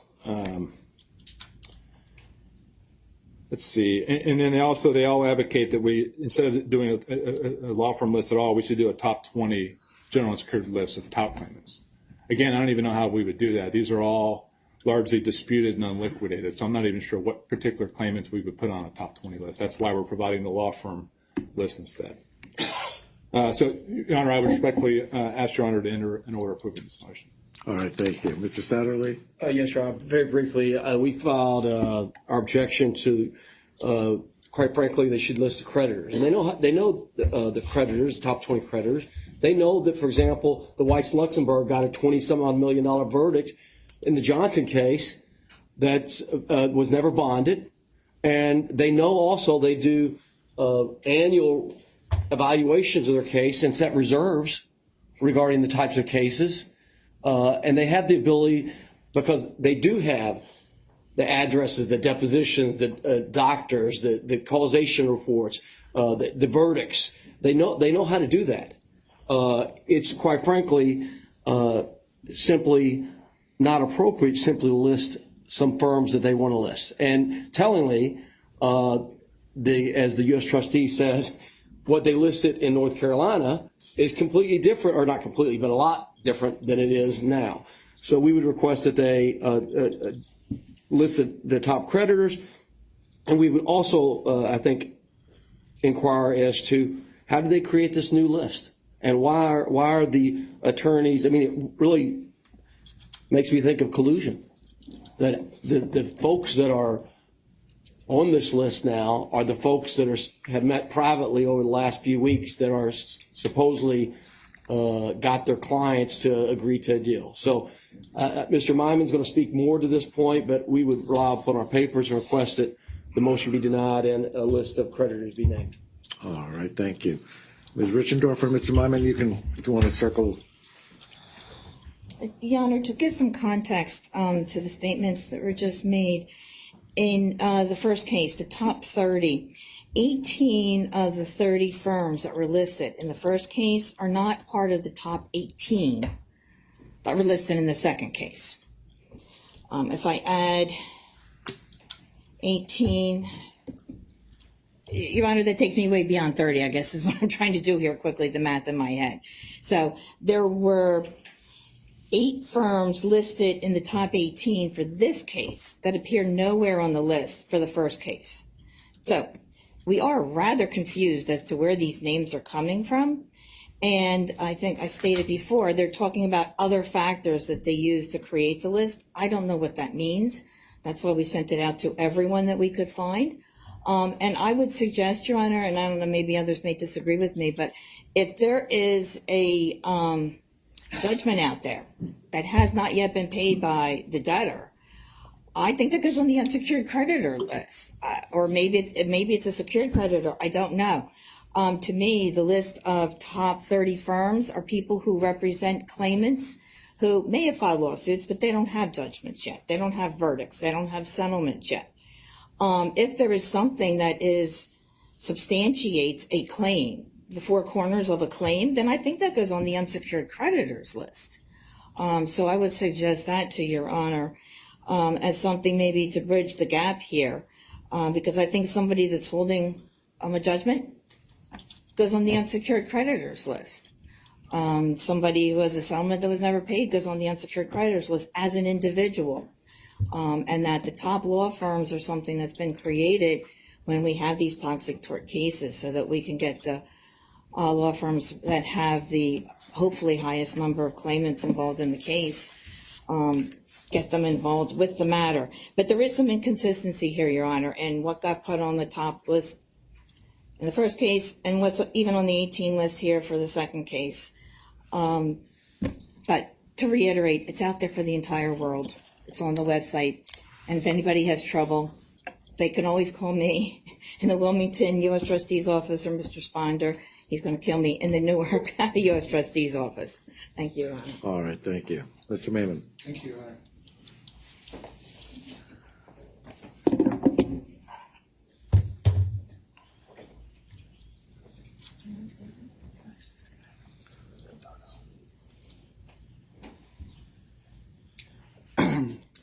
Thank you, Your Honor. May it please the court. My name is Moshe Maiman from the law firm of Levy-Konigsberg, and I appreciate the opportunity that Your Honor has given me to address this issue with regard to LTL's motion to list top law firms with TAL claims. As our paper has made clear, the federal rules of bankruptcy, the statutes, the case law require the listing of the 20 largest creditors. And the U.S. Trustee's Office raises an interesting issue, which is the distinction between secured creditors and non-secured creditors. Because in this bankruptcy and subject to verdicts and judgments, there are both secured creditors and non-secured creditors. There are plaintiffs, the Johnson plaintiffs out in California, a prime example of an unsecured creditor with a $20 million liquidated claim against Johnson & Johnson, and yet that is nowhere in the debtor's papers. And they wonder why we don't like their list. There are secured creditors, verdicts, Mr. Satterley, the heirs of Mrs. Schmitz, the heirs of Mr. Barden, the heirs of Mr. Ronning, who are secured creditors. And yet they don't, it's not for me. They wonder why we don't like their list. We don't like their list because their list is designed to do one thing. Their list is designed to deal from the bottom of the deck, so that they get a committee that they want and can just move it through. You see, the rules are clear. The law is clear, and they have a purpose. And that's one of the things that the circuit talked about, and that's the integrity of the process. But J&J believes that they don't have to comply, and so they want to stack the deck in their favor. I want to digress a moment and speak to what Your Honor mentioned in the first part of the day. Your Honor mentioned that we have to raise our game, and we have to act in the best traditions of our profession and maintain the civility. Sometimes that can be confused, and Your Honor drew the distinction, but sometimes that can be confused with not zealously representing your clients and ignoring the humanity of what's happened here, and ignoring the humanity of the people who have suffered and continue to suffer from cancer. And as my colleague, Mr. Birchfield, said, quoting Mr. Henry, people are not numbers. And we should never forget that. And yet the debtor's papers are all about numbers, all about 60,000, 70,000, X percent, all about numbers. And so we provided in the application or in the objection that I filed yesterday afternoon the list of living mesothelioma victims that my client represents and on whose behalf my firm represents and on whose behalf we object here. I'd like to place special attention to Randy Darwin. Mr. Darwin was a member of the TCC in LTL 1. For a brief period of time, he was a member of TCC 2 while that committee existed. And my firm represents Randy, who suffers from mesothelioma, which was caused by his over 40 years of use of Johnson & Johnson talc products. Mr. Darwin checks the docket every morning. He tells me before my secretary tells me what was filed. He wants to know, why did this person enter an appearance and what does that mean? And yet he is being asked by this motion to have other firms represent his interests here. He filed his lawsuit because he believed that J&J should be answerable to what it did to him. But for the Texas two-step, Mr. Darwin would have had his day in court. His trial was set for February 28th, 2002. That was at a conference held before the Honorable Anna Viscomi of the Superior Court of New Jersey on September 22nd, 2021. And instead of litigating with Randy on the merits of his claim and meeting the deadlines, J&J two-stepped its way into bankruptcy. Mr. Darwin lives with his parents in Biloxi, Mississippi. He does so not because he wants to, but because he needs help in living. He can't walk, he can't get around. He attends every membership meeting, but he attends them by Zoom. He's on Xanax, he's on oxycodone, he's on morphine, and worst of all, Your Honor, his insurance is running out in a month. He won't be able to go get the treatment that he needs and the treatment that he wants because of the stay that's been put in place. He'd be one of the living mesothelioma cases that would be entitled to a preference under the New Jersey practices, and now he's being deprived of that, and his insurance is running out. Despite his limitations, he regularly attends and participates in meetings. He's made meaningful contributions to the workings of TCC1, and he's willing to serve again. But his representation, his interests are left off J&J's top 18 and top 20. And it's really not surprising because J&J knows that Randy Darwin has gone through the process of preparing his case for trial, of getting expert reports, of getting documentation that his mesothelioma was caused by the J&J talc, and of J&J's dishonesty and desperation in denying him that day in court. You see, Randy knows about asbestos in baby powder. He used it. And I was amazed to hear this morning that supposedly the talc litigation is plaguing J&J. I quote again from counsel for the debtor. Talc litigation is plaguing J&J. The truth of the matter is that asbestos in Johnson's baby powder is plaguing its cancer victims.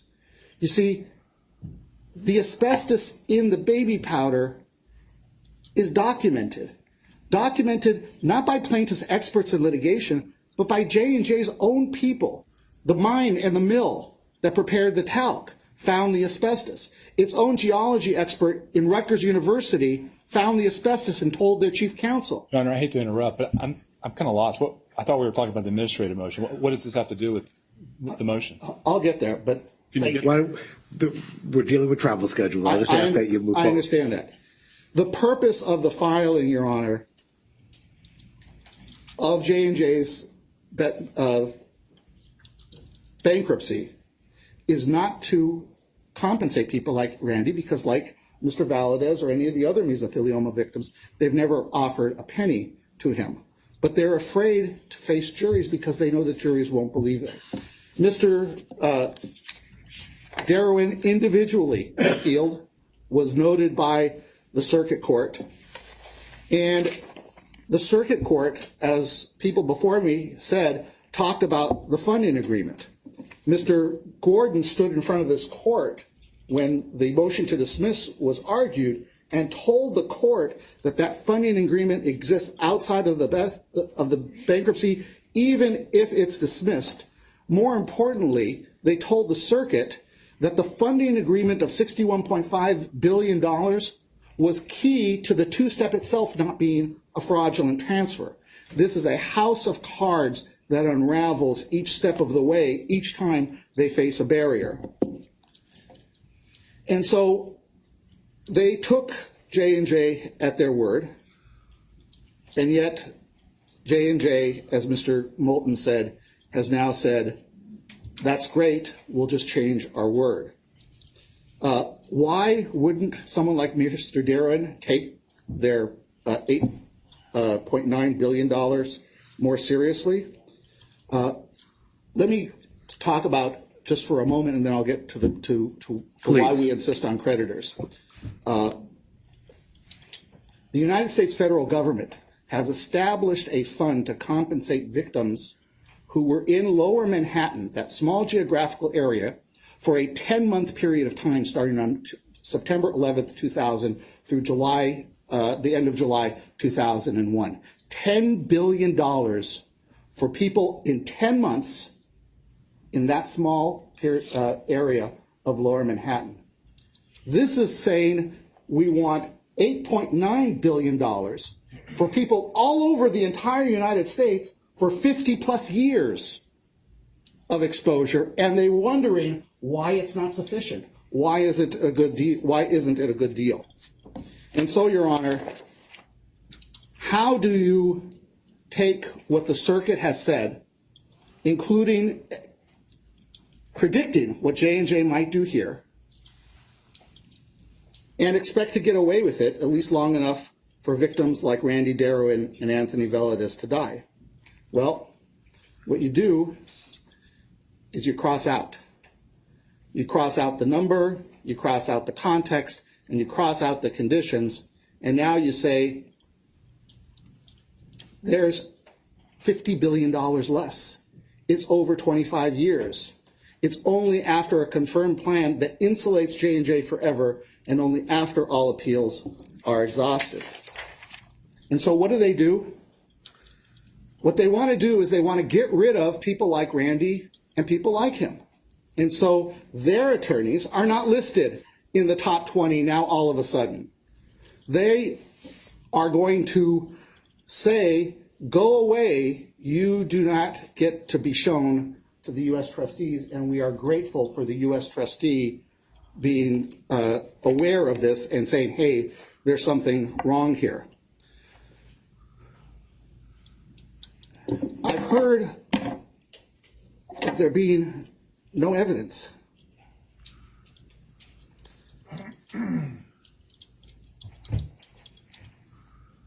Mr. Maimon, please, it's been a long day. Yes. We've heard this. This you haven't heard, I assure you, Your Honor. And there's been a representation several times to Your Honor in open court by lawyers who have ethical obligations to speak what is accurate and true, that 60,000 claimants, they have agreements with 60,000 claimants. They have the support of 60,000 claimants. After I sent in my opposition yesterday, a story was carried by Reuters, quoting Mr. Watts and Mr. Pulaski, who claimed to represent 15,000 and 6,000 claimants respectively, who said that they had not yet their clients had not yet decided whether to approve the agreement. That's a very different story. That's the evidence, the statements by their lawyers, who they made a deal with, that their clients had not yet decided whether to approve the agreement, but they planned to recommend their clients take the deal. They planned in the future to recommend, which means they haven't committed, to take the deal. The agreements that they reference today and in their papers do not exist. That's the proof. The agreements don't bind and should not bind the cancer victims represented by Arnold and Itkin. They asked, do we talk to our clients? We talk to them every day. What's clear is that Mr. Watts and Mr. Pulaski had not yet talked to their clients because they intend on recommending it in the future. This is about who will represent TAL claimants in this bankruptcy. And it's not simply somebody who's going to go along to get along, that they must meet the moral challenge of the day. And so, Your Honor, it's true, the world is watching. And when the circuit ordered the dismissal of the case, we had the honor to call Mr. Darrow, who was an appellant, and his reaction was sincere gratitude for what was done to uphold justice. When we told him about the refiling, and when I spoke to Mr. Darrow yesterday about this, he had only one question. His question was, how can Judge Kaplan let them get away with this again? I told them he wouldn't. I told him the justice system in the United States is strong. I told him that we have a justice system based on integrity and honesty and truth and justice. And I truly believe that, Your Honor. And so I would ask that the rule of law apply, that they comply with their obligations, to list creditors. They know who they are. And to the extent they don't know who they are because they're just listen to some lawyer saying, yeah, I've got 15,000 claims, that's not a creditor. That's not a claimant. That's third-hand hearsay from Mr. Kim back to Mr. Murnica over to Mr. Watts, who says, I've got X number of claims.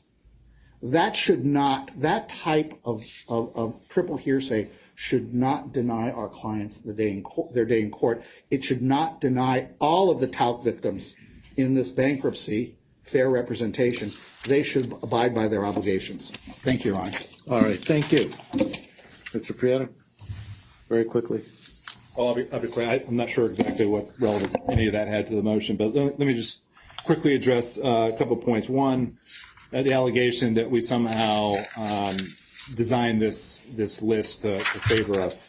As I said before, the list of 18 law firms where the list of law firms that had the highest volume of claims filed and unfiled based on information we had at the time. We're going to supplement that list, the top 30. And I would just point out that you look at the very first couple of law firms listed, Arnold & Dinkins, Beasley Allen. These aren't people that are signed up with the plan support agreement. So it's not like it was designed specifically to only put people we liked on it. It was based on volume. Second, I think the comments completely ignore the reality of how committees work in a mass tort cases. And we saw this in the first case where it was disclosed there were proxy agreements between the members and the representatives. We're trying to pick law firms who have significant interest in the issues because they're going to have a disproportionate influence on the committee.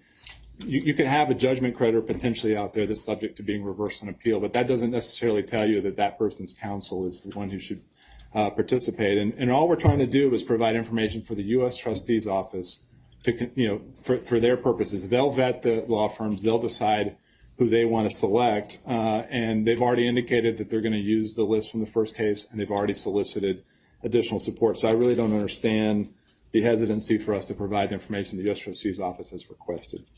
And I think that is it. All right, thank you. There's no mesothelioma claim law firm on this new list, even though we won the last 7 trials that were tried against J&J. That's on its face obvious they're playing games. All right. Ms. Richardorf, I have a question, if I may. Yes, Your Honor. All right. What I hear from you is that we should really have 2 lists. Yes, Your Honor. A list for your use, really for the U.S. trustee, primarily for the U.S. trustees' use in soliciting interest in the tort committee, which would be the top 30, a current top 30 law firm based on volume. Correct, Your Honor. That's one of the lists. That's one of the lists. Right. And that would be filed on the docket and available for you. That's what I'm going to direct. That's the top 30 that the debtor can calculate using their numbers. However many meso law firms there are, or ovarian law firms there are, it'll be the top 30 based on volume of cases. You're not I understand you're not limiting yourself to that list. And I doubt that there are law firms who represent meso victims who are not going to be reaching out for you if they want to serve. And also you'll glean from everywhere else you can. The other list would be a top 20 list of general unsecured creditors, which would include those who have unsecured claims from the debtor's perspective. Judgment, it would include a judgment. We all know judgments may or may not be secured. And it would include those outstanding from really prior to the petition date. That's correct, Your Honor. That would include, I presume, professionals, which I think will be mostly TCC professionals who didn't get paid in the first case. Well, here, the only question I have is then when those motions that are required need to be served on the top 20, are you looking at that list? What's your expectation?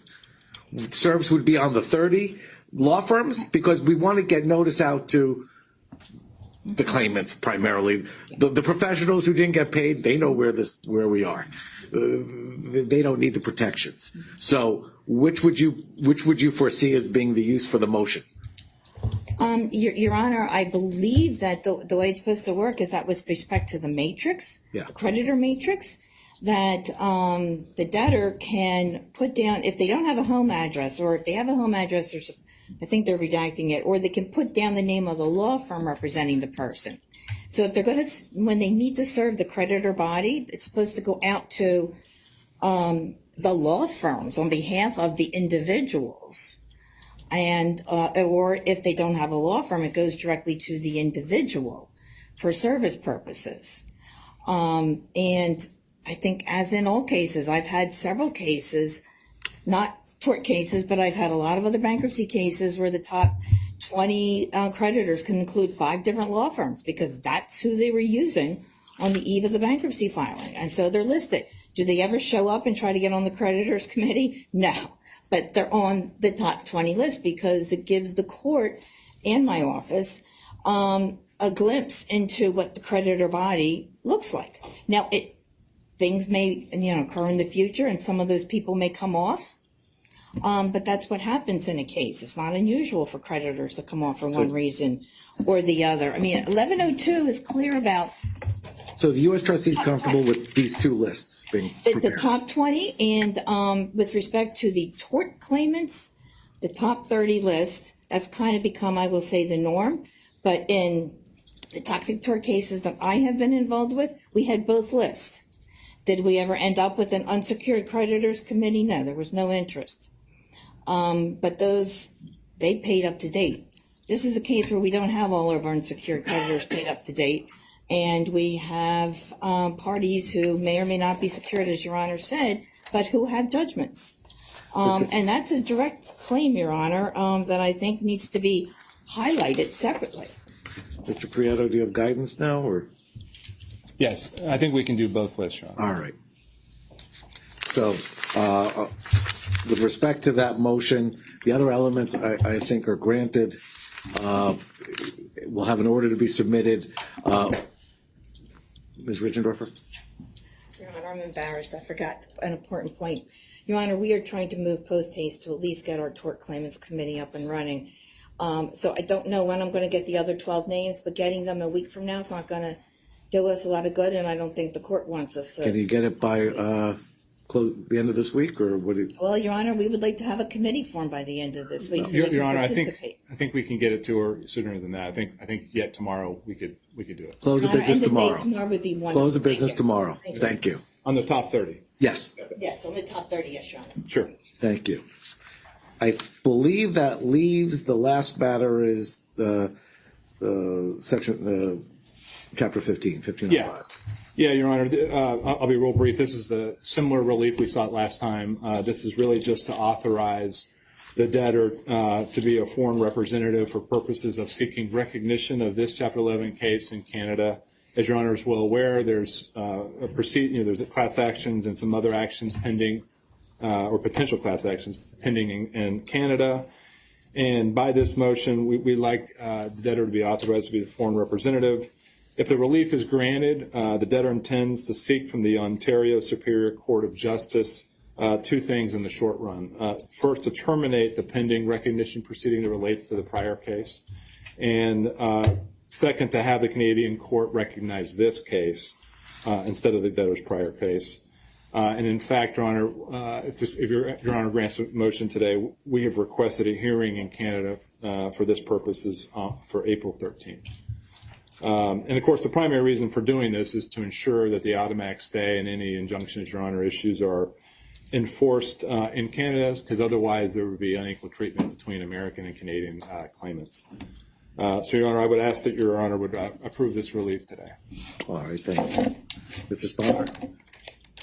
Thank you, Your Honor. Jeff Sponder from the Office of the United States Trustee. I believe this is the similar order than what was entered in the last case. We asked for one change, which was agreed to. Other than that, we had no further or no objection to the entry of the order. Then, Mr. Prieto, you'll submit the form of order? We will, Your Honor. There's a minor change in the order that's not material. We've agreed to it. All right, then that motion is granted. That takes care of our first day matters. What remains is Mr. Satterley's motion for stay relief. Those who are interested are welcome to stay. If you have to leave, I don't take offense. Mr. Satterley? Does Your Honor want to take a break for the court staff at all for 5 minutes beforehand? We've been going for a while. Or how are you, Wendy? How are you doing? We're good.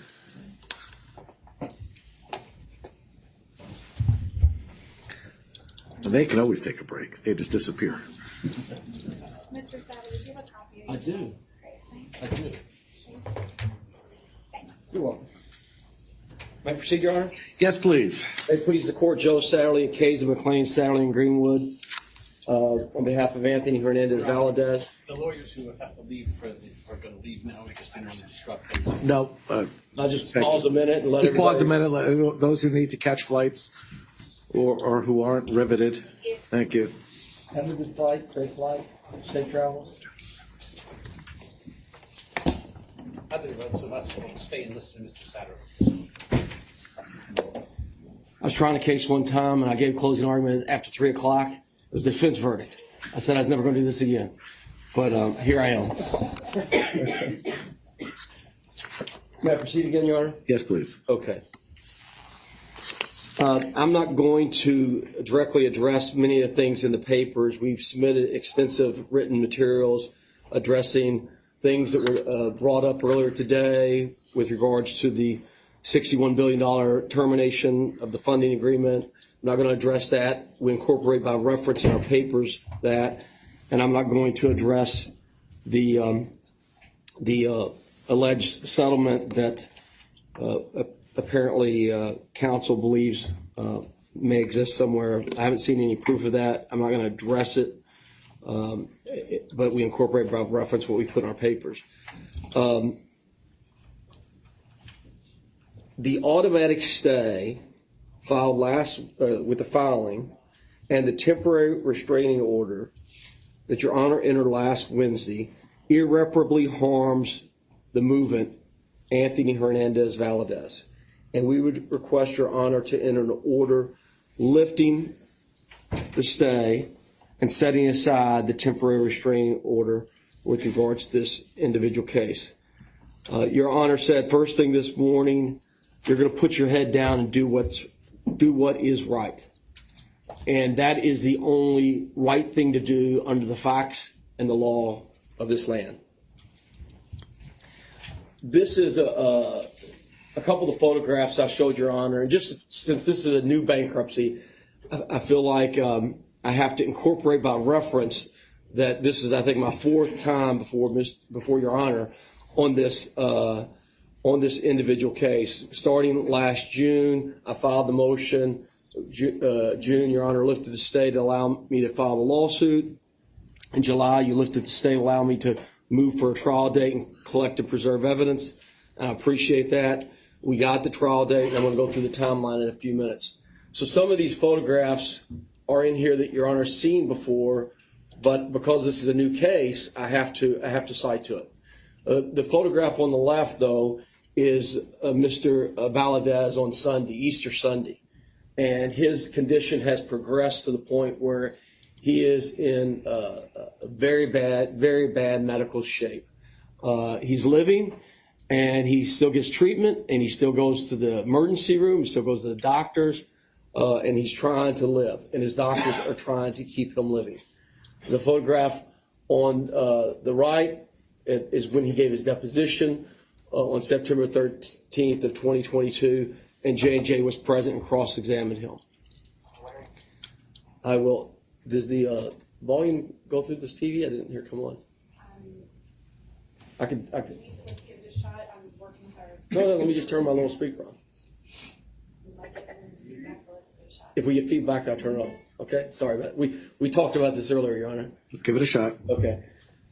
We'll come to the other video in a few minutes. This, Your Honor, seen this before. This is Mr. Valadez as a baby in 1998 with Johnson baby powder products in his home, on his dresser.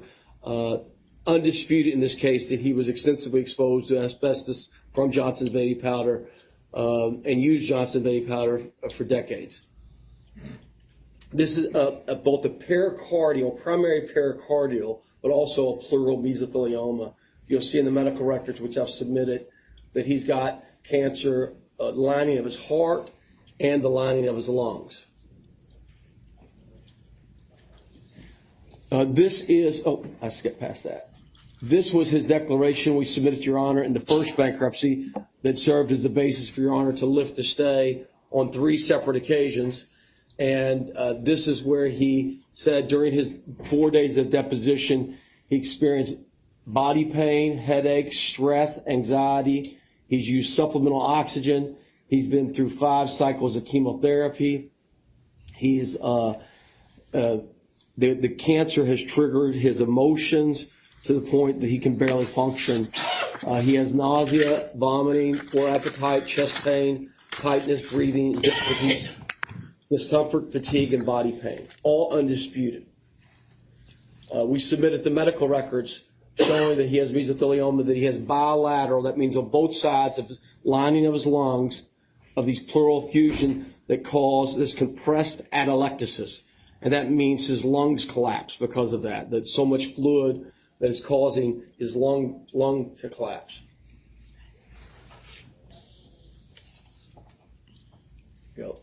This right here is let's go back. There we go. First of all, this is the World Health Organization there's a little delay there. Got to go slower. There we go. The World Health Organization classification of tumors, the lung, pleural, thymus, and heart. And they conclude that pericardial mesothelioma is caused by exposure to asbestos, just like pleural mesothelioma. This is Dr. Bacchus. Dr. Bacchus, and I got this image at the top off of J&J's website. Dr. Leah Bacchus is one of the leading surgeons in the country. She's at Stanford University. And so much to the point that Johnson & Johnson has her on their website as one of the leading surgeons in America. And last May, when I submitted the very first motion to lift stay, I submitted a declaration from Dr. Bacchus confirming that her patient has this disease, and that in her view, based upon her review of the scientific literature, it's caused by exposure to asbestos from Johnson's baby powder. She has recently testified, and we submitted her testimony as Exhibit 1 to the current motion lift stay, that his condition has progressed. He has progression of the disease, specifically local progression with increasing tumor bulk, both in bulk and in locations throughout his chest.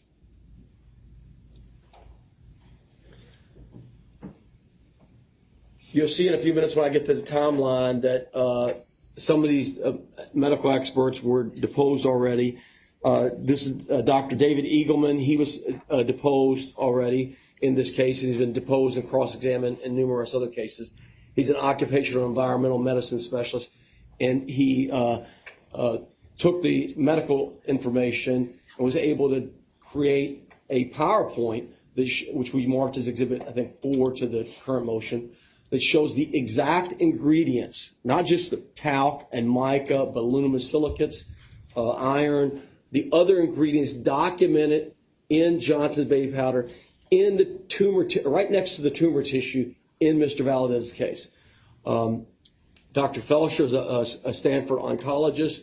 Dr. Ronald Dotson, you'll see in a few minutes, he's published over 180 publications regarding issues important for this case, including many peer-reviewed publications on asbestos disease causation. Dr. Gerald Abraham first started writing about talc and disease in the 1980s, and he actually was consulted back in the 1990s and deposed by Johnson & Johnson in a mesothelioma case called Darlene Coker. All 4 of those retained experts conclude that in this case, asbestos and asbestiform fibers from J&J's talc products is the cause of this man's mesothelioma. And then we have the treating doctors. We have Dr. Roy on the left. She's the treating oncologist. And her deposition was scheduled weeks ago, and J&J canceled it. They had a conflict. And it was moved to be deposed. Her deposition was to occur last week. Obviously, the TRO stopped that deposition.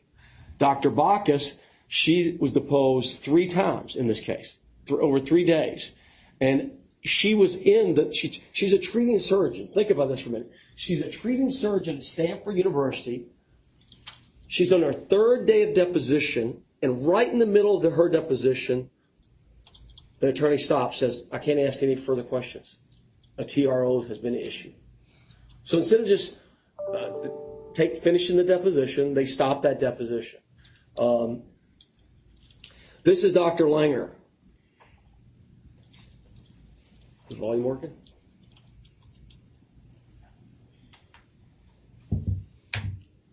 Oh. Your volume's not working and my volume's not working.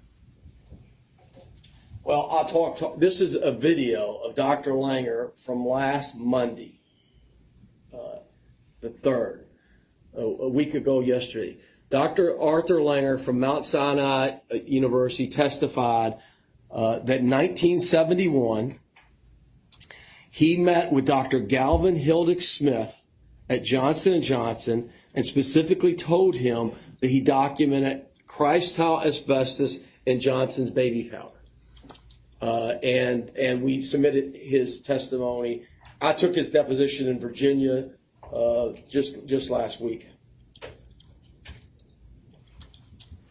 Once again, I think Your Honor seen these photographs at the last motion to lift stay on Valentine's Day when you lifted the stay. This is just a condition in evaluating and weighing the harm to the creditor and balancing it to the harm to the debtor and the third-party non-debtors. I believe this weighs heavily in favor of the creditor, Mr. Valadez. And Your Honor, seen many of these photographs in each of the, or some of the times when Your Honor lifted the stay, in each of the 3 occasions when you lifted the stay. This is his mother pushing him in a wheelchair.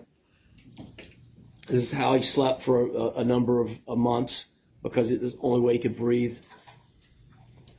Now, I think I presented back in February a timeline. I sort of went back in time of what occurred in this case and how Your Honor lifted the stay originally on June the 14th to allow me to file the complaint. You allowed, on July the 28th, you entered an order allowing us to ask for a trial date. We did exactly what Your Honor said to do. We didn't do any more. When Your Honor limited us, we followed Your Honor's directions at every step of the way. You said Mr. Valadez could be deposed, and he was deposed in September. You said we can get a trial date. We went and got a trial date. Judge Lee, at the time, the asbestos judge, gave us a trial date of November 7th. Your Honor told us not to go to trial unless the Third Circuit ruled. We didn't go to trial. What I did every single time, let's kick the case a month. Let's go to December. Let's go to January. Let's go to February. And that's what we did. And the trial was continued to December the 9th, continued to January 9th, continued to February 9th. The Third Circuit ruled on January the 30th. I immediately moved to lift a stay, came back before Your Honor on Valentine's Day, and we had arguments at that time. And I used this timeline, and I said, Your Honor, I believe I can get this case to trial in April. And Your Honor said, 60 days, let them have 60 days. And I said, yes, Your Honor, I'll tell Judge Seabolt that, 60 days. That was on February the 14th. This was your order entered on February 17th after Your Honor orally lifted the stay on the 14th. You granted the relief from the automatic stay and allowed us to proceed to get a trial date. So what did Judge Seabolt do? So I left here on the 14th and went back to Judge Seabolt in Alameda County and reported exactly what Your Honor ruled. And I believe we provided the transcript so that there was no question and confusion about what occurred. We argued, counsel for J&J, several counsel for J&J was present, and the judge set the case for jury selection beginning April the 17th. That's this coming Monday. That's this coming Monday. So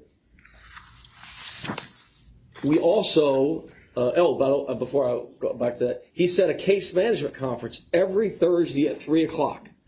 And we had those case management conferences every Thursday. One week he moved it to a Wednesday, but every week he was closely monitoring everything that we were doing, and any and all discovery disputes or any issues at all were brought to Judge Seabolt's attention at least on a weekly basis, if not more often.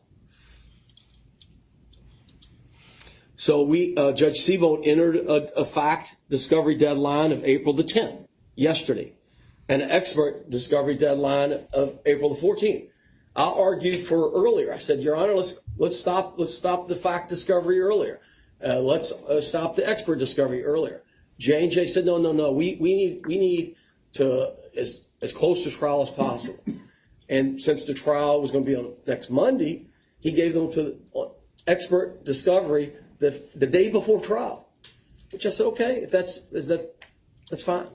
I can deal with that. He also ordered that all motion and limines were to be filed by March the 27th, with all oppositions filed by April the 3rd. We did that. We filed all of our motions and limine.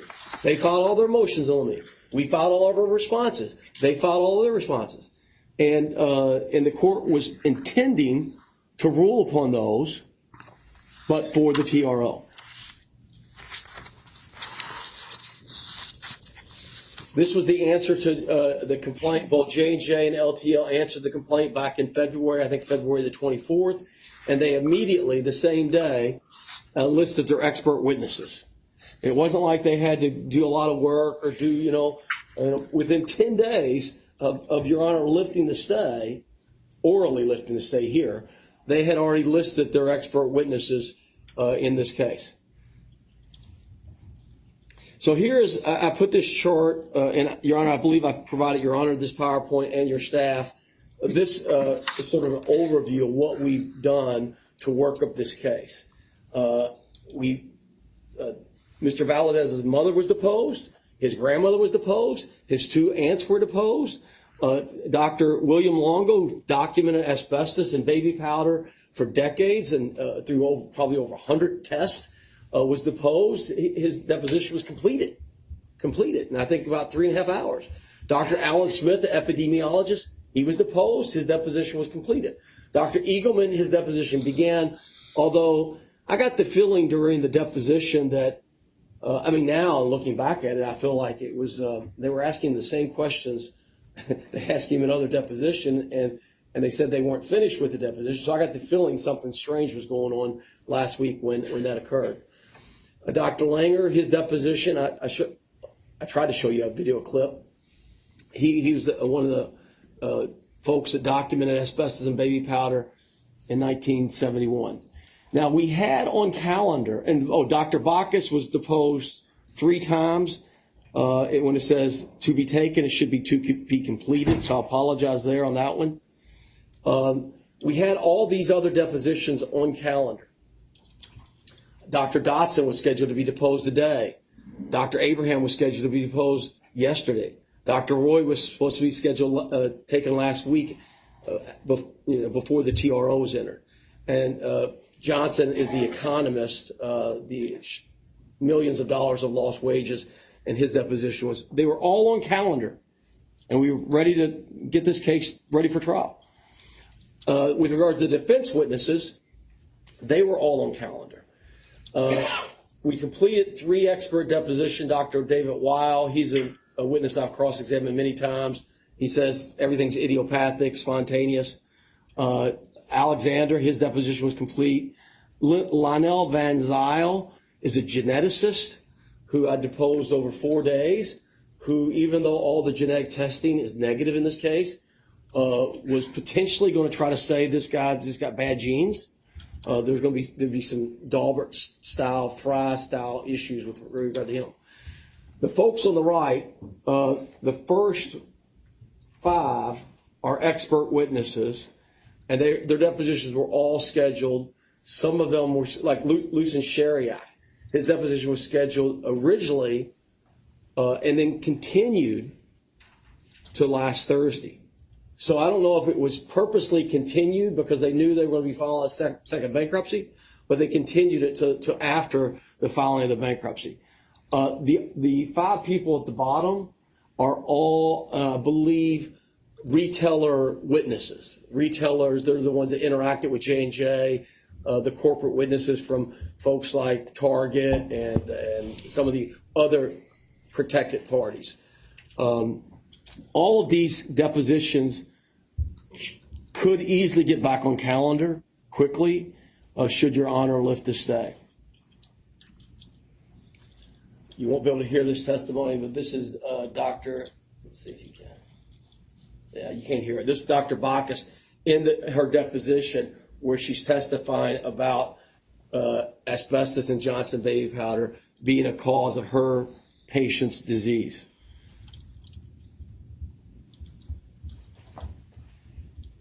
Oh, here we go. And that's the declaration I submitted last May, where she said more likely than not, his exposure to asbestos stemming from Johnson baby powder increases risk of developing mesothelioma, and asbestos was the cause of his pericardial mesothelioma. And that's the legal standard in Kentucky, that it increased the risk of developing his disease.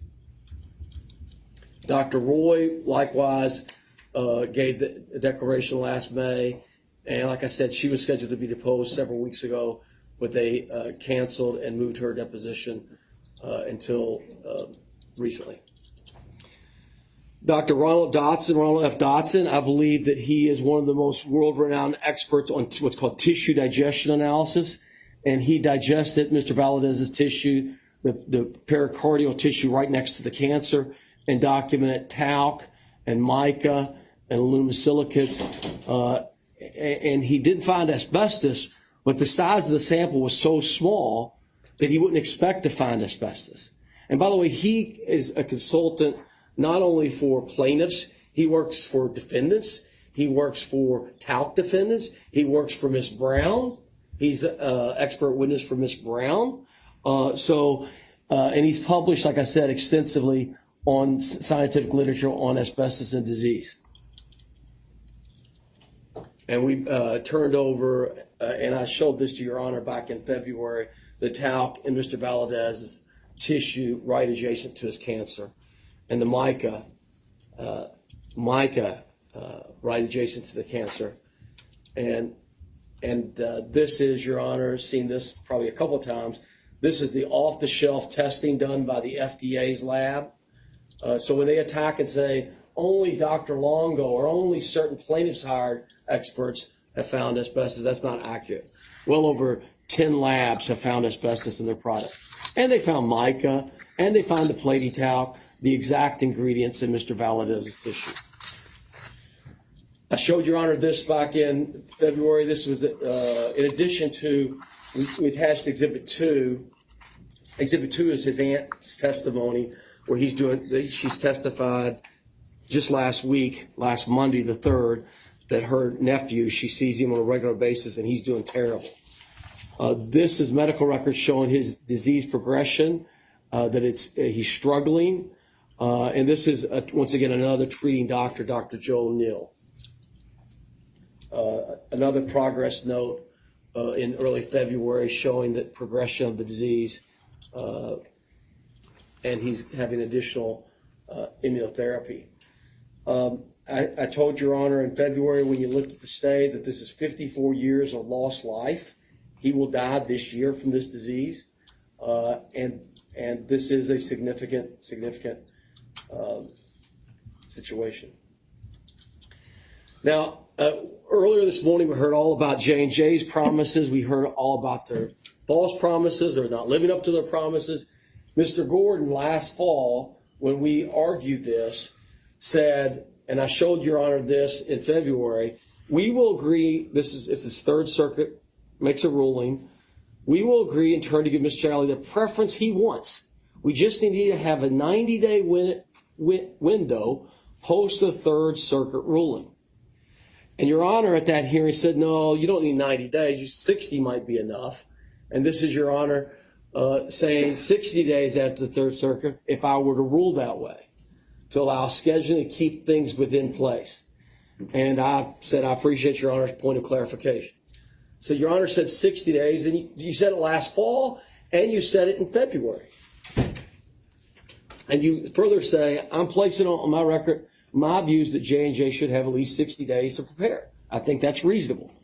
And Judge Seabolt and I complied with what Your Honor said was reasonable, both in the fall and in February. Now, the next series of slides is the Mid-Atlantic factors. And I think this is the fourth time I'm arguing Mid-Atlantic. So if Your Honor doesn't mind, can I go quick? Please. Okay. So under the Mid-Atlantic factors, all 12 factors don't need to be present. But if you look at the factors and you look at my presentation, which I've submitted, Your Honor, you're going to find they all weigh in favor of Mr. Valadez. And the impact of the stay and the balance of the harm is important and, quite frankly, crucial. And I'm going to skip past many of these because you have the slides. I do want to say, I want to focus on what I think Ms. Brown's argument is going to be, what it's been in the past when Mr. Gordon made the argument, and what I think it's going to be today, is we should not be distracting, focusing the time and attention away from the bankruptcy, the new bankruptcy. Back then it was, we want to explore all the available options in the wake of the panel opinion. And before that it was, we need to spend time and energy and resources on the bankruptcy LTL 1. Well, I want to just make a real obvious point that the lawyers litigating the case, for the most part, and I'm going to show Your Honor, are not the lawyers involved in this bankruptcy. And here are, this is a good demonstrative of who are the counsel in the Valadez case. Only one of those counsel has appeared before Your Honor in this bankruptcy, and that's Ms. Brown all the way over to the right. Every one of these other attorneys, Ms. Mike Brown, who's lead counsel, who I think I've tried cases against him. Mr. Richmond, who's done many of the depositions and deposed Dr. Bacchus 3 times. Mr. Bernardo and Mr. Cox and Miss, is it Malani? Malali. They're all with Ms. Brown's firm, and they're all involved. And they proc vici'd into the case. I said no objection to at least those folks. And then we have King and Spalding. So we have Nelson Mullins law firm, Skadden Arps law firm, King and Spalding law firms. We have 10 lawyers working on this case against me and maybe 1 or 2 other lawyers. And there was no distraction. The claim of distraction is just false. Ms. Brown wasn't distracted with LTL 1 from November of 2022 to the end of January 2023 because she was in trial against me in a tout case in Alameda County. It settled right before jury selection, but the J&J litigation was going on, or the LTL litigation was going on, but it wasn't so much of a distraction that prevented her from being in trial in a mesothelioma case involving cosmetic talc. So that's the biggest point I want to make, because I think that's the only thing that really their argument is. Don't distract us. Let us focus. Let us focus on LTL. The rest of these are obvious. We meet all the Mid-Atlantic factors. I'm not going to go through and restate everything I've submitted to Your Honor.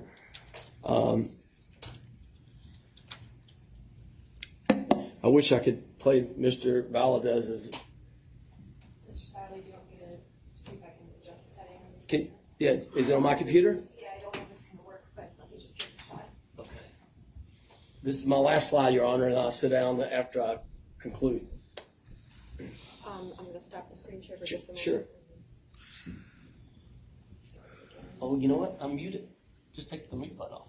That will make sound come out of your speakers. Okay. Okay. I'm not that technical. There should be screen sharing options. One thing I did notice, Mr. Satterley, is when the trial lawyers present and argue in front of me, they can't help it. They keep looking at the jury box. I'm like, waiting for a verdict. There's no jury there. I think I got a But couple everybody votes over today there. was looking at the jury box. Not me, Judge. We're not going to look at that. Maybe it's just 26 years, doing this. I don't know. Okay, so right here, Yep. if you hit share, Okay. I think this should do it.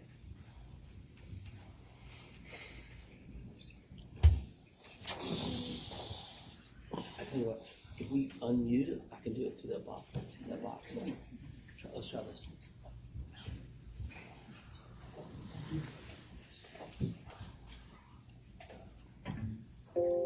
There we go. Why don't you take this mic here? It's going to work. There we go. Let's try this. If not, I'll just summarize quickly.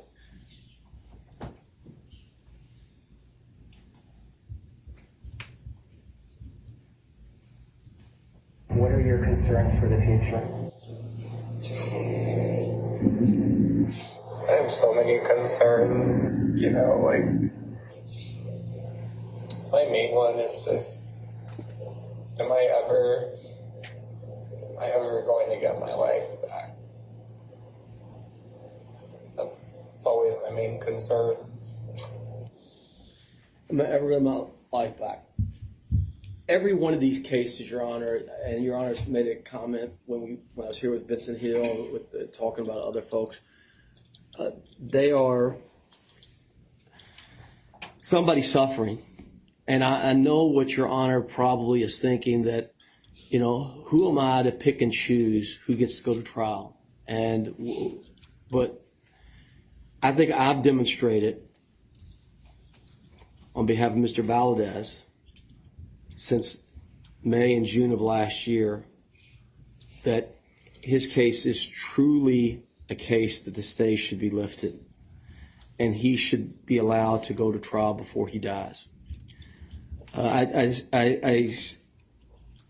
said earlier today that J&J has never, or LTL has never offered a nickel or penny for this case, and I'm only asking for this relief because they put us in this position. The irreparable harm is occurring every single day, and I can't imagine another case that's not so obvious with regards to this irreparable harm. And as being completely candid with Your Honor, I'd request Your Honor to lift the stay, and to the extent that Your Honor chooses not to lift the stay, I'd request Your Honor to certify the question. We're going to be following an emergency writ, and I'd request Your Honor to certify the question of the Third Circuit. I think this is a very straightforward, put your head down and do what is right, calls for, mandates the lifting of the stay here. I appreciate your patience, Your Honor. I know it's late in the day. I have great confidence that justice will occur. Thank you, Your Honor. Thank you, Mr. Satterley. Ms. Brown. Thank you, Your Honor.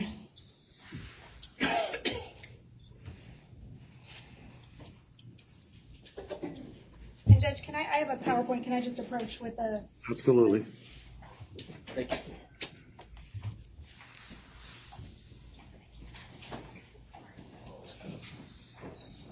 Oh, thank you. Already I'm happy. It's much lighter than his. Yeah. I'm going to go fast, Judge. I know It's weighted heaven. Yeah. May I proceed, Your Honor? Yes, please. Okay.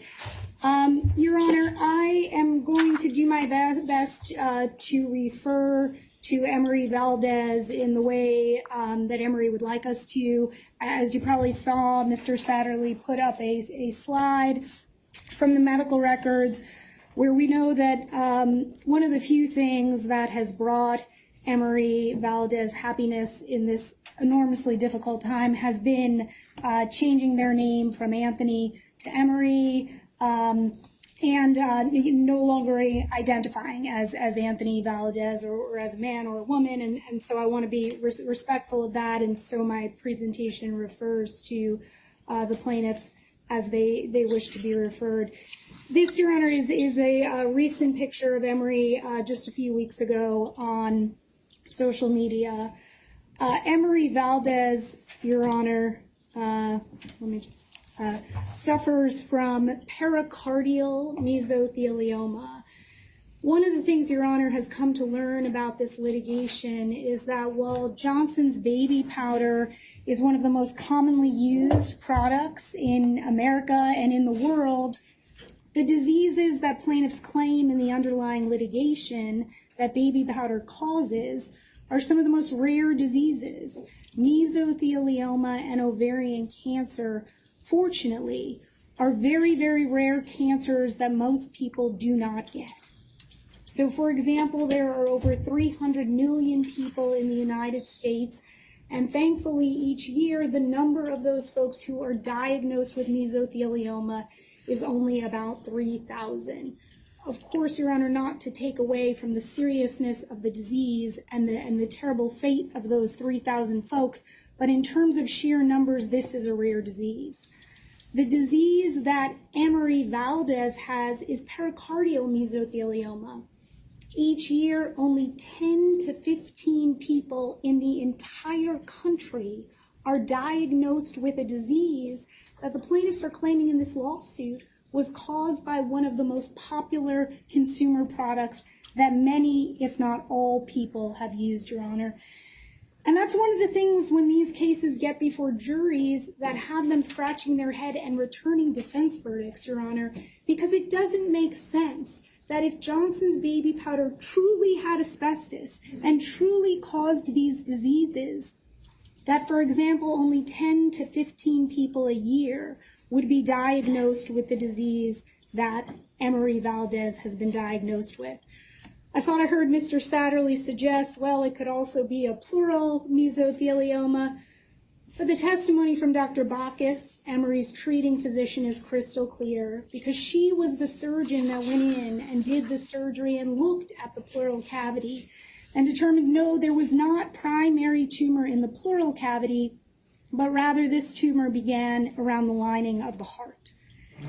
And what Dr. Roy's medical records show, Your Honor, is that, number one, pericardial mesothelioma, in the words of the treating physicians at Stanford, is exceedingly rare.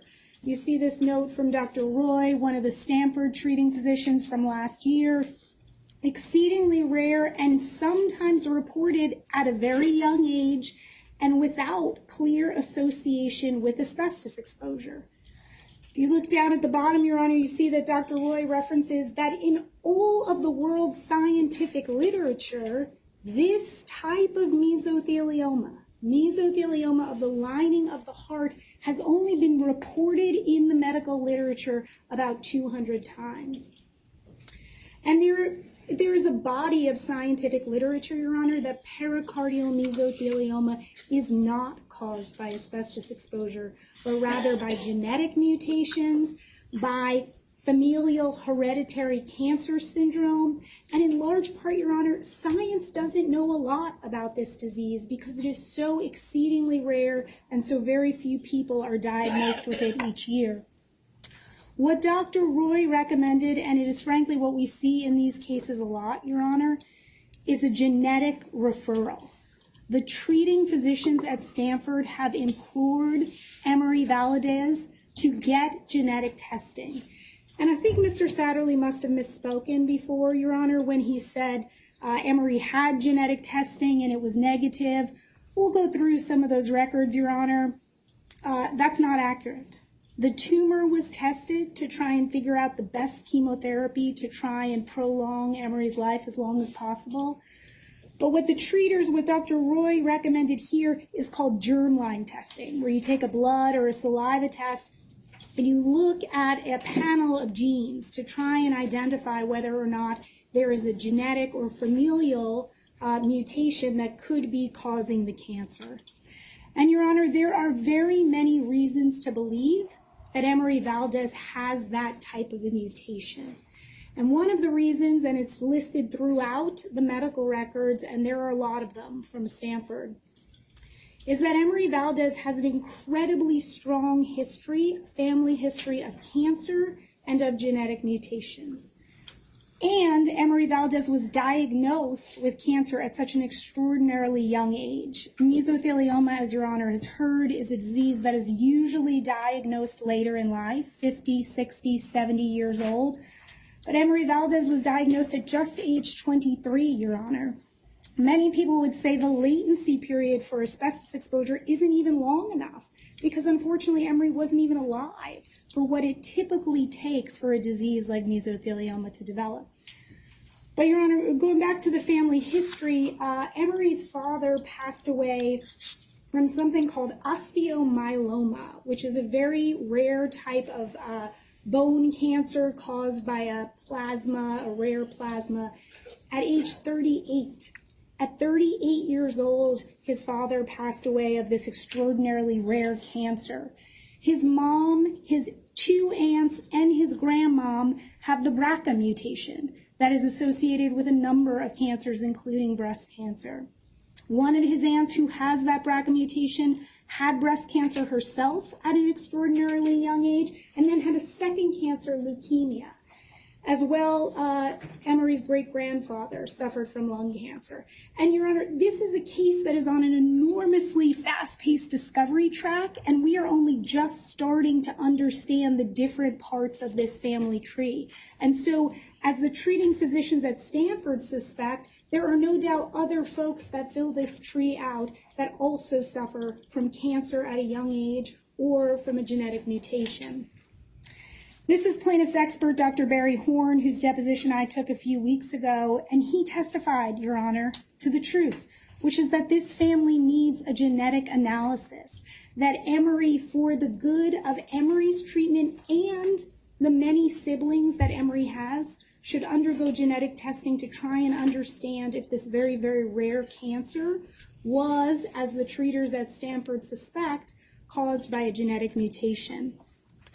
We'll talk in a moment, Your Honor, about the fierce opposition that has come from the plaintiff's lawyers in this case to that genetic testing and how that's a problem that we see in a number of these cases, Your Honor.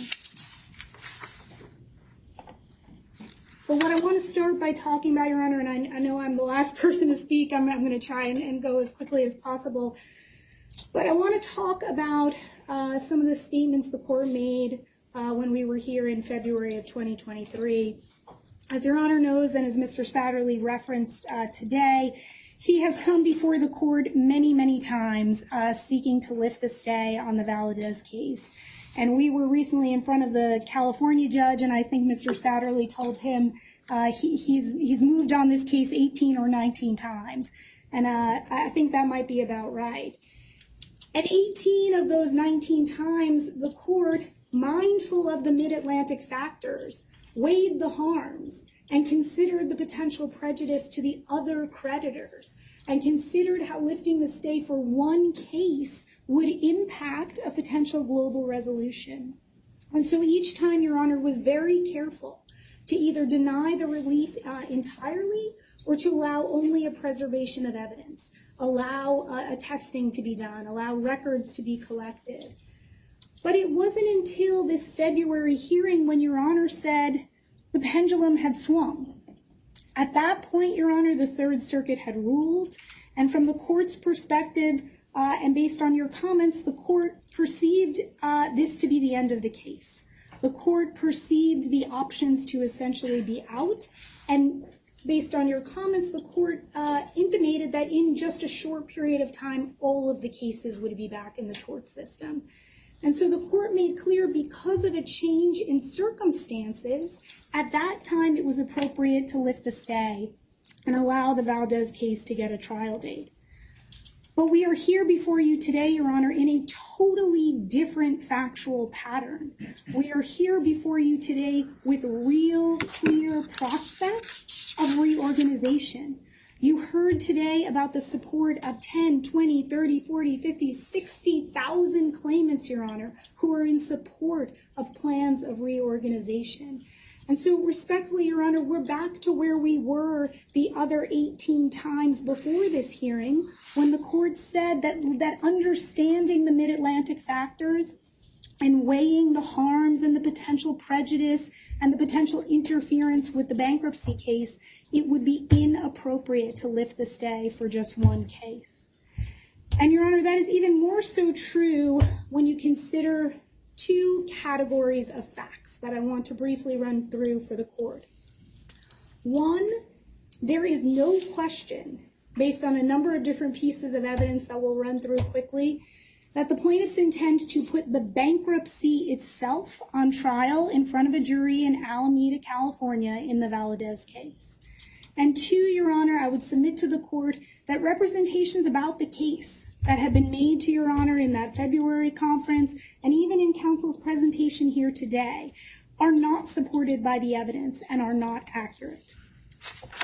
So, Your Honor, starting with plaintiffs' unambiguous intentions to put the bankruptcy on trial, I want to start by informing the court about a documentary that Trailblazer Studios is making about what they call the ongoing talc bankruptcy saga. This, Your Honor, is a letter that was sent to the court in California, the trial judge, Richard Siebold, overseeing that trial, requesting the ability to bring into the courtroom during the trial film crews and to film what they term a key part of the story. They term the Valdez case to be a key part of their documentary on the ongoing talc bankruptcy saga. Your Honor won't be surprised to learn that we, on behalf of LTL and J&J, objected to the documentary, to the film crew. The prejudice is enormous. The relevance is questionable at best. But plaintiffs didn't, Your Honor. Plaintiffs submitted this response where they made clear that they fully support the filming of this bankruptcy saga. And what the plaintiff's response says is that defendants' bad faith bankruptcy and infliction of further harm upon mesothelioma victims like Anthony Hernandez Valdez is a matter of public interest. And Your Honor, this response from plaintiff's counsel goes on to set forth all of the reasons that the California court should ignore our opposition to the Trailblazers' request, and the Trailblazer Studios should be allowed to create and disseminate a documentary about this very bankruptcy. And as Your Honor knows, the Mid-Atlantic factors are in part geared towards evaluating whether or not lifting the stay would cause an interference with the bankruptcy. And there is no question that having an ongoing documentary of a trial in which plaintiff intends to introduce evidence of this bankruptcy would frustrate and interfere with the reorganization efforts and plans that we've been talking about all day today.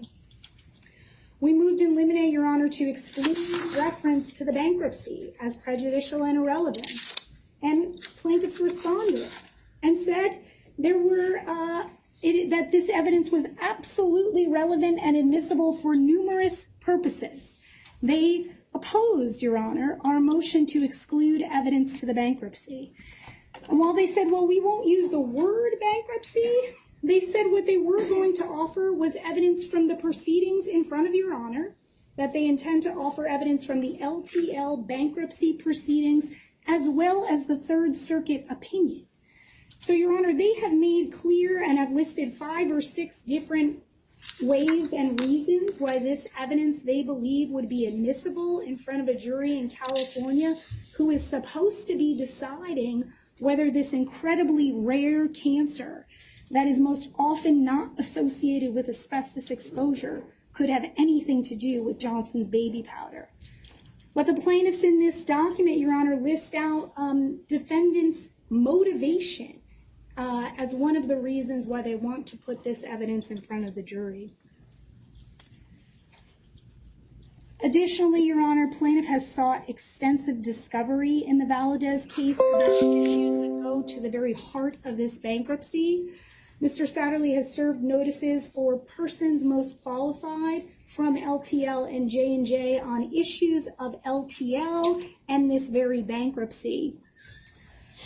For example, Your Honor, the notice that went to Johnson & Johnson sought somebody from Johnson & Johnson to be prepared as the person most knowledgeable about Mr. Eric Haas's involvement in LTL's decisions on talc issues.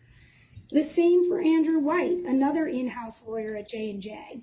The list went on to list 5 or 6 additional lawyers, past and present, at Johnson & Johnson, and requests that someone be educated to divulge information about their knowledge about LTL's decisions. As well, Your Honor, you can see on the right-hand side, there was an additional notice for someone most knowledgeable from LTL.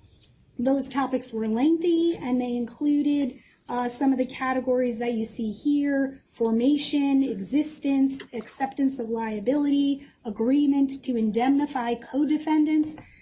And on the very long list that counsel put up there of depositions that still need to occur, this deposition, Your Honor, is front and center. Mr. Satterley only had a couple of hours to start this deposition last week. There are no doubt, I would anticipate, many more days and hours that will be spent on these topics and these questions if Your Honor allows this case to proceed. Finally, Your Honor, as if there were any question about the intentions of putting this bankruptcy in front of a jury and at the heart of the Valdez trial, this is an email chain in which I informed the California court of the bankruptcy filing, LTL2, and Mr. Satterley responded and informed the court that in his view, the fraudulent transactions and conspiracy from LTL2's filing will be at issue in the Valadez case, Your Honor. So from numerous different sources, from briefing, from Trailblazers requests, from notices for persons most qualified, Your Honor, we know that allowing this case to move forward will jeopardize reorganizations here and will interfere with efforts to get a plan out and to reorganize and equitably and efficiently resolve this case.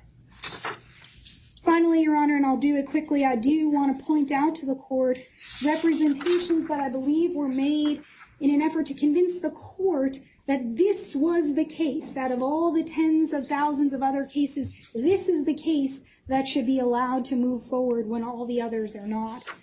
But those representations, Judge, in discovery and through the collection of evidence have proven to be inaccurate. And so I want to start with some statements Mr. Satterley made to this court regarding product usage. This was one of the many hearings we had where Mr. Satterley was seeking some type of stay relief, and one of the arguments he made to you, Judge, was that, well, sometimes in these J&J cases, there's a question about product usage. We don't really know if the person actually used it. J&J alleges they didn't. But he said here, what's special about the Valdez case is that we have good documenting evidence that product use is not going to be an issue. And what he did is he showed the court the very same picture that he showed today. It was a picture of what Mr. Satterley represented was Emery Valdez's nursery. And it was a picture that Emery Valdez's mom testified under oath was the bottle that was used on Emery Valdez. And Judge, the moment I saw that picture back in June, I knew something wasn't right. Because the bottle in that picture is a bottle that we never made during Emery Valdez's lifetime. And so what we did is we asked for the opportunity to inspect the picture, Your Honor, during discovery. And the inspection of the picture confirmed our suspicions, which is that based on the watermark on the back of the picture, this picture could not have been taken during Emery Valdez's lifetime. Emery Valdez was born in 1998, but Kodak didn't use this type of paper after 1995.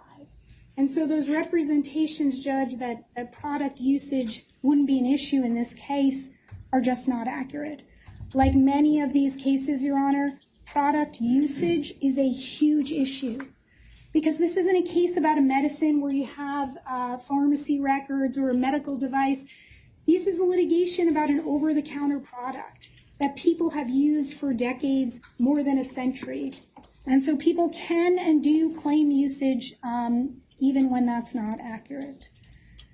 Next, Your Honor, we heard from Mr. Satterley at one of the many hearings on this case about the support that he had from these treating physicians at Stanford. And I was surprised again today to see this slide, Your Honor, titled, it doesn't have a page number, but it says causation experts, and it lists two of the treating physicians from Stanford. And representations were certainly made to the court that one of the things that's different about the Valdez case is that these treating physicians have concluded that Johnson's baby powder was the cause or increased the risk of Emery Valdez's pericardial mesothelioma. And as the court will recall, there were declarations submitted to the court in an effort to shore up these representations by counsel. But what happened, Your Honor, during discovery is that we were provided with the correspondence that went back and forth between these treating physicians and Mr. Satterley's office. As Mr. Satterley's office tried to send to these doctors declarations for them to sign that they were not comfortable with, Your Honor. And so, for example, this is some correspondence from Dr. Roy. Ian Rivamonte is a colleague of Mr. Satterley's at the Kazin firm. Mr. Rivamonte wrote up the declaration that was submitted to this court, sent it to Dr. Roy, and she said that the part that implied causation was what she was not comfortable with, Your Honor. That she was not comfortable making the statements that are intimated on this causation expert slide that Johnson's baby powder was in any way, shape, or form the cause of Emery Valdez's pericardial mesothelioma.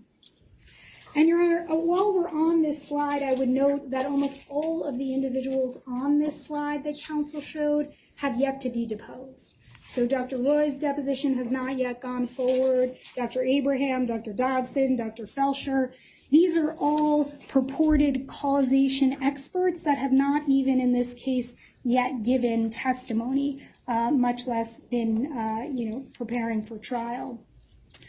What Dr. Roy's records really show, Your Honor, is a plea for Emery Valdez to get genetic consultation and to get genetic tests. And in fact, that was scheduled, Your Honor, at Stanford. Emery Valdez had an appointment at the very end of August. And you see this correspondence sort of second from the bottom is where the cancer geneticists were asking Emery and their mom to bring documentation of the BRCA mutation because the geneticists believed it was important to understanding the familial history of cancer. And then just before Emery Valdez's deposition took place in this trial, Your Honor, about 2 weeks before, unexpectedly and has not been explained to this day, the appointment with the genetics counselor was canceled and was not pursued and was not rescheduled. And Your Honor, their own expert agrees with the strong recommendations of the physicians at Stanford that Emory should follow those recommendations and get genetic testing. Dr. Horn says principally because Emory Valdez has a number of siblings. And those siblings, Your Honor, should likely be screened for cancer at a very young age. That we moved the court, Your Honor, and this is one of the major issues that remains in this case to be worked out before any trial could ever happen. We moved the court for the ability to get access to this gene, a very, very tailored gene analysis, not a full panel, only a small set of genes that we believe are related to pericardial mesothelioma. And Mr. Satterley and his partners objected to that request. They have refused to allow a blood test or a saliva test to do this very tailored genetic profile as recommended by Emory's own physicians at Stanford, Your Honor. And so one of the main issues, even if this case were close to trial, one of the main issues that remains, plaintiff still needs to file a response to our motion to compel. We need to file a reply. There needs to be argument. There's a potential for a hearing at which experts would testify. This is a huge unresolved discovery issue in the case, Your Honor. Just two more points, Your Honor, about representations that were made to this court about plaintiff's claim that they would find asbestos if they could only test the tissue of Emory Valdez. This is a declaration that was submitted to this court, Your Honor, from an expert, Dr. Dodson, who asked the court to lift the stay to allow this testing. And what he told the court is that if he could do this testing and confirm the presence of asbestos, talc, and other talc-associated minerals, he would have a fingerprint. He would have a fingerprint for this cancer being caused by Johnson's baby powder. Asbestos plus talc-associated minerals. And he said to the court if he could just test it, he was going to find it.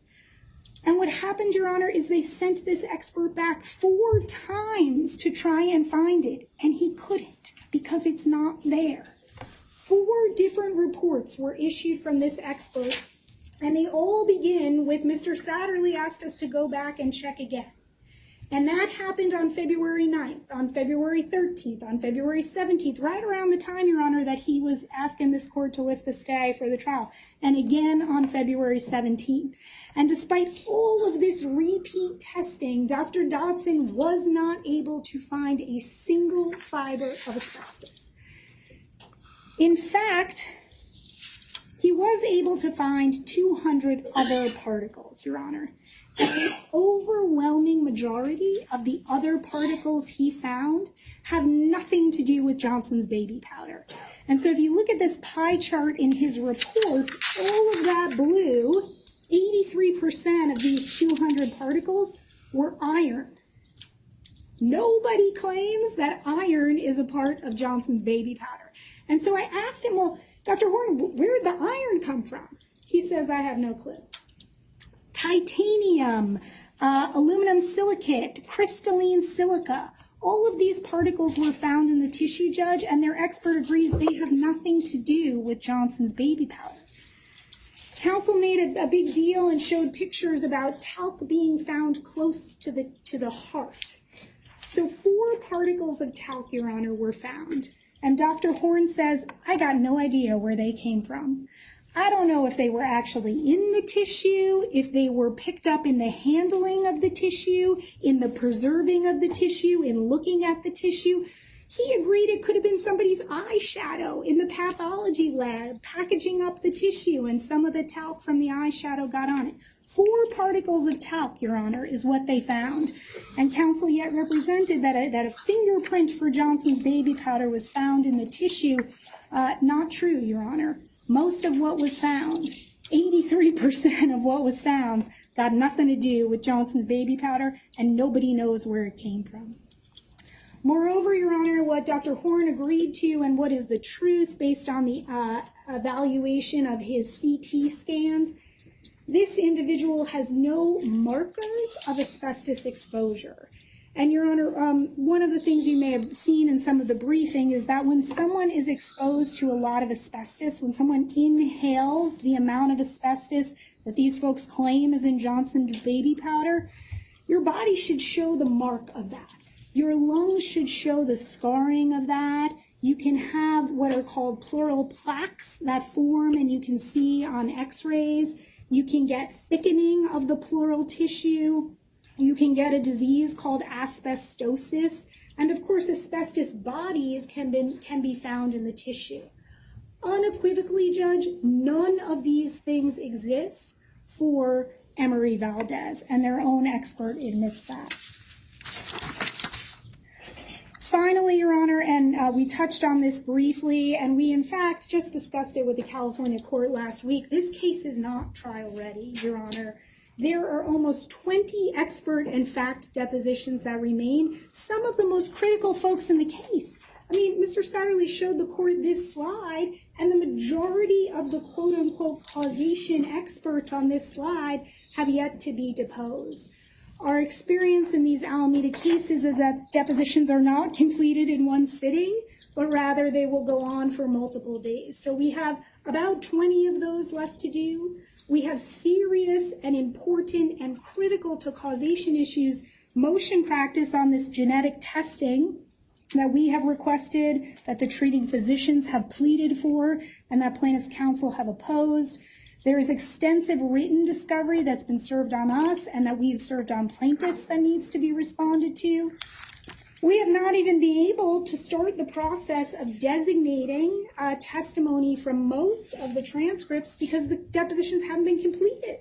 And so we reached an agreement that we'd wait till 5 days after we got complete transcripts to do that process. But for at least 15 witnesses, that process hasn't even been started. And of course, Your Honor, we will move to exclude a number of these experts. And in fact, we have a motion that will be pending for spoliation against Dr. Longo. Another big motion practice issue that exists in this case is that Dr. Longo has a set of slides that counsel represented existed and now appear to have been destroyed. The court has allowed us to get another deposition of Dr. Longo and to file a motion for potential spoliation of evidence and an adverse inference. And what's more, Your Honor, is that normally a records collection process in a case that has at least 6 or 8 months lead time takes a few months. Here we have had to rely almost exclusively on records that the plaintiff's lawyers have collected over the last year because our own service just doesn't even have enough lead time. So, for example, in a case like this where family history is so critical to understanding the complete picture of this individual, we don't have any records that predate 1 or 2 years before the diagnosis. So we don't know critical facts about family history. We don't know what the lung CTs looked like before he was diagnosed. And so those efforts are still underway to get those materials as well. So in short, Your Honor, is well familiar with Mid-Atlantic factors. Your Honor has evaluated those factors 18 times before and denied a request to lift the stay. Given the current posture of this case, Your Honor, the enormously hopeful prospects of reorganization that exist today, the stay should not be lifted to allow this one case to go forward when the tens of thousands of other cases are working together and cooperatively to try and reach a resolution. As a practical matter, Your Honor, the case is not trial ready. Thank you very much. Thank you, Ms. Brown. Ms. Satterley. So, Ms. Brown has her opening statement ready. I just saw it. It's a nice PowerPoint.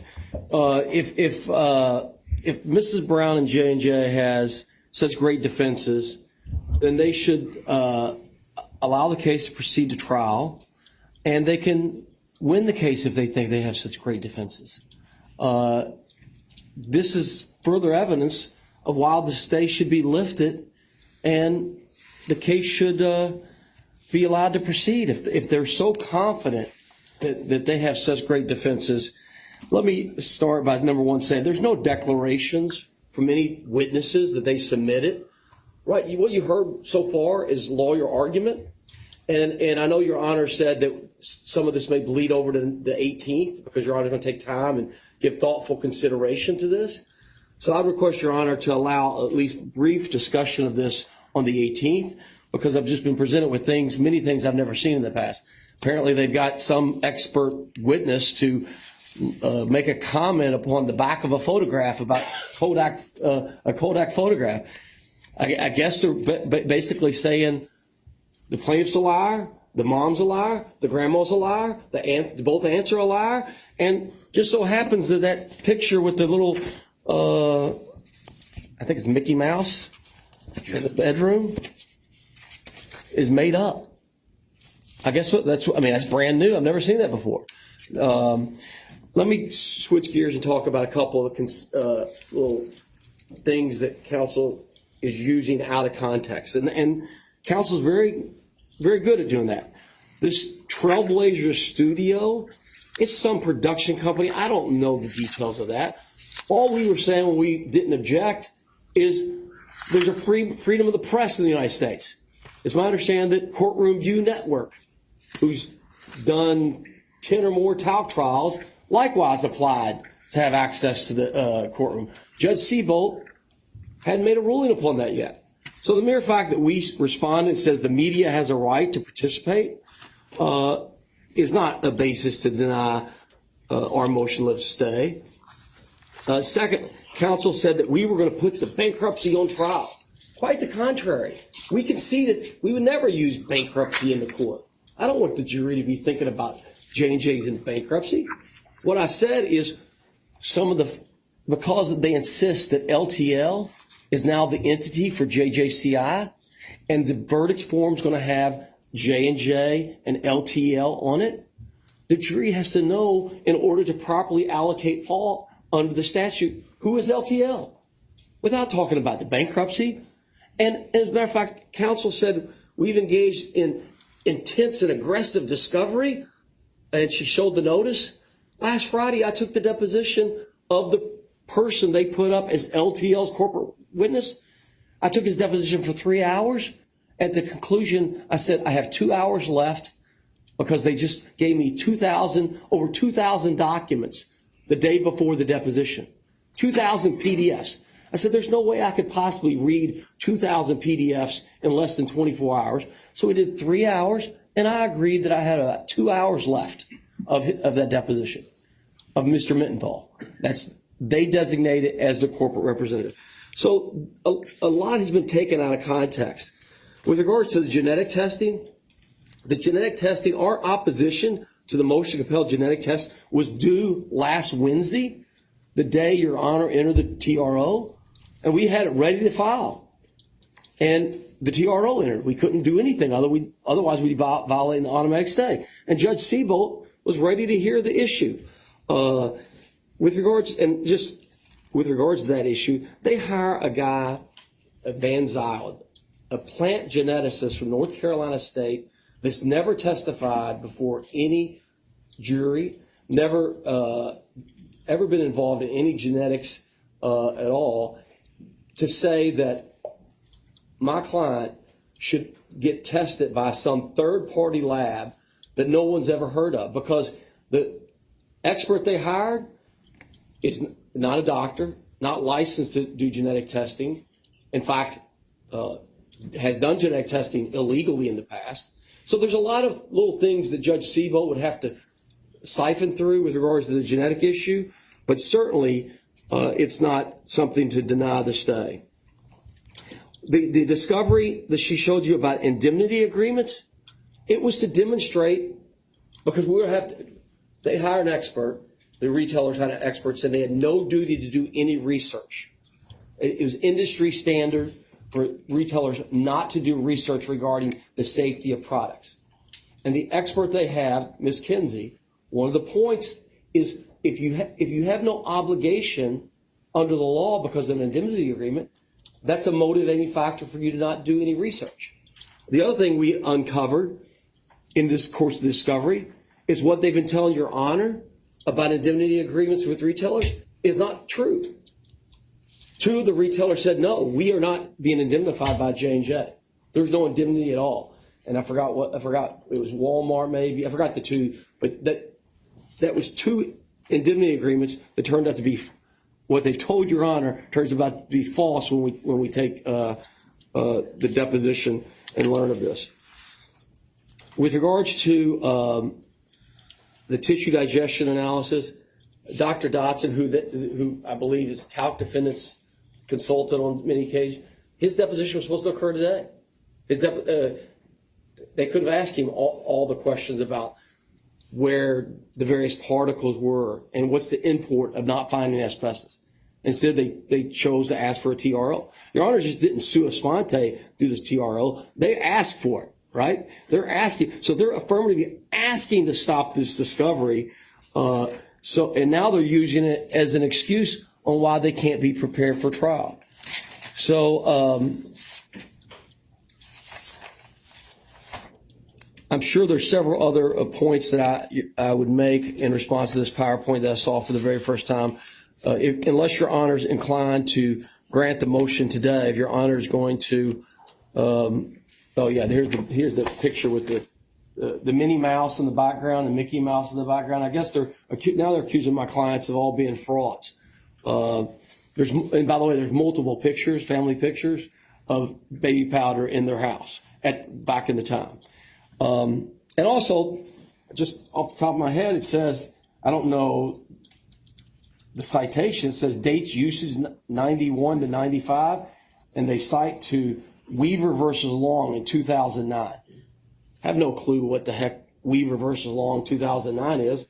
My point is, I don't think Kodak paper, I don't know how long that lasts. I mean, we'd have to inquire this. Having just been turned over just now, I really don't have any further to say on that.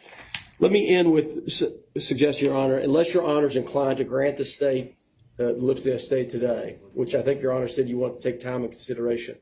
I've requested some time be set aside for next Tuesday, the 18th, so I can maybe further address a couple other points. That's fine. I have no issue with that. And I believe Your Honor is seeing firsthand how these trials unfold, in the sense that everything the plaintiff asserts, J&J contest, even down to the point where it gets ridiculous, contesting that they are not, that they didn't use the product. Well, where'd the talc come from in his body? Where'd the mica come from in his body? Right next to the cancer. So I appreciate Your Honor's time and consideration today. Since Your Honor's inclined not to rule until next Tuesday, I'll be back prepared to argue more next week. Thank you. All right. Thank you, Mr. Satterley. I'm not going to rule today.